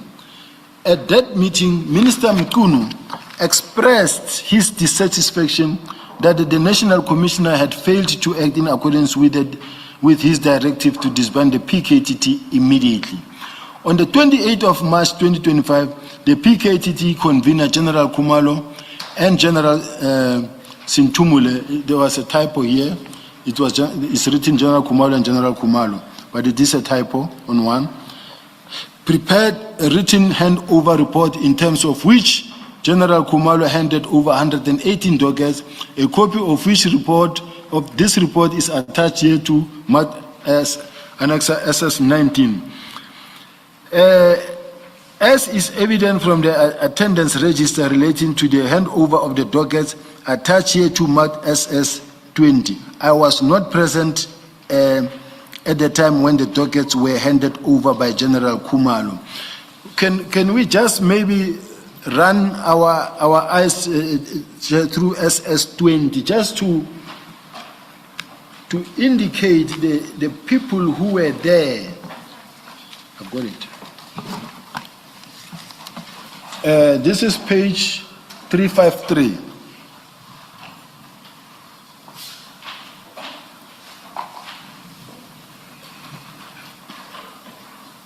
May I proceed? Yes. Chair, this is the handing over documents or docket under investigation by CI. Now, as you can see, the first person is Lieutenant General Situmule, the second one is Lieutenant General Khumalo, and then Brigadier Kupoditata, and then I don't know whether it's Ramukuba or then Mdluli, then Mhloko, then Ketseke and Kebekulu. So these are the people, and then each one of them on the side here, there's a disclaimer that says, I, the undersigned, attending official meeting for a specific purpose where matters of sensitive government directives will be disclosed. I solemnly declare that so this one was just a declaration to say that I won't leak information, I won't do that. But what I wanted to just bring to the attention of the commissioners is that there was a big team that was put together to say, go through this document so that whatever that we receive, we can account. And that tomorrow we are not going to be blamed for whatever reason. So when they took it, they then even went to an extent of saying, we are inspecting this docket. And I think when they inspected those dockets, they wanted to make sure that tomorrow they are all covered. And they inspected the dockets and they produced a report. General, I'm going to pause you there just because you're going off the statement again, and I know that you are going to be dealing with the issue of the inspection report. So I'm just letting you know that you may want to stick to what you've said in the statement. Yes, no, I'm going back. I've already shifted the document. General, as you go through the statement, please clarify this for me. On whose instructions was General Sintumule acting? How did she become involved in all of this? General, Moment. Remember, you are in paragraph 28. You've just asked us to make a correction to say it's General Kumalo and General Sintumule. 113. Sorry, 113 on page 38. So as you explain that and you go through your statement, just clarify for me how General Sintumule becomes involved. We've got her version, but maybe from how you remember it, you can just clarify for us. as I indicated earlier, commissioners, I have 2 divisional commissioners. I don't deal with the ground. Now, the 2 divisional commissioners, Divisional Commissioner CI, Crime Intelligence, who is also doing the political killing testing, must hand over to General Sintumule, under whose mandate the murder and robbery unit fall. So this one must hand over to this one. Is that your instruction, that this one must hand over the dockets to the other one? That's correct. Yes, Maybe- because the reason I'm asking is I had understood you earlier to be saying you gave no instruction and you had nothing to do with the handover of the dockets. That's why I was a bit confused. So I needed that clarity so that I understand. How did General Sintumule get to decide that she must get dockets from General Kumalo? So you're saying you are the one who instructed General Kumalo to hand over the dockets to General Sintumule? Yes. That's the first point. The second point is that based on their action plan themselves, they said this is what we are going to do. Themselves, they came up with an action plan. This is the action plan they came up with and said this is what we are going to do. But it was inevitable anyway because General Sintumule, it is her role, it is her department. So my instruction was just to say, give from this one to this one. So this is how she got involved. But what I never gave, the instruction that I never gave was to say, go get the dockets from KZ and bring them to head office. That never happened. I'm going now on paragraph 114. On the 22nd of April 2025, I followed up with Divisional Commissioner on the implementation of the Minister Mkunu's directive. A copy of my follow-up letter is attached here to as annexer SS21. This was as a result of the fact that the dockets were now taken to head office because now the dockets were here and I had to push now that something must happen so that they don't stay there and gather dust at head office. On the 23rd of April 2025, a further 3 dockets were handed over by General Kumalo. The dockets were in relation to the investigation conducted in the Eastern Cape. A copy of the handing over schedule addressed to General Sintumule is attached, marked as SS22. Now you can see the difference. This one was on the 23rd of April. And then this one, the dockets were handed over on the 28th of March, which is almost a month thereafter when the 3 dockets were now taken to General Sintumule. So it is imperative that I emphasize that the dockets were not taken to be stored at head office. They were to be taken to where the investigations could continue. Alternatively to their station of origin, as contemplated in the presentation prepared by General Kumalo and on the 5th and the 6th March 2025 briefing. The status of the docket. I was provided with a report on the status of the investigation on the docket. This status report on the docket was prepared by General Merikuki Motsepe. A copy of this report is attached here to Annexer SS23. May I read into the record Annexer SS23? Don't have it. It's not here. It's not here.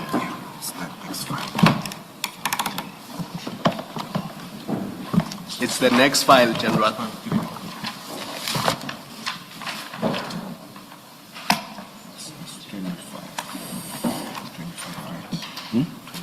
No. 353 is a 3 of 10.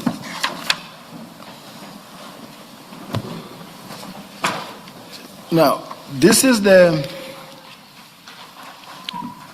when you look at 356 to 422, I'm not going to go through case by case, it's a lot, commissioners, but what I want to demonstrate here is that this docket, when you look at the columns, from column, you've got column 1, 2, 3, 4, 5, 6 columns.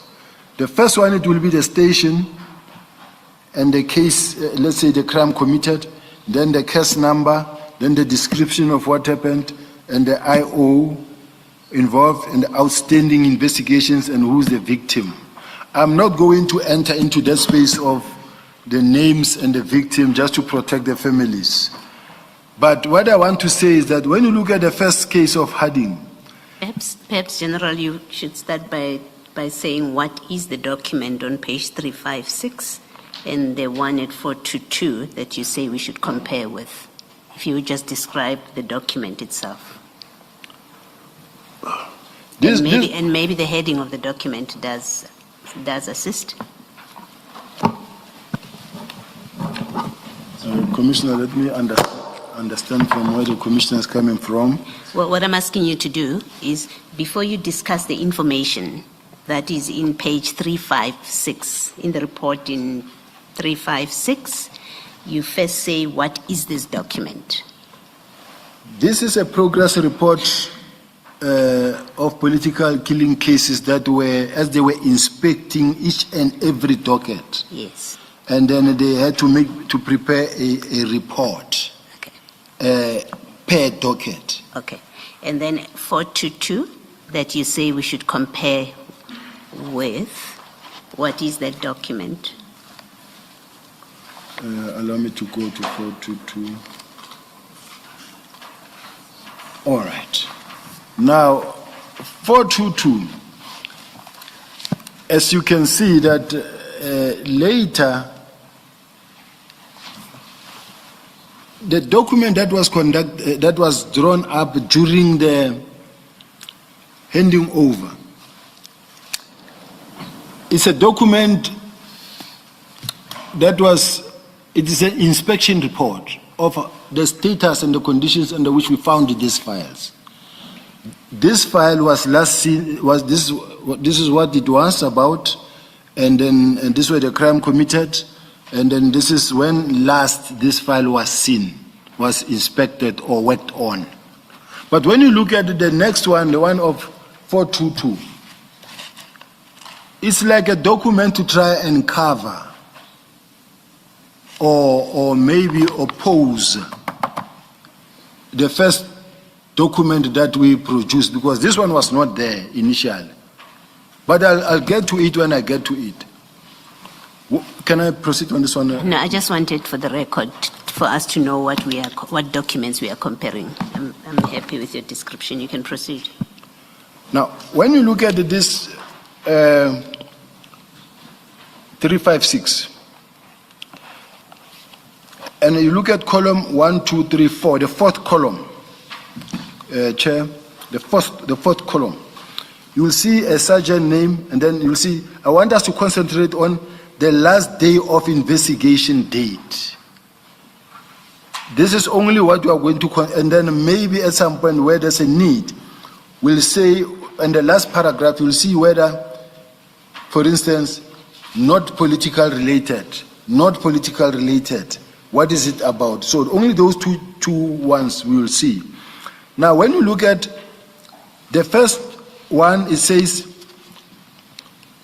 the heading one is 2023-03-24. This is the last day of investigation in the investigation diary of that case, which means this docket was last opened more than a year. It was not touched. When you look at the next one, it's 2024-12-14. But I want to take you to number 5, Muden. This docket, the last day of investigation was date 2022-08-24. Then you page again, you go to number 7, Umkomas matter. It's a murder case, drug related.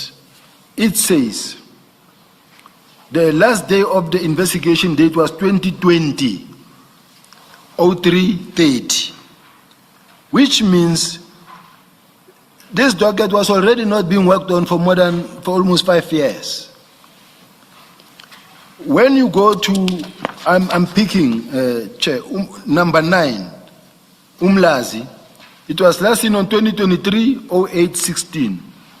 But when you go to number 10 of Escort, the last day of investigation is 2019. These are the dockets now that are sitting somewhere in a corner and gathering dust. When you look at 11, Thornville 1, this investigation, the last investigation date was 2021-11-06. When you go to 13, Kwanongoma, the last day of investigation of the matter is 2023-09-17. And I'm not going to go all because there are too many, Chair. And of course, there will be few that are on the 2025, 2024, so that it doesn't look like I'm only picking the West one. Because that question might come and say, why are you just picking on the one that you want us to know about? But what I wanted to say is that go to 23. Let's say 22 and 23. 22 is Paddock. The last day of investigation is 2022. You go to the one 2023, to number 23 is 2020-14. You go to 2024, number 24, the last day of investigation is 2019. So if you go on and on and on, Chair, is the same situation. All these dockets, I can go up to, let's say, for instance, go to 48 and 47. The last day of investigation is 2020, 06-26. 48 is 2021-05-19. You go to 49, Melmoth is 2022-05-10. So let me end here, just to save time. But I want to say, we didn't take the docket, store them at head office. They are gathering dust somewhere in my office. I've never seen even a single docket to date. I've never seen even one. There's never been in my office. I don't have a safe in my office, nor an archive. I've never had any docket sitting in my office gathering dust at all. But I was just showing this, and then I will go back to the statement, Chair. Now, we were at paragraph. Before you go to the statement, General, did you receive a copy, a report, this report? I mean, surely you expected that the report will come to you. Yes, I did receive the copy of the report, and then there was one that was also crafted by General Motsepe, but I think that one was crafted well after the press conference. Yes, I think the point of my question is, so you would have come to know what dockets there are, what is contained in the dockets, and what is the status of the dockets. This report, yes, I got it. Thank you. Can I proceed?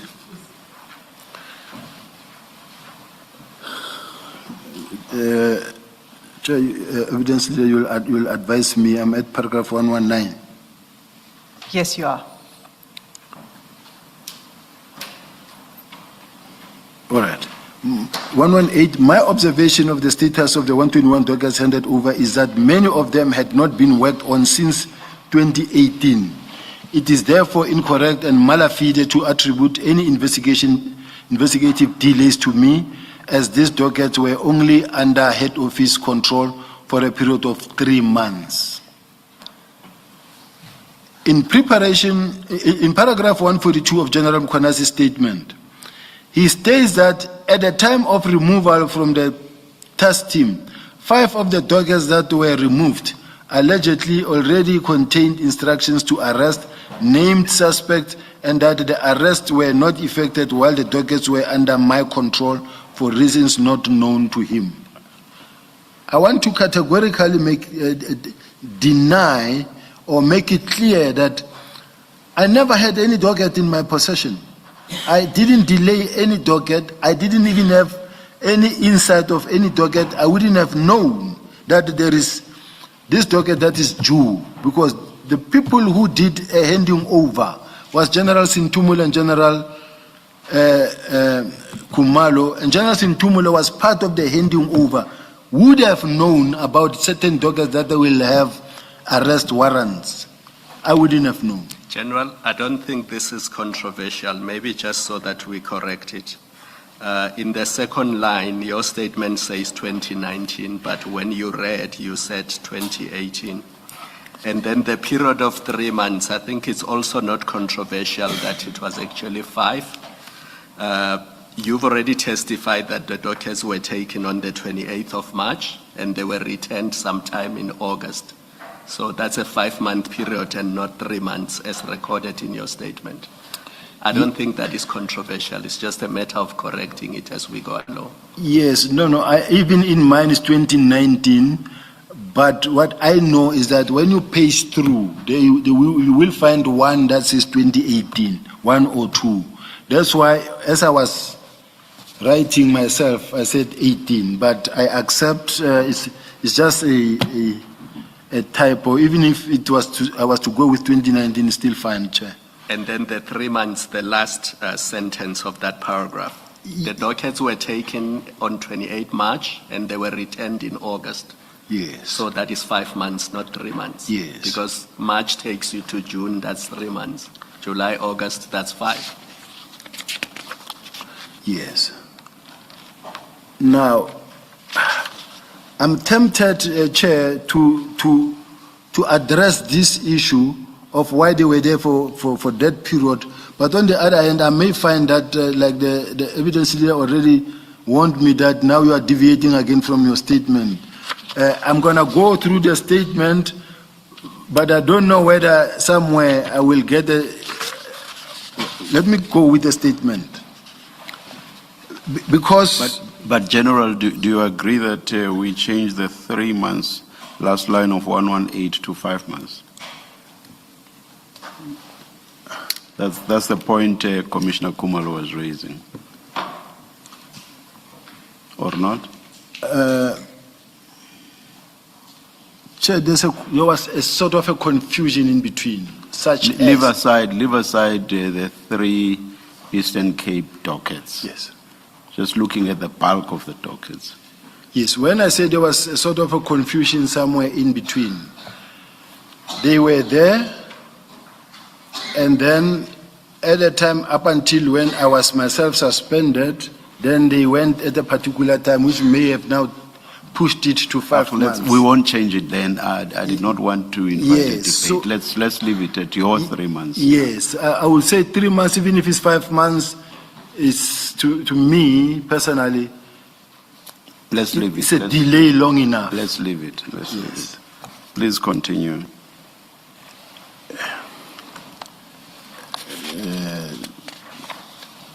In paragraph 119. In paragraph 142 of General Mkhwanazi's statement, he states that at the time of removal from the task team, 5 dockets that were removed allegedly already contained the instruction to arrest named suspects, and that the arrests were not effected while the dockets were under my control for reasons not known. I still believe that if there were dockets that were ready to be arrested, they could have themselves effected those arrests because they had warrant of arrest. But there was no dockets, apparently, according to the report that I saw drafted by General Motsepe, that had a warrant of arrest. If there's any... I think on this, please go by what you have in your statement, because you do make the point about there being no J50s and so on in the docket. So please don't speak to it. Just thanks a lot, Chair. Because otherwise it causes delays. Thanks a lot, Chair. The tenor of General Mkhwanazi's testimony reflects an attempt to shape a narrative adverse to me and to impugn my reputation. A consideration of SS23 demonstrates that, contrary to General Mkhwanazi's allegations that 5 of the dockets that were removed allegedly already contained instructions to arrest named suspects, only 4 dockets contained instructions to arrest which appeared to originate from the investigating officer and not 5 as alleged. Significantly, none of these dockets contain signed J50 forms. A J50 form is a formal warrant of arrest issued by a magistrate or judge authorizing the police to arrest a named suspect. So the absence of such signed J50 form demonstrates that even where internal arrest instructions existed, the process had not progressed to the point of securing judicial authorization. Furthermore, and notwithstanding that there were only 4 dockets which contained any instructions to arrest named suspects, the objective documentary records reflect the following. The first docket directing the arrest of a named suspect recorded the last day of investigation to be 24 August 2022. 3 years. And they didn't arrest that suspect within that 3 years. The second docket recorded the last day of investigation, 17 February 2023. The third docket recorded the last day of investigation of 17 September 2023, and the last docket records the last day of investigation on 24 March 2023. These are the dockets that were said to be ready for arrest. But look at where they come from, without the PKTT themselves not having effected this arrest over this period of time. It is demonstrably and plainly false to suggest that the failure to effect this arrest or the alleged inability of the PKTT to act was because the dockets were sitting at head office under my control. By the time any question arose about the dockets being at head office, the investigation had long since reached a recorded conclusion and the arrest could and should already have been effected. It is disingenuous and deeply troubling that General Mkhwanazi now seeks to shift responsibility for this long outstanding arrest onto me. The fact remains that the PKTT failed to act in 2022 and 2023, despite arrest instructions and fully investigated matters. They just never acted on them. Additionally, this report makes plain that the overwhelming majority of dockets within the remit of the PKTT were long stagnant. Only 18% of the dockets reflect a last day of investigation in 2025. A further 21% recorded a last day of investigation in 2024, and 22% recorded a last day of investigation as far back as 2023. Beyond this, a not significant number of dockets show even earlier last days of investigation dates, some dating to 2017, 2018, even 2019. This is the last date when they had a look at these dockets themselves.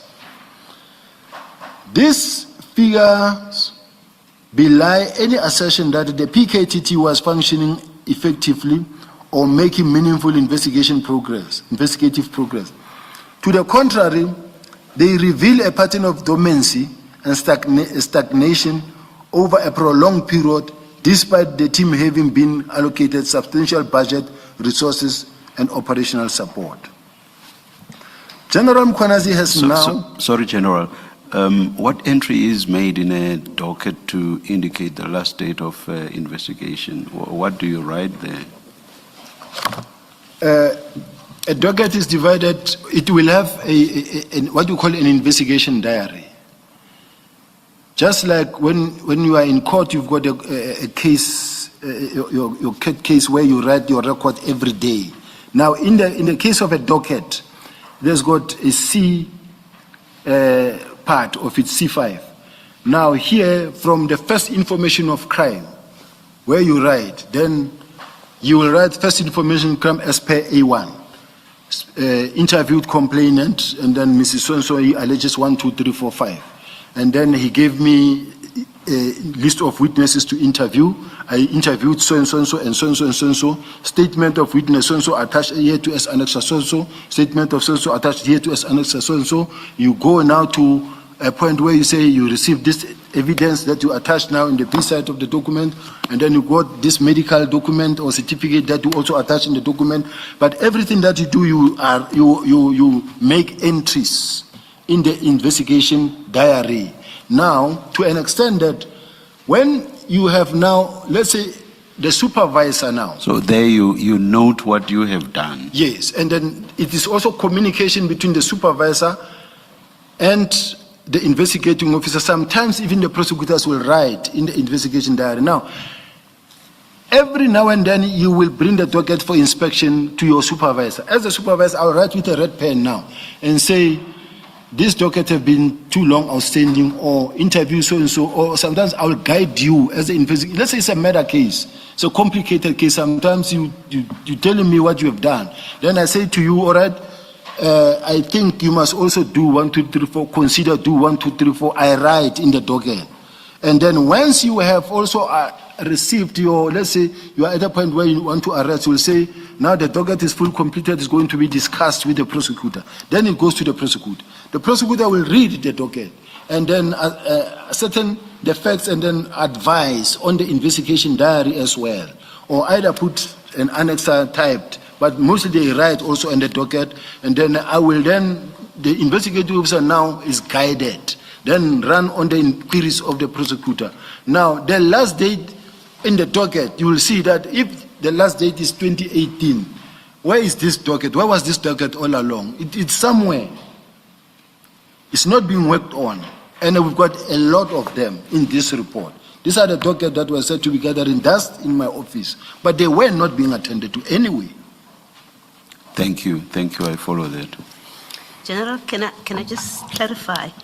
When in that paragraph 127, where you say these figures belie any assertion that the PKTT was functioning effectively or making meaningful investigative progress, is this a general statement about the PKTT, or you referring just to the dockets that you had? Because the evidence that we've had is that the 118 are not the sum of what the PKTT has had to deal with since it was formed. I'm indicating the fact that there's a notion that says that the PKTT is the most effective, hardworking, prolific team that is operating. But under the circumstances where I'm sitting with so many dockets that were last seen in 2018, 2017, 2020, I can't say they were effective at all. You say even in respect of past dockets that were not part of the 118? Yes. And you say in respect of past dockets, you say that because as I understand from this report, and again, it's just trying to clarify your position, that this report speaks to what was availed in compliance with your instruction to General Sintumule, which is 118 dockets. And then you've gone through ones that were last investigated some years back over a period, and you comment that that is evidence that the PKTT, that it's a lie, that the PKTT was effective. And I'm trying to understand that from these 118 dockets, you make the statement that in its life, therefore, the PKTT was never effective. Understand whether you confine yourself to the 118 or you're saying since it was formed in 2018, it was never effective. Well, I'm going to speak as an experienced investigating officer now from my corner, not in connection with the PKTT alone. I'm saying, even though the PKTT provided documents and they can put their dockets here and they say these are our successes, I have a document that I've prepared that along the way we are going to discuss about it, where I say I've got so many cases that are between 1 year and 5 years. I want to know, why do we still have a docket as long as between 1 year and 5 years? Why do I have a docket that is between, how many dockets in the country per province? That says, I've got so many dockets that are between let's say 5 years and 10 years.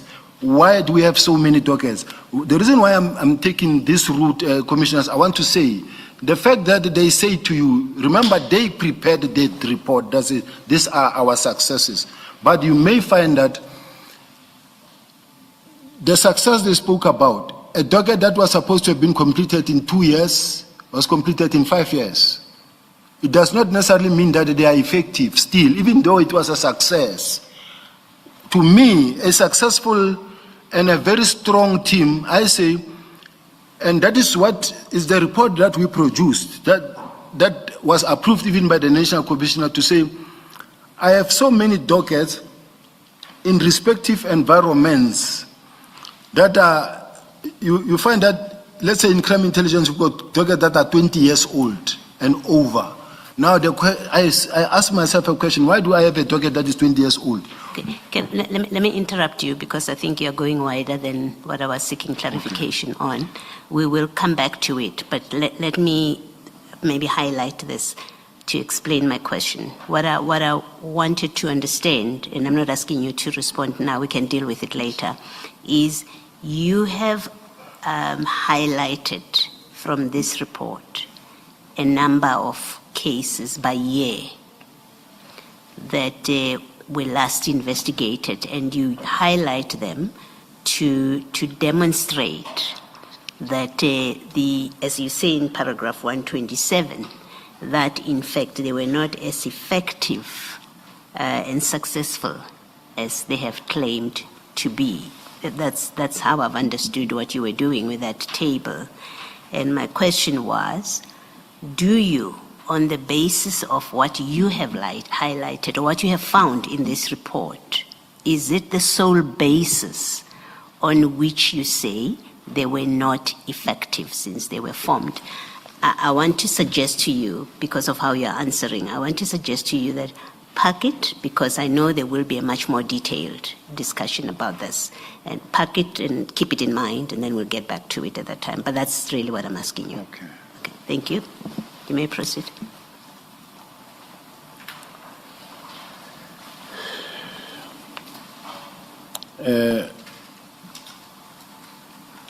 Paragraph 128.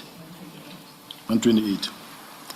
General Mkwanazi has now gone so far as to claim that the relevant arrests were effected within a week of the dockets being returned to KwaZulu-Natal. This assertion is, with respect, incongruous and unimpressive when one has regard to the fact that there were no signed J50 forms in respect of these dockets, coupled with the fact that the PKTT had possession of arrest instructions for more than 3 years without acting on them. The suggestion that it suddenly acted with exceptional efficiency once the dockets were returned to KZN is implausible and calls into question the credibility of that claim. My worry is that, I think we've also heard the National Commissioner said, people are being arrested now that the docket have been returned to KZN. But if indeed it is those documents, the dockets that we are talking about, they were there for more than 3 years without being arrested. But be that as it may, in paragraph 129, more significantly, General Mkhwanazi has not disclosed to this commission or to the public why these arrests were not effected when they should have been, and why the last recorded day of investigation in these dockets date back as far as 3 years ago, notwithstanding that the suspects were already identified and named. Furthermore, emphasis must be placed on the fact that when General Sintumule attempted to transfer the docket back to KZN as contemplated by General Khumalo's action plan presented on 6th of March 2025, General Mkhwanazi refused to accept them into the province. Accordingly, it is his refusal that directly contributed to the delay in advancing the investigations and not my conduct. Commissioners, General Sintumule was here, and she also said they were not meant to be kept at head office. They were in transit to go to KZN, but when she made a call to General Mkhwanazi rejected them.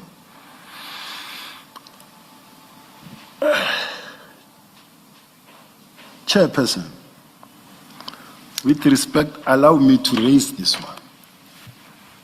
I'm not being critical, but I'm just putting it with respect, Chair. When the Chair says,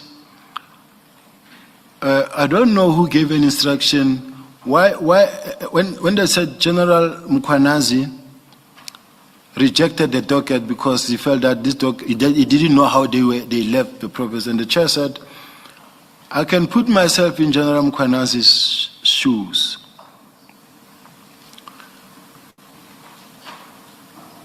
I can put myself in General Mkhwanazi's shoes because this docket were taken, I was not told, I didn't know how. I still believe, Chair, that two wrongs doesn't make a right. The fact that these dockets come from that province and now they say they are coming back, you can't say I don't want them. Now, then Commissioner Khumalo says, all of you must accept that you failed the people of South Africa and you must apologize. I am the very first one to stand up. Immediately after, when this thing exploded to the media, I realized that we are now embarrassing ourselves, we are embarrassing the police, we are putting the police into disrepute, we are embarrassing government. And then I said to the people of South Africa, I really apologize that we have to go through this, and we as the management of the police, we have to do this to the people of South Africa. I'm the first one to say I apologize. I was even mocked. They created the body of a dead person who says, I apologize. But I apologize because to me, it's an embarrassment. Commissioner, I come back 37 years old, 37 years doing this job. Now, to me, I felt embarrassed, and I grew up the rank. Like all of them, there's no a single detective, especially in the DPCI, who can say to you, all of them have worked under me, all of them. In the whole country, as we speak. Now, I'm just saying, it's not like I'm talking from somewhere who doesn't know what he's doing. I apologize, I felt bad. I have the qualifications for the position that I'm in. Even the one of the hawks that was advertised, they put the qualifications, I applied because I have the qualifications. So I'm just saying, Commissioner, I apologized, but I wanted to address this fact that says,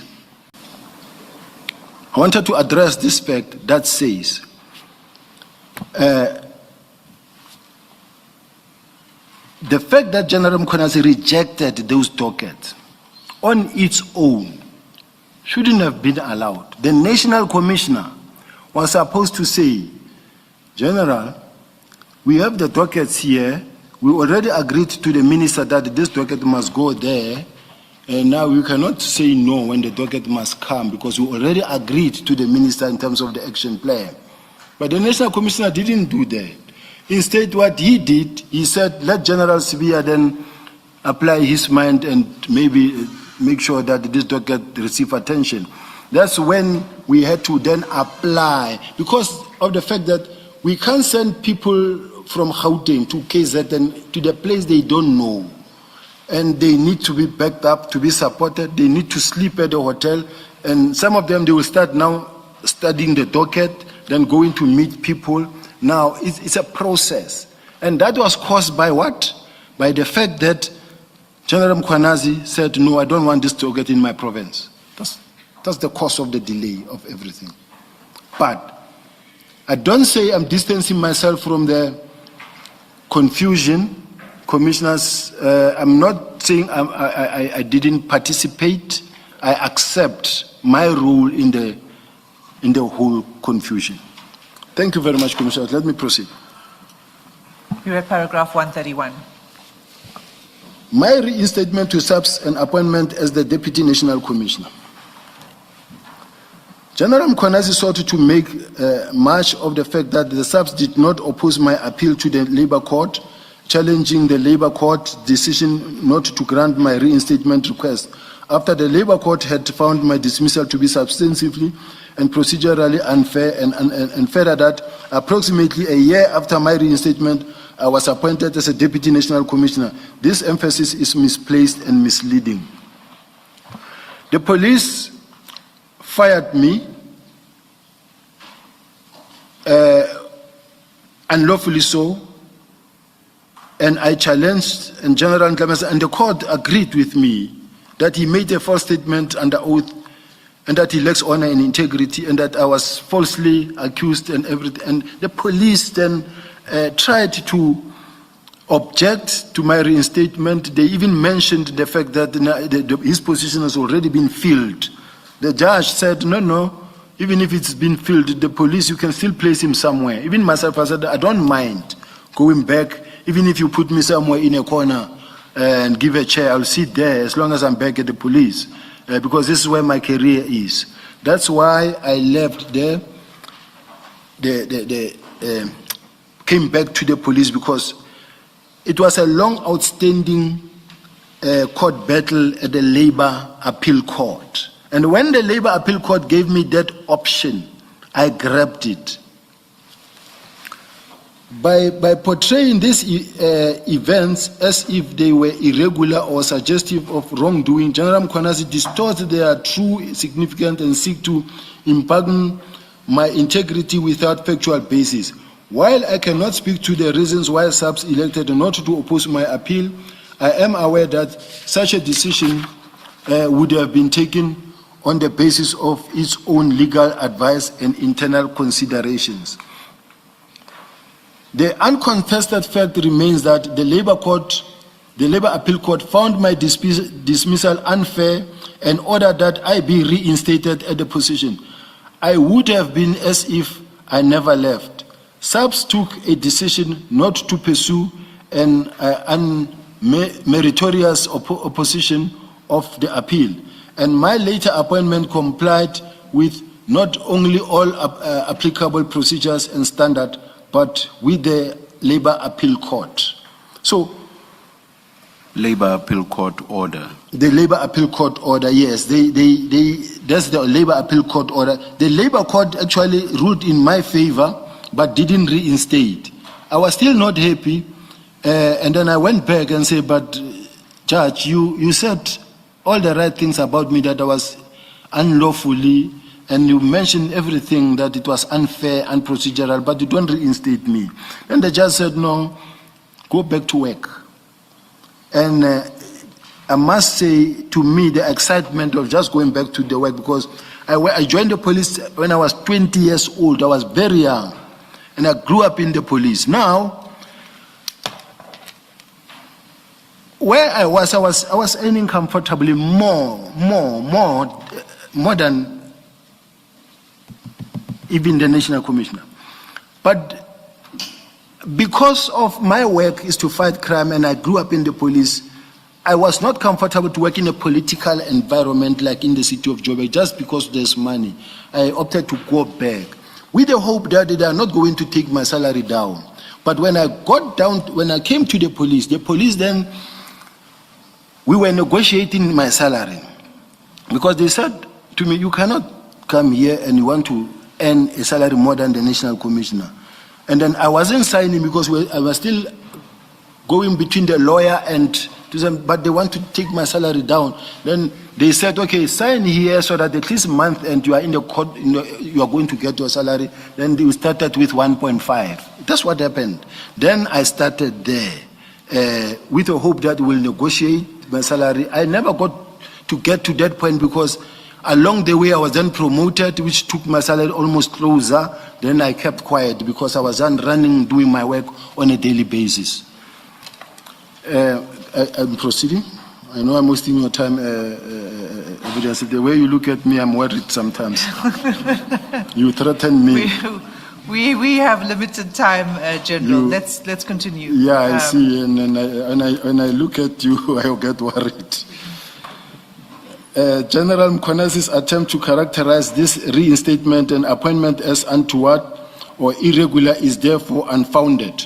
More importantly, it reflects either a fundamental misunderstanding of the legal effects of the court order, or a deliberate effort to cast a lawful process in an adverse light.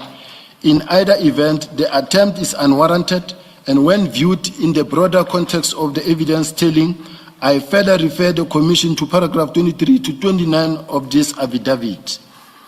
General Mkhwanazi further takes issue with the fact that my appointment as Deputy National Commissioner occurred approximately 1 year after my reinstatement to SAPS, seemingly to suggest that the timing of the appointment reflects adversely on my suitability. This criticism overlooks my demonstrable permanence during the intervention period and is unwarranted.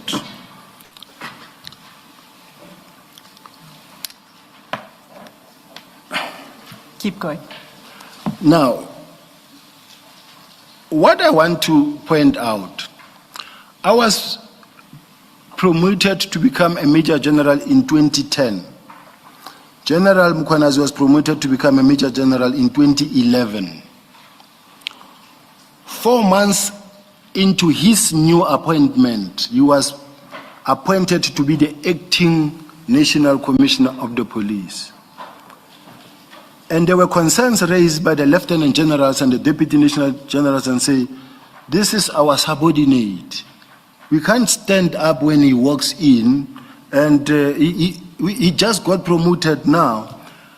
Overnight, he was promoted to become a Deputy Lieutenant General. Overnight. So that he can continue to act as the National Commissioner. Of which was removed within, I think, 7 months into that position, because what I want to say is that does his testimony not say that he opted out? Am I mistaken? I choose to disagree, Chair. All right, let's. Yes, I choose to disagree on that one.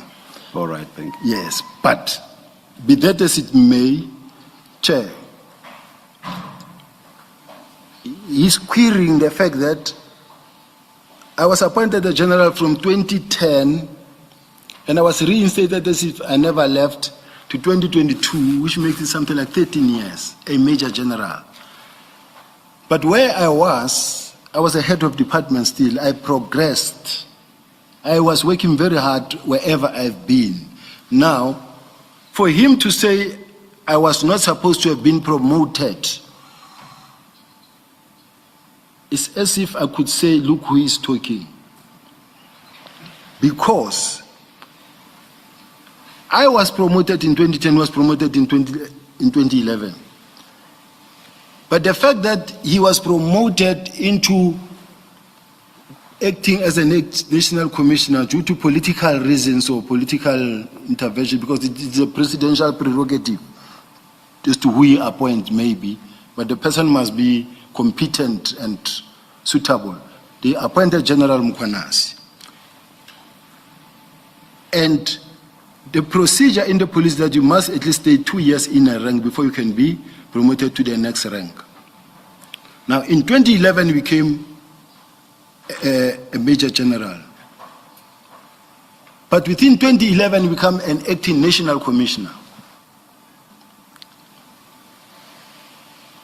And as the other seniors objected, within a night, overnight, he became a Lieutenant General. That made him now to be able to continue acting as the National Commissioner. And which year is this? The promotion is in 2011? 2011. Still 2011? Still 2011. That's the period I was deeply involved in the Richard Mdluli matter. At some point, I attended a meeting with him to go and see President Zuma in relation to the same Richard Mdluli matter. So I just want to end there. So,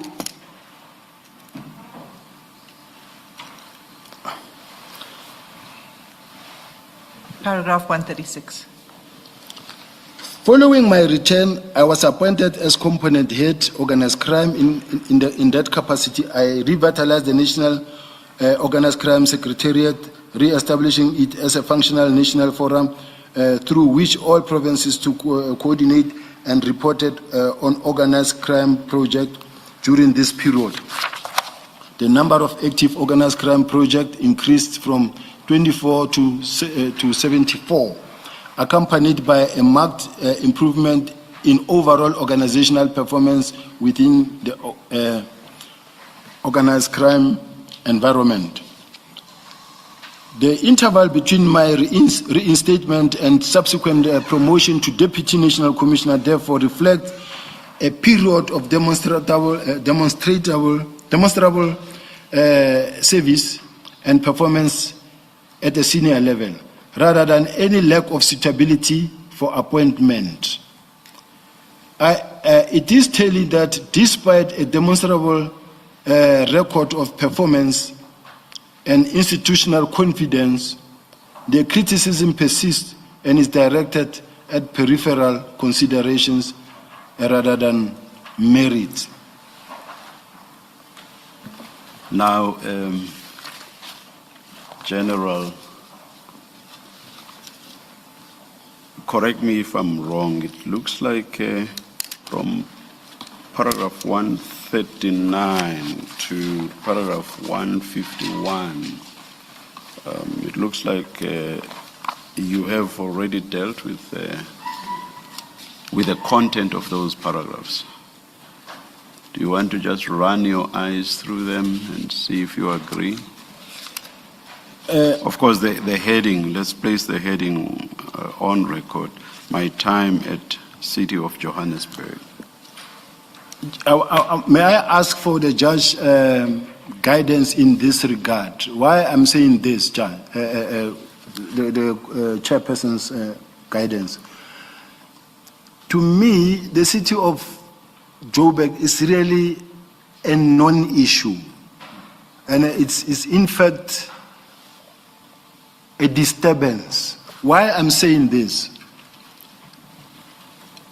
I found myself facing disciplinary hearing, facing criminal investigation, facing ad hoc commission, facing the Madlanga Commission. All of these people, every day, I'm going to that lawyer to meet this one for labor, I'm going to that one to meet this one for this one. Every day someone is talking about you, you've got to listen to this one. This one was talking about you, you've got to listen to you. I call the lawyer and say, please listen to so-and-so talking to me. They say, we can't sit and listen, we've got to wait for the commission to send us the statement. Now, this side issue of the City of Joburg, it is matters that were investigated, re-investigated, double investigated again by other role players, public protectors, the Hawks, Lord, with the same person complaining, refusing to accept the results. Now, to me, I'm sitting here wasting my time on having to respond to the issues of City of Joburg, where they were ventilated and they were investigated properly. Even the Hawks investigated and the DPP declined to prosecute. The public protector cleared me. There's been many legal. So I just want to say, if the chairperson is saying, look, we are comfortable, I will walk. through and leave it. But this is a thing that I was prepared to address once and for all, because there's no grabber, there's no spying equipment. These are the allegations. There's no corruption that I was ever involved in the city of Joburg. To me, it's a complete waste of time to deal with the city of Joburg at this point in time. Ms. Killian, do you wish to comment on this? I think what we've heard up to now, Chair, covers most of the topics that were ventilated by other witnesses, and I think we can move on to paragraph 158. Or not even 152, to 158.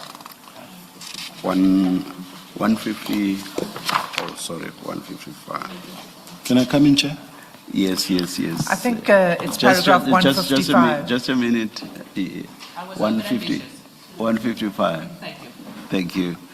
155, General. Thank you, Chair. When I was asking, Chair, whether I can come in, if there's going to be any question that comes from the city of Joburg in relation to the city of Joburg, then it compels me to go through my statement. But if the chairperson says we have dealt with it and we are happy, then I can say let's go. But if at some point I'm going to be expected to respond to the city of Joburg, like I'm saying, to me, really, the city of Joburg is just one of those distractions that I'm facing.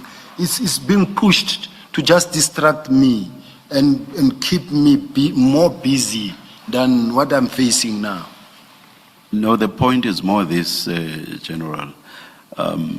Because sometimes you go ahead of the part of the narrative where you are. So you end up dealing with parts of your statement that come later. You end up dealing with those earlier. So it's on that basis that we say we think you have dealt with the parts that we referred to. That cannot mean that you will not be questioned on those parts. If there's a need for you to be questioned on those parts, you will. And I don't think you will be prejudiced because you know the story. You know about Joburg, and you say you've been engaged about it by so many persons and entities. So you know about it. It's not as if you will be taken by surprise if you are questioned on it. Am I making sense? You do, Chair, and thank you very much. Thank you. I'm ready to proceed. Thank you.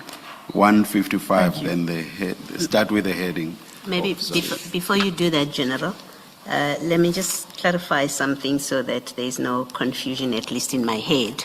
When you spoke earlier, and I'm asking just to clarify, not because I think there's any significance to it. It comes from what you said.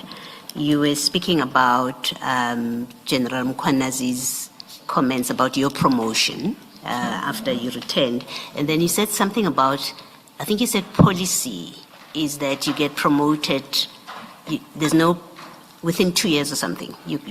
Can you just explain that? If you were promoted now and you were made to be let's say a brigadier, you've got to stay at least 2 years in that rank before you can start applying for another position or be promoted to the next level. Okay. But 2 years is where you need to push for that. In other words, if I was promoted as a Major General in 2010, within 2011, and all of a sudden I'm again promoted, it's considered to be an irregular appointment. Okay. And that is why you had one of the witnesses testifying in the ad hoc commission about the possible appointment, I think General Kumalo, if I'm not sure, but I don't want to get into that space because it's not my testimony.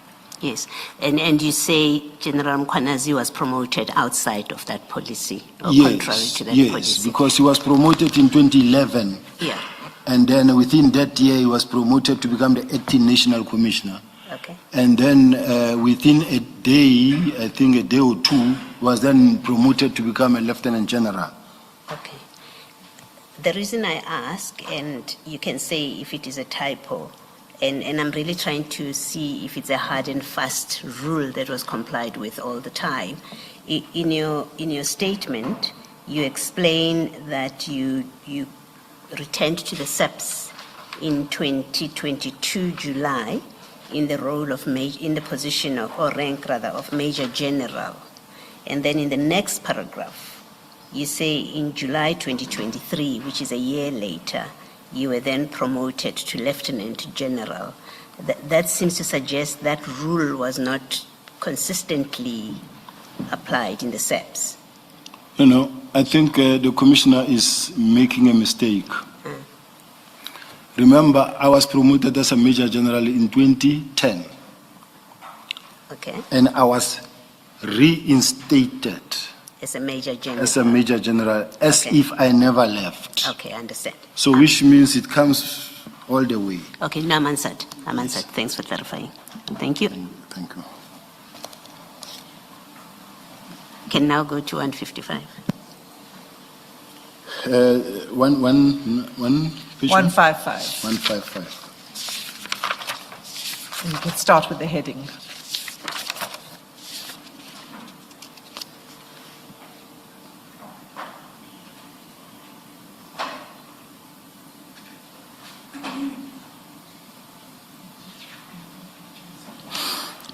Chair,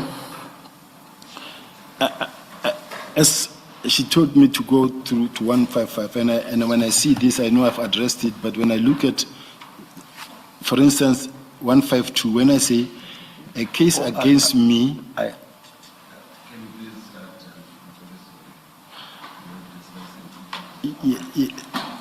no, Chair, what I was saying is,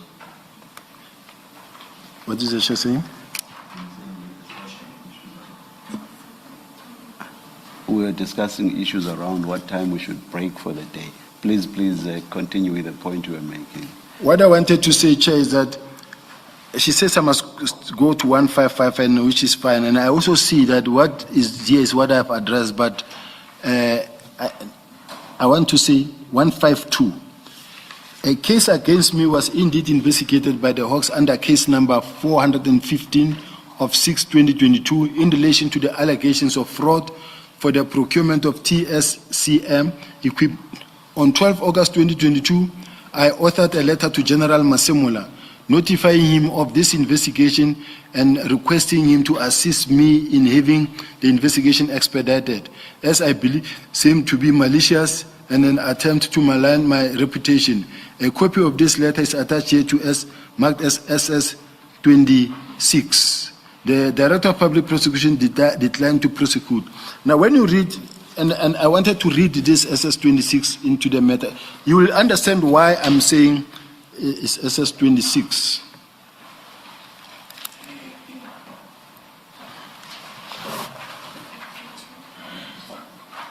Three of 10, General. Three File 3 of 10. of 10. You have it. 3 of 10, I've got it. 432. Right. This is the letter that I wrote on the 12th of August 2022. I think it was before I even came back to the police. You say you came back in July. No, I came back in The letter is in July. Au- This one is is in August August. 2022.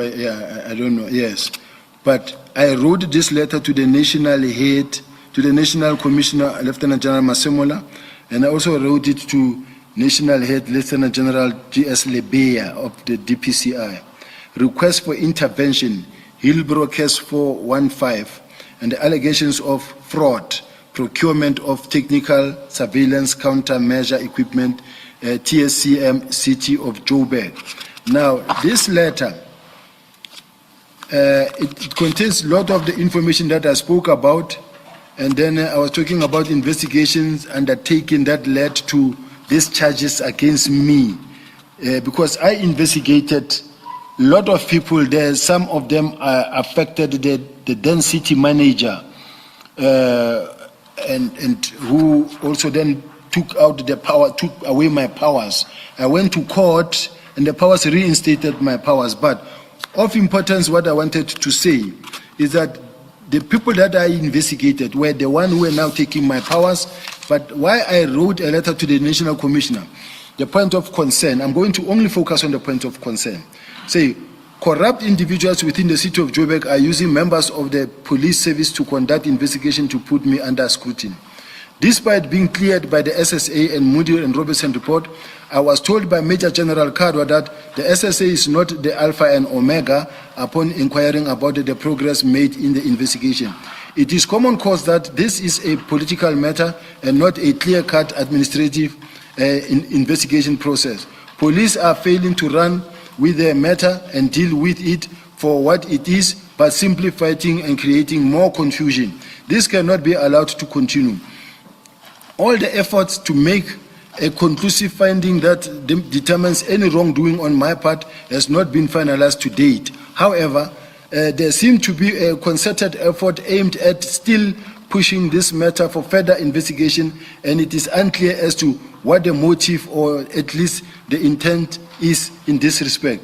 Mr. Mesuli Mlando is making all manner of spurious allegations and working with a rogue city and some police officials who to sow the seeds of doubt against my clearance on the allegations. All these actions are attempts to cast aspersions on my integrity, both in the SAPS, the city of Joburg, national and international. The investigation conducted by the Hawks is progressing at a snail's pace when the SSA, Moody and Robertson investigation reports are available for perusal. The last one says, the matter is worrying in that it is being politicized and used as a tool for distraction.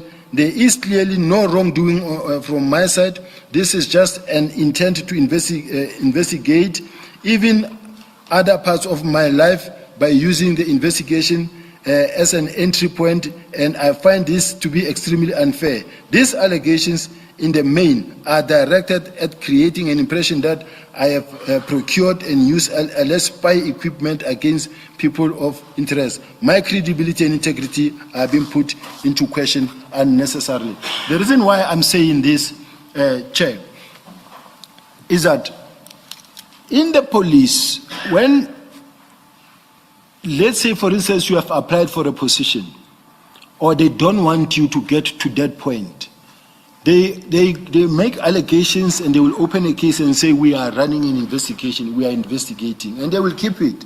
That is why you will hear, I've been under investigation since I came back into the police. I have other documents that were given to me where they said we were looking into you, we were investigating you, we found nothing. But since I came back, you will hear crime intelligence saying, no, the investigation is at an advanced stage. We are still investigating. I've been under investigation for a very long time. Even to date, I know I'm being investigated. But as early as last year, early January, I was told by a journalist who said, we are being asked to run a narrative or about your imminent arrest. Because, so we want your side of the story. Are you involved with drug cartels? Since as early as last year, are you involved with drug cartels? Are you involved in drugs? I don't know if I look like someone who's involved in drugs, commissioners, but I've never been involved in drugs. I don't work with drug cartels. If there's any voice, any role I've played, it's okay. I will be charged. But at this point in time, my worry is when an investigation is being kept and saying we are investigating, and it's getting nowhere. That's what I wanted to say. Thank you very much, Chair. Thank you, General.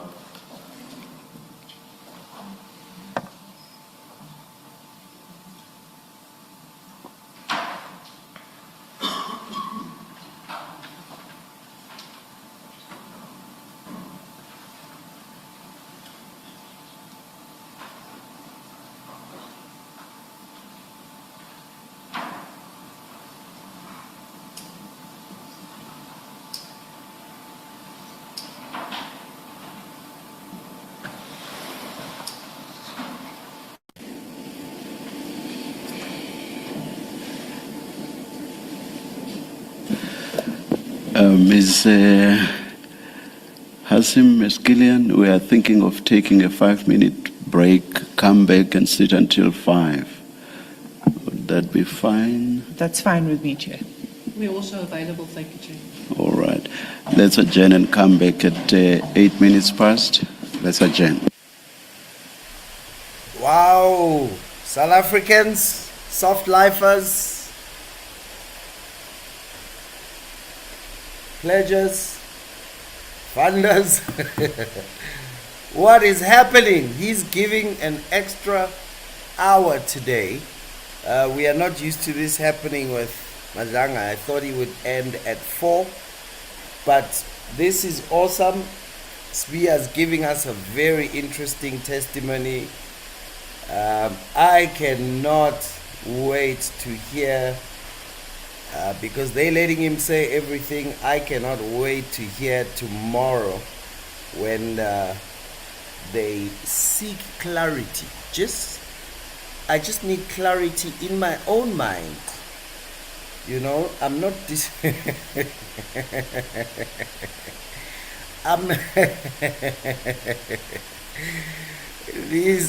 these commissioners are the kindest grillers. They give you a golden rope and sweetly say, do you mind just tying this very beautiful rope made of gold to the top of the roof? And I'm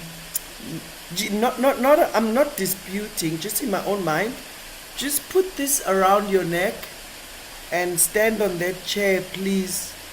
I just want to, I know you'll be able to stay on the chair, but here's a rope. So please just clarify this. So we'll hear in an hour. Sibiya gets to do his rants, and he's painting a very good narrative of they're all after me, they're all coming for me.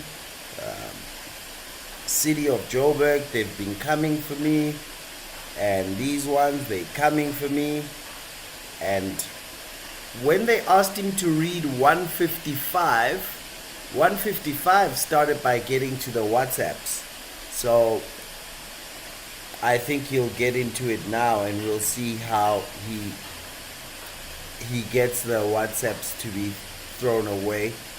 And he has this very nice way of doing things where he says, I'm not guilty, and if I am guilty, then fine, but I'm not. And I'm not saying this, but I'm not saying that either. So there's so many gaps that when we are listening now, you feel like he's getting away with stuff. But those kind of double statements, I'm saying this and I'm saying that, but I'm not saying that and I'm not saying that either. This is when you get into mega trouble on the second day. So we'll be listening to Sibiya for tomorrow. Will be so interesting, because you can't get away with that with the commissioners. So I've just come today for the first time to appreciate, he did say that the ad hoc committee, his issue with former President Zuma's appointment of General Mkhwanazi. But then, hey, dude, it happens sometimes, Sometimes we have favor in life. We get promoted. Sometimes we get breaks. I mean, if a president promoted you, then hey, what can we say? Such things happen. Some people pray, some people, are gifted, some people are in the right place at the right time. Hey, what are we gonna say? A president promoted the guy. I guess tough cookies by now. We can't go back and, So let's get back. Let's hear what's happening. But tomorrow is going to be so interesting. Tomorrow is going to be hot when a lot of the things he was allowed to pass over are clarified. They're back. Let's go till 5 o'clock.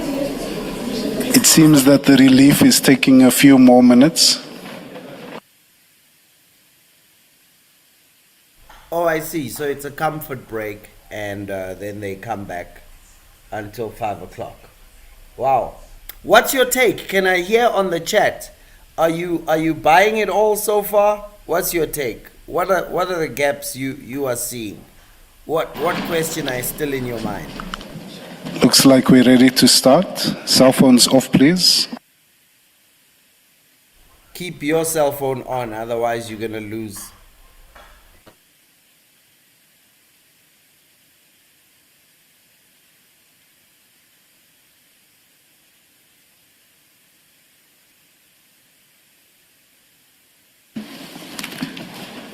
Thank you, Chair.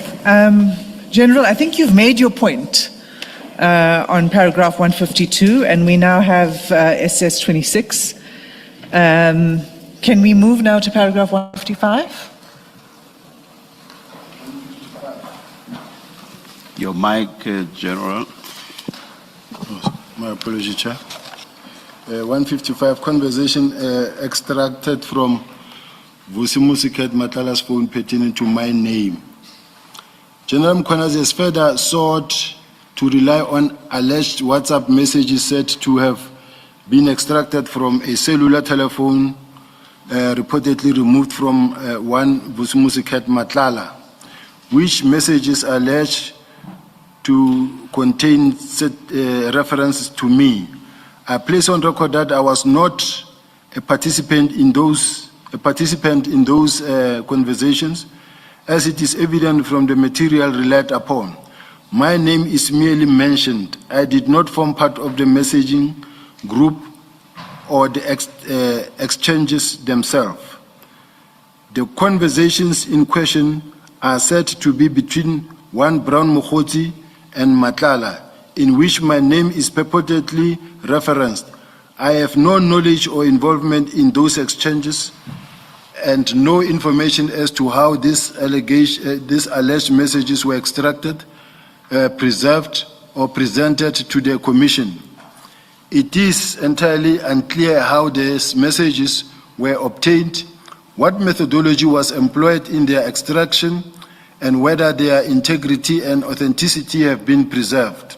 Accordingly, I am unable to confirm the authenticity, accuracy, or context of these purported WhatsApp communications, and cannot speak to their legitimacy, completeness, or reliability.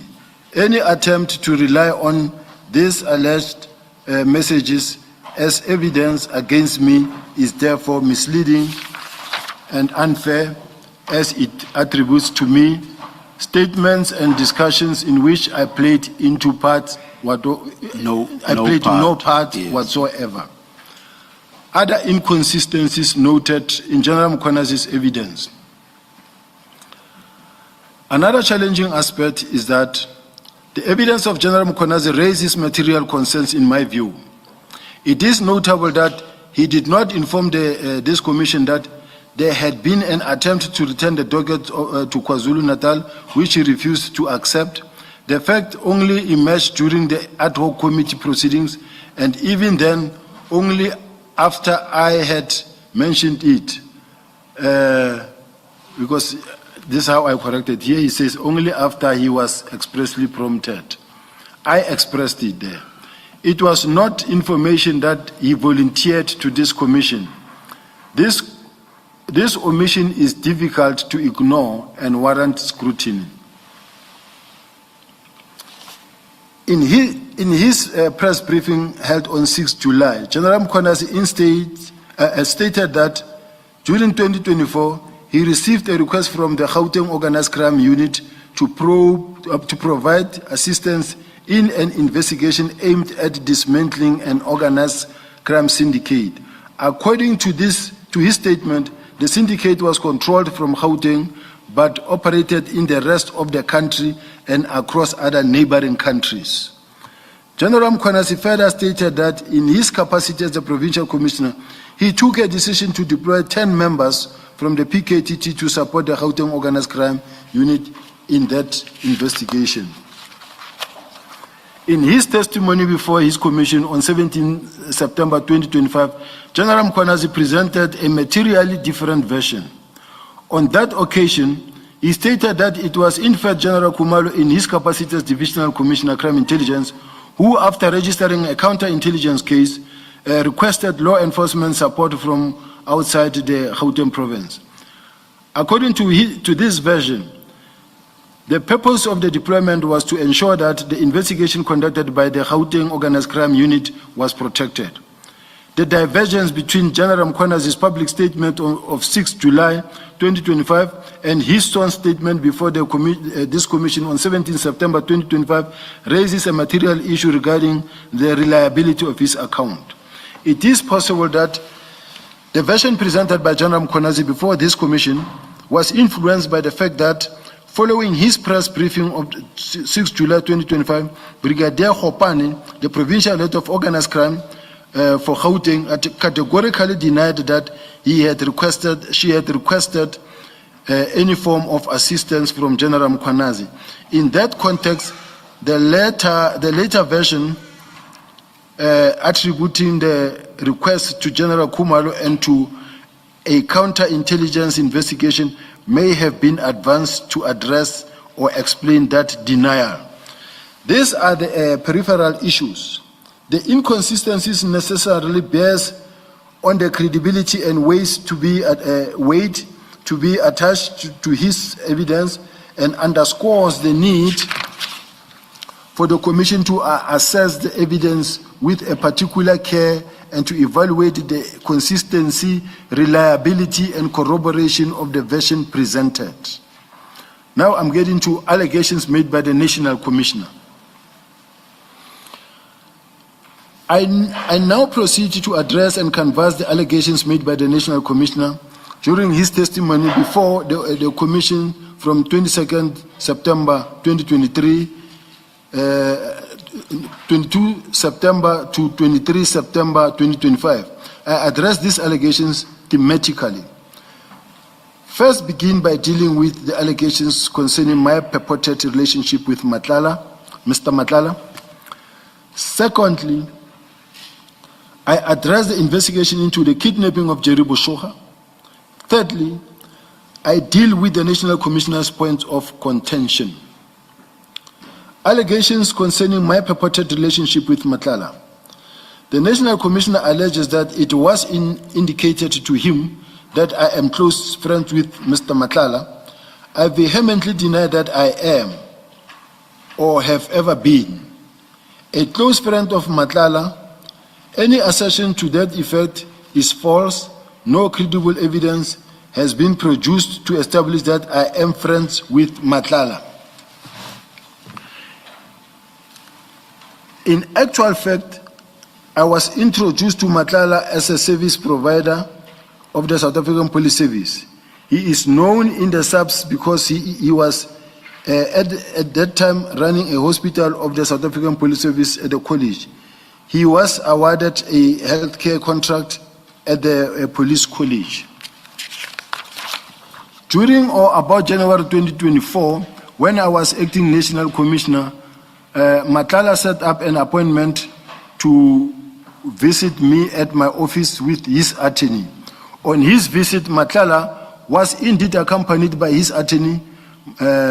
Matlala complained that he had been awarded the tender but was not allowed to use the facility and thus not able to deliver in terms of the tender agreement. Matlala also had a letter from Public Works. Sorry to interrupt you, General. A question of clarity. When you say he complained that he'd been awarded the tender, was not allowed to use the facility, which tender are you referring to? Is it the Medicare 24? That is correct, Chair. Okay, you may continue.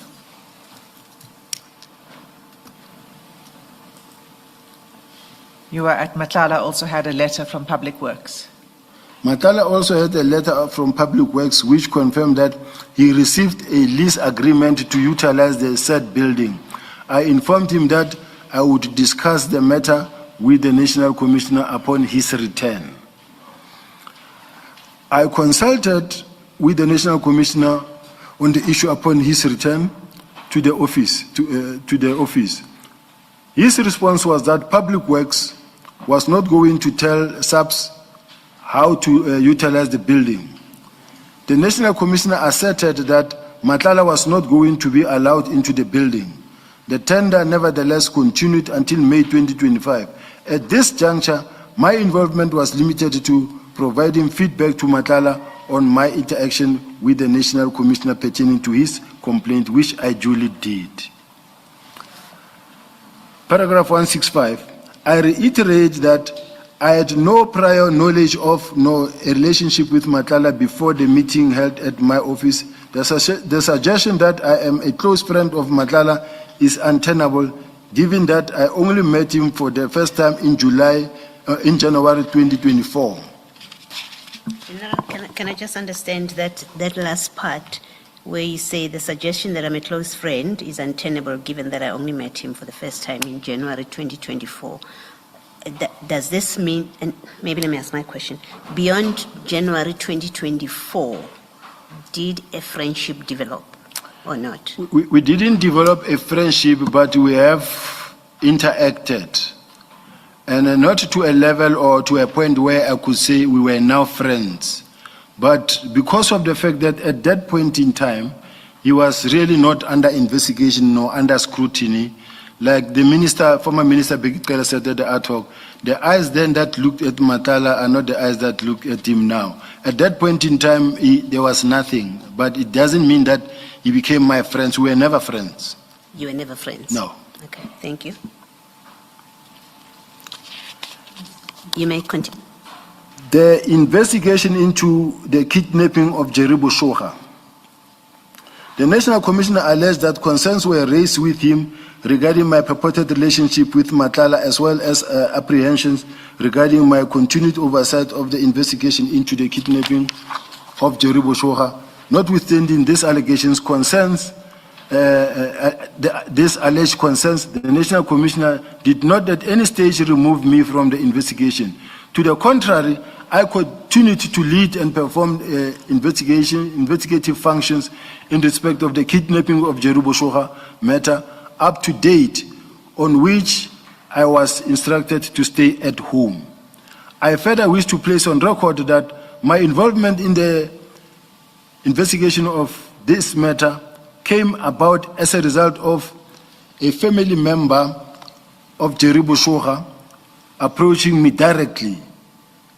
The said family member expressed concern that the team then assigned to investigate the kidnapping was not affording the matter sufficient attention. In that context, the family member requested that I specifically become involved in the investigation, and the matter was entrusted to me on that basis. I need to take time and explain this matter of Jerobeam Busha. Chair, this matter was reported, the timelines I will get in the report in terms of when, the date, but what happened, it was reported and investigated by Gauteng. And then it was investigated, but not much attention was being given to the matter. Then a family member... When you say by Gauteng, who exactly are you referring to? I think it's Gauteng Organized Crime. And then the family member, who is a director at the, works in government at the presidency, the Union Building. He's a family member, he's a brother-in-law of Mr. Busha. I think he's a brother to the sister. Came to my office. I've got his name, I've got his contact details. And for the commission maybe to also maybe confirm the facts, so the investigators sit with him and confirm the facts. He came to my office complaining about the fact that Mr. Busha has been kidnapped for far too long and it looked like they're not enjoying much support. What I then did, I called all the structures. I called for the Docket in Gauteng. I called intelligence investigators, those that were involved, and also I put a bigger team together. We were all sitting in my office in the boardroom, and I said, guys, we can't fail to deal with this matter. What is going on? And then all of them, they contributed, and then they started running with the investigation. We appointed a sergeant, I think Shihangule, and another colonel to lead the investigation. There's a report of what they are doing. I want to make a request, special request. Chair, I've never called any witness. I'm the only person, after so many allegations made against me by different people. In this one, I just want to ask the commission to just summon or call and come with a docket. Either Sergeant Shihangule or the Colonel Mashabela, who's investigating this matter, because the matter was not receiving attention at all. Since they investigated, the family was happy, completely happy. And may I also indicate that there's no any other person, senior, who's been involved in this matter than I have been, who pushed for this investigation more than I have done. And I'll tell you why. We have had, together with the minister, a meeting with the DPCI investigators. Now, this is a team that is able to trace a person without only looking at the phone and the SIM card, but whether you are on Wi-Fi or whatever. I expressed my dissatisfaction about this matter and invited their support. At the police summit, I was one of the speakers. I raised that, and I said at the police summit, I said, as a country, it is very worrying that a matter like this, we are not able to resolve, where a person has been kidnapped for so long and we are unable to trace. We've got technology and we've got everything. At some point, the minister called the service providers to his office at his residential, with all the service providers for the communication, different. I raised the matter and say, everybody uses communication. Why are we not able to put all the resources that we want, that we have to trace this person? I went out of my way to make sure that this person gets traced. Now, my request is that the team that is investigating, Chair, if one of them could just come and say, this is what we've been doing, look at the docket before we got it, and what investigations we ran up until the docket, up until we were called. This thing that the National Commissioner received a complaint that I'm a friend to Ket Matlala, I don't know where it comes from. But General, when did you put this team together? I don't know if you mentioned the date. You had said you'd called a meeting and then you formed the team. When was that? After the same day the brother came to my office, I called a big team in the room, including intelligence themselves. I understand. I'm asking, when was that? The date?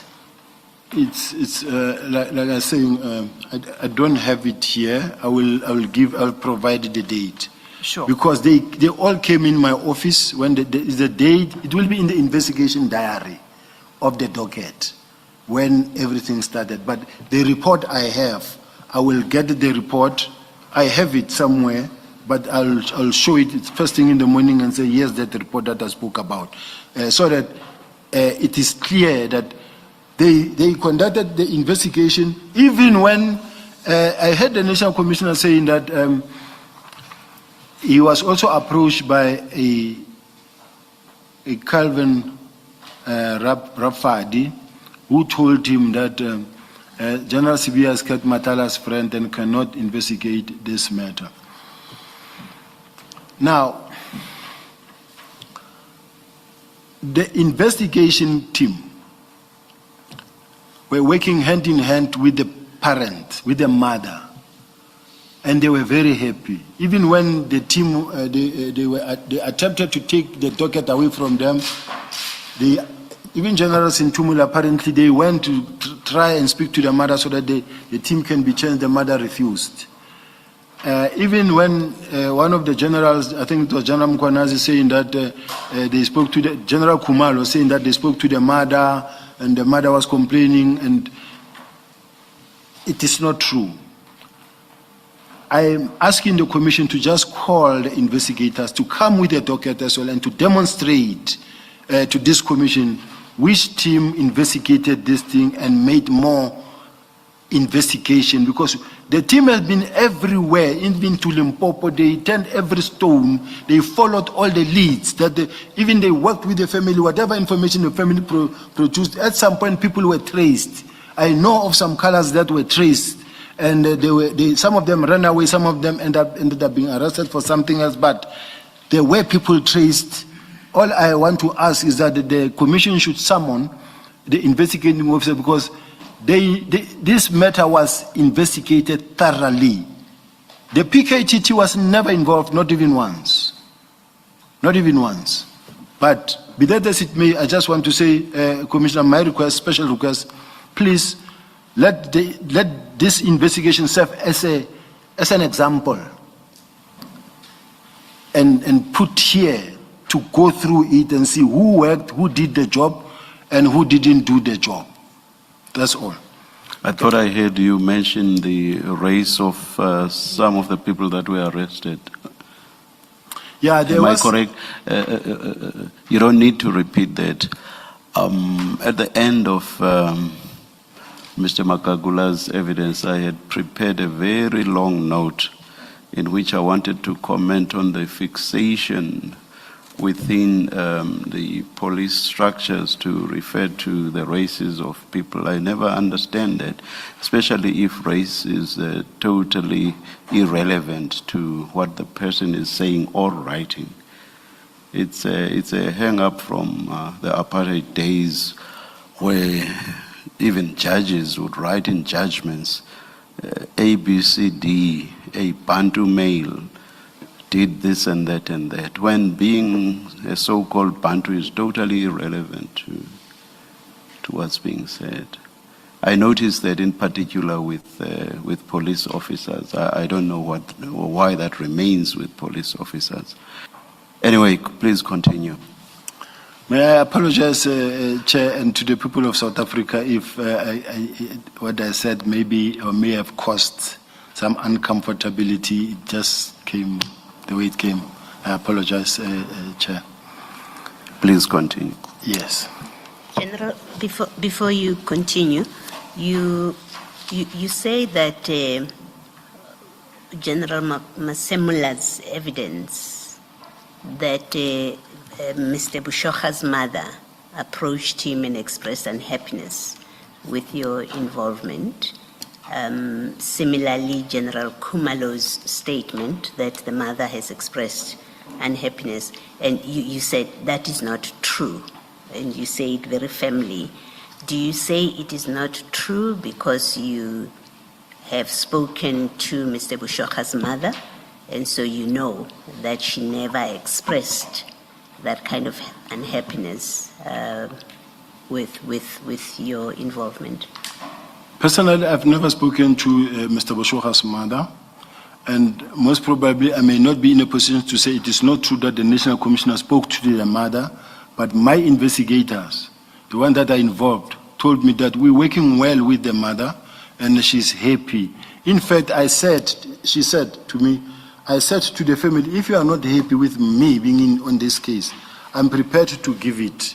And then the mother said, no, keep it. Okay, so you're saying what General Masemula and Generals Kumalo and Masemula have said is not true because your investigators have said to you the mother is happy with the work that they do. That's correct. Is that your basis? Okay. That's Thank correct. you. Thank you. It is my request as well, Chair, that they should come and corroborate what I'm saying. Thank you. Okay, paragraph 169.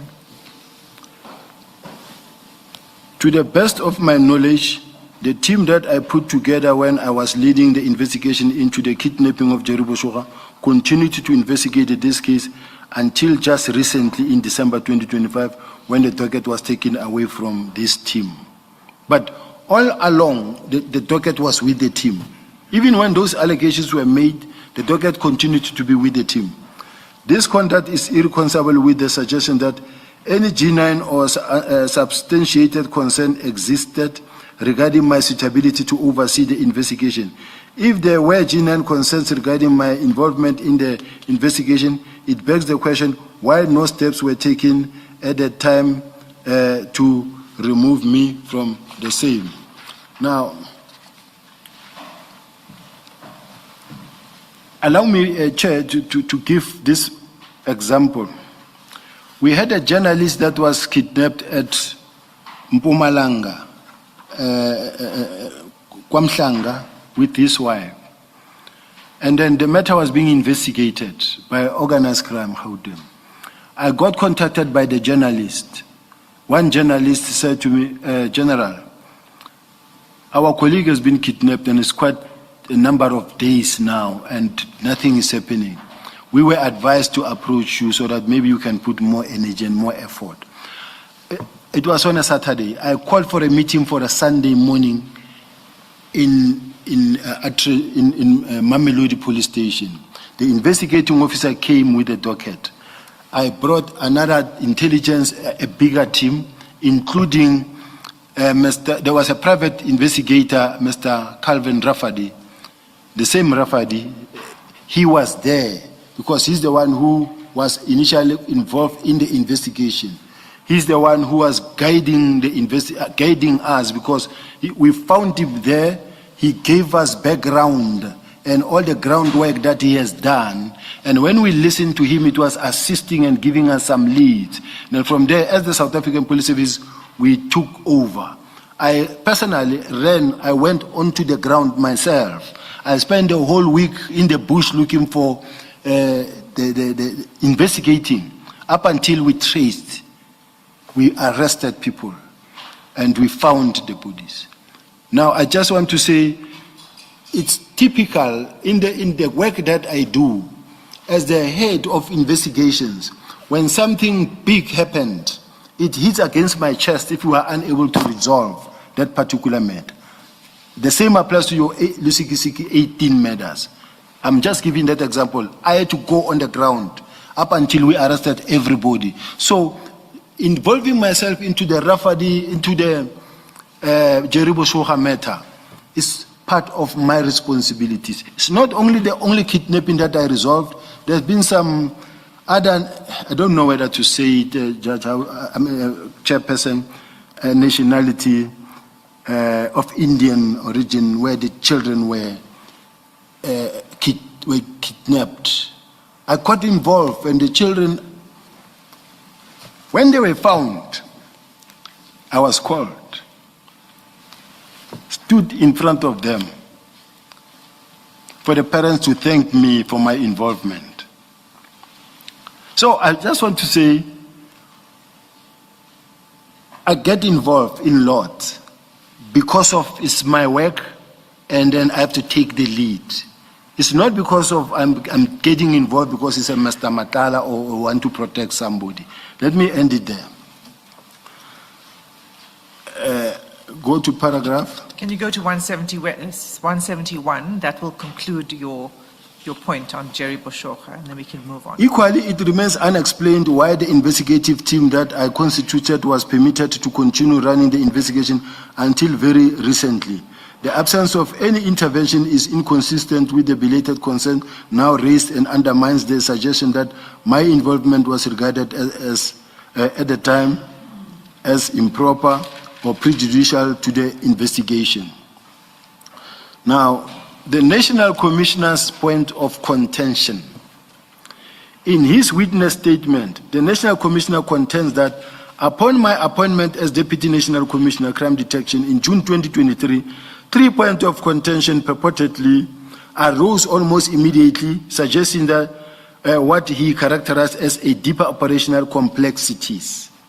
I address each of these alleged points of contention in the paragraphs that follow. The first alleged point of contention is said to arise from what General Masemola characterized as my purported strong desire to assume direct control of the cold case unit which he claims has historically reported to the Office of the National Commissioner.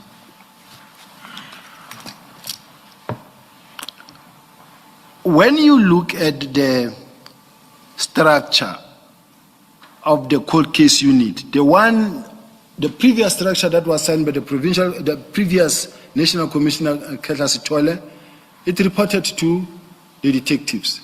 When you read the structure that is signed by the National Commissioner himself, the structure, the cold case unit, reports to the Deputy National Commissioner, to the Divisional Commissioner, who reports to the Deputy National Commissioner, Crime Detection. It's not reporting to the National Commissioner. We all, in any event, report to the National Commissioner, but what I mean is that it reports to the Deputy National Commissioner. So for me, to want to get involved in the inspection, I want to know where this head is. I want to know how many dockets are there and are they being inspected. It's my job. The second one is, now I want to refer to page 439 to 444. I don't know, it's of the same document. The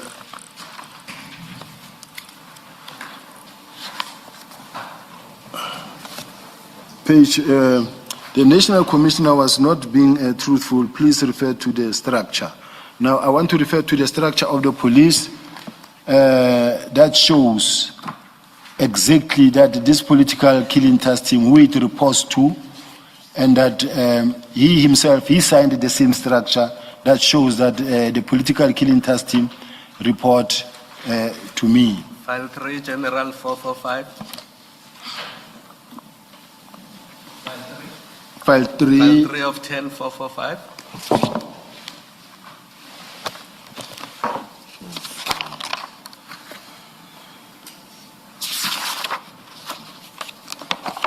Not very clear, but I think that's the one you're referring to. Is there a better copy? Yes, we've got a better copy. What I wanted to just submit. There's a more clearer picture because these things are very much important. But that is the structure you are looking for. That is one of them. It's one of them because I wanted the one that was in fact approved by himself. That shows that in his own structure, it reports to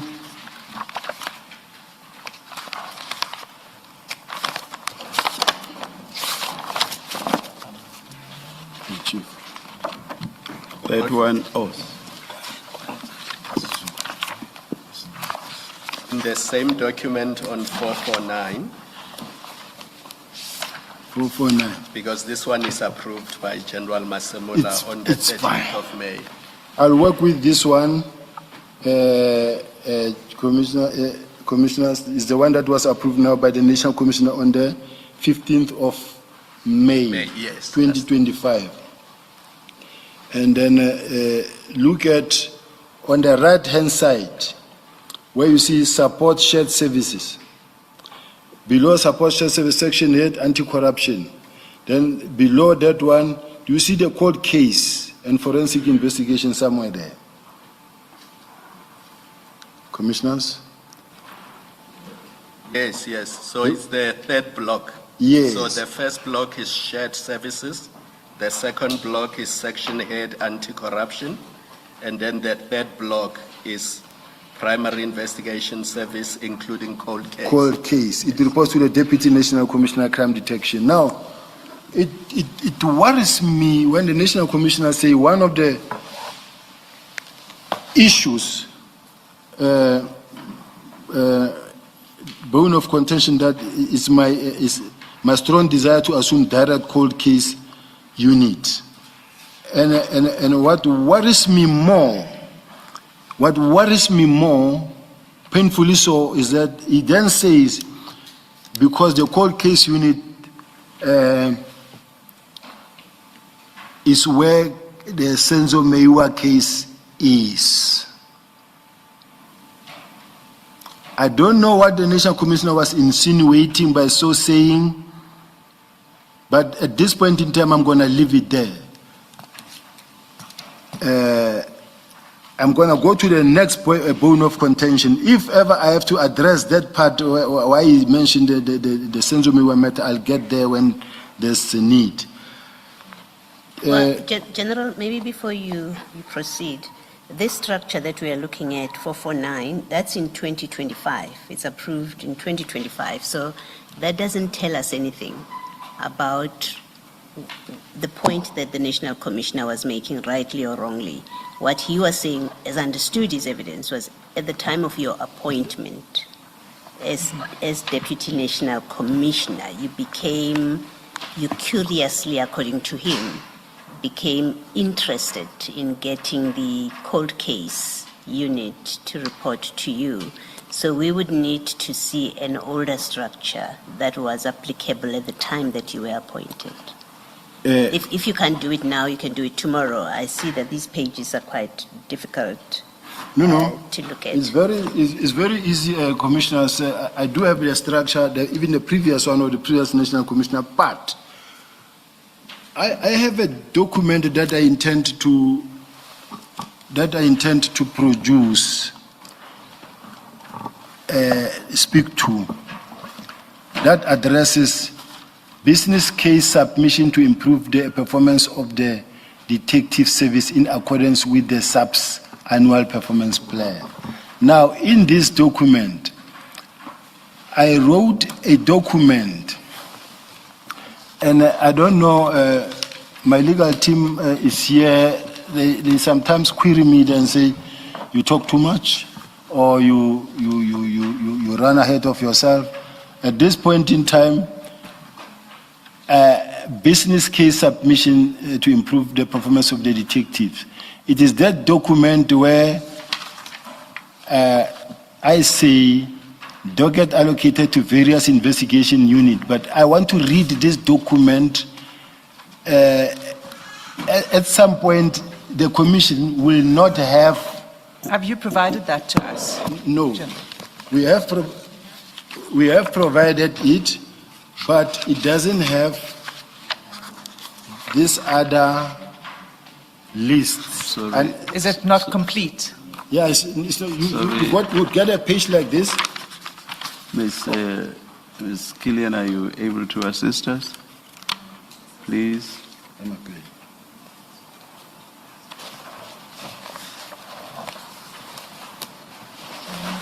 General, I think while Ms. Killian is still trying to find that page, you may, in the meantime, want to look at page 447 of that same bundle where we were looking at 449.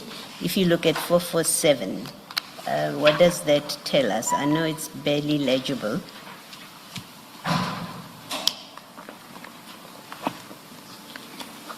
Is that helpful?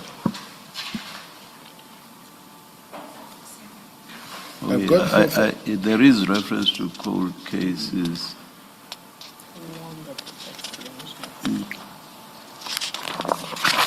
This is in 2022, approved by General Sitole. And if you look at that extreme left block, you will see it has National Commissioner, it has something that is not legible, then another one, and then it has Cold Case Investigation Unit. Does that help at all?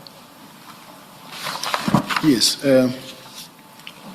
What I can say, Commissioners, is that the cold case unit, even when I just got employed as the organized crime component head, reported to me as even the budget as we speak now, as we speak, it was with organized crime component head of the cold case.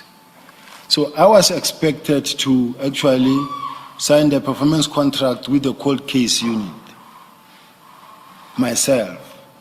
And it was very difficult because when I called the person who was supposed to report to me was not able to come. So you were in charge of all others, but there is this one that you don't know where he is. And when you say, but where are you? Can you come close? Say, no, I can only come here with the National Commissioner, maybe in his presence, because he felt that the National Commissioner said he must report to him. But at the same time, the National Commissioner said to me, no, he reports to you, but he will also report to me. Now, I want to bring a clearer structure from generals that I see from General Secretary, that I know that this one was actually, the cold case unit was actually falling under detectives and under organized crime.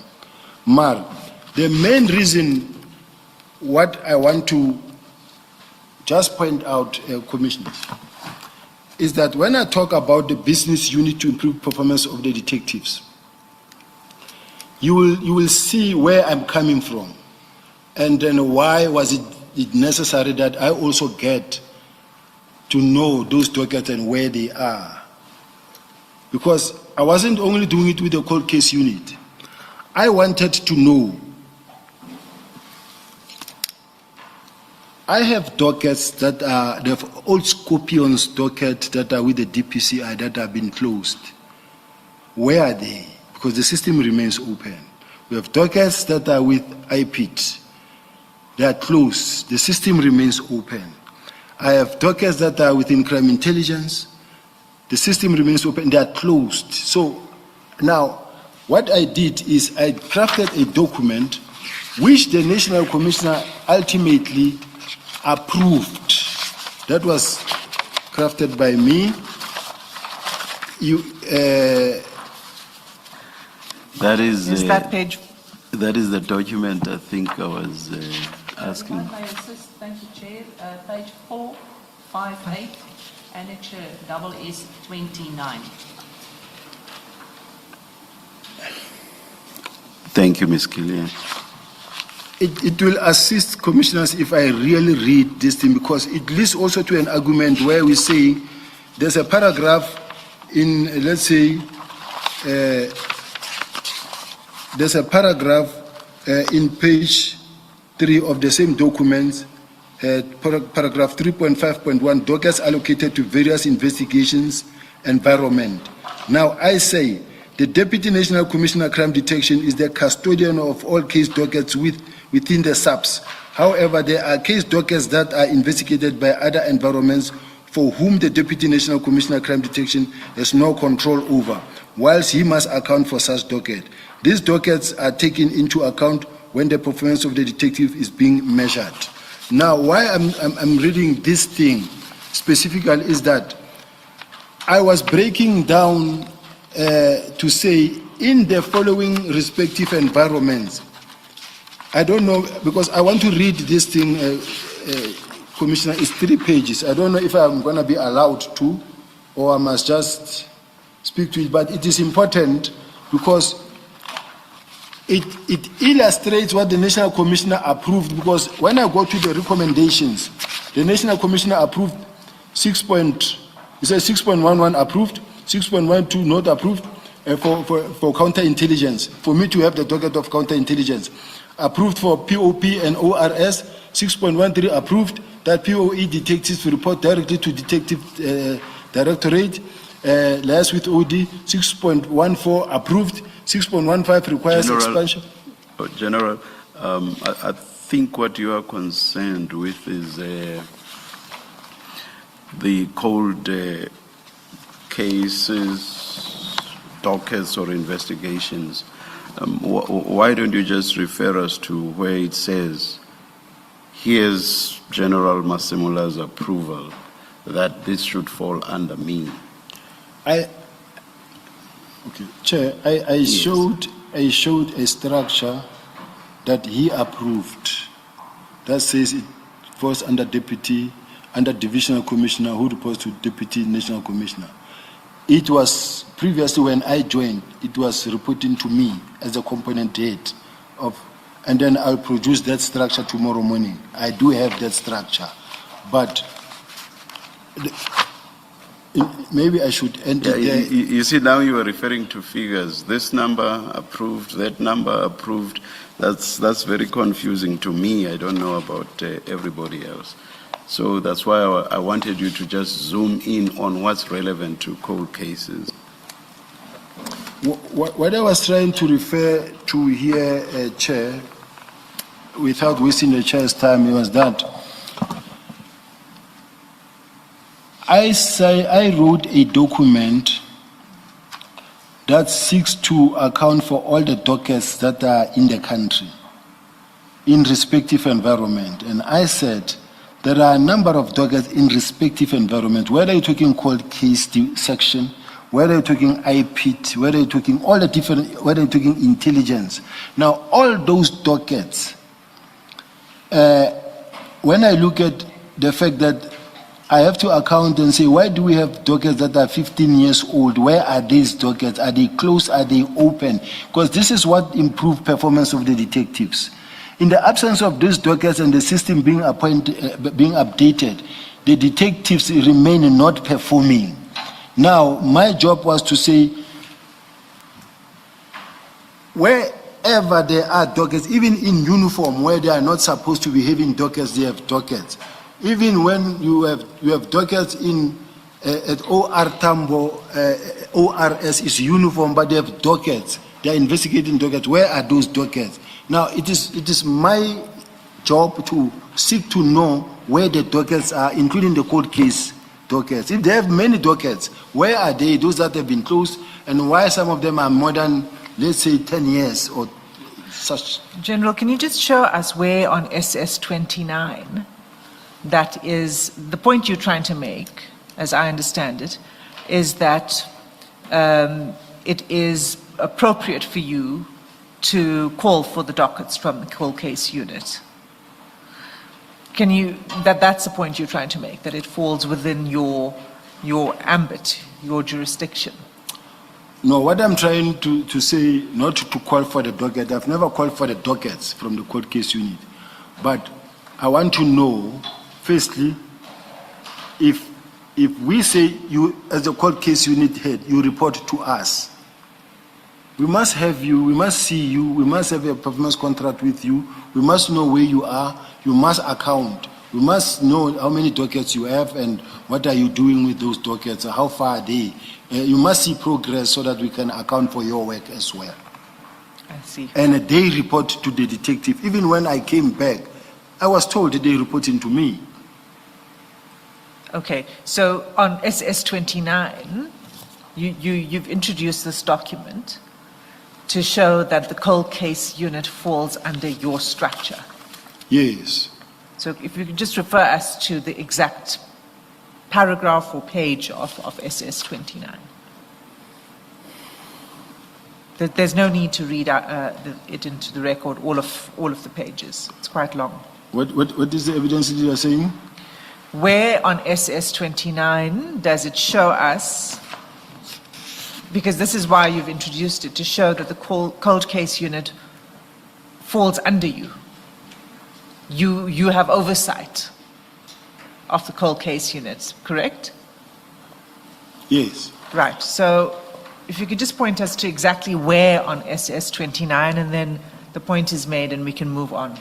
In amplification of the above, I attach here to marked SS 29 an information note referred to 26 of 1 prepared by Divisional Commissioner Detective and Forensic Service General Sintumule and approved by me, which was addressed to General Masemola regarding the improvement of detectives' service performance in accordance with the SAP's annual performance plan, page 458.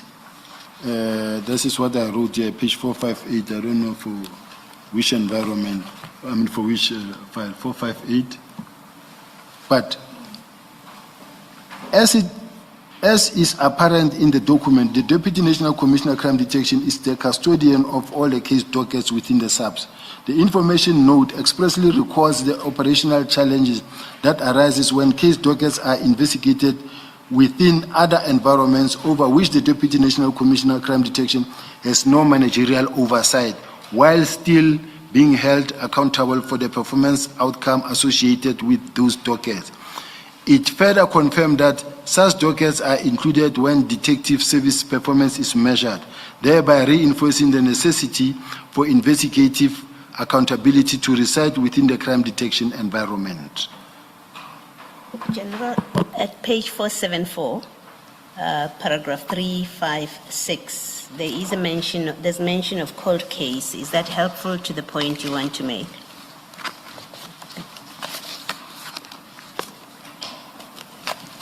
Four seven four.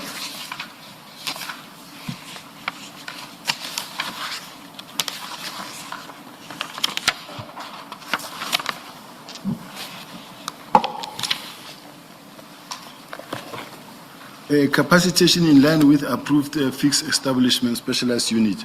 On 9 June 2021, the then National Commissioner General Sitole approved and signed a fixed establishment for the following new business units: murder and robbery unit, taxi violence, organized crime, including the court case. Yes, it's also helpful. It shows because this is the detective environment as well. All of this, including murder and robbery, anti-gang, these are that report to the Deputy National Commissioner Crime Detection, including court case. Thank you.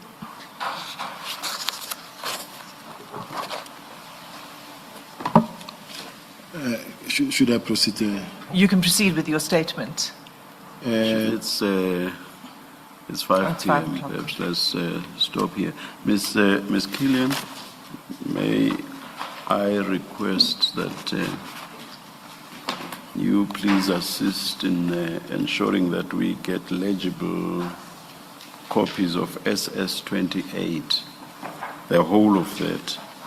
And we do see references to cold cases, but we can't quite see the line of reporting at some of the pages. Yeah, will do, Chair. Thank you. Let us adjourn and resume at 9:30 tomorrow morning. Let us adjourn and resume at 9:30 tomorrow morning. Have an awesome evening. Stay blessed. Cheers.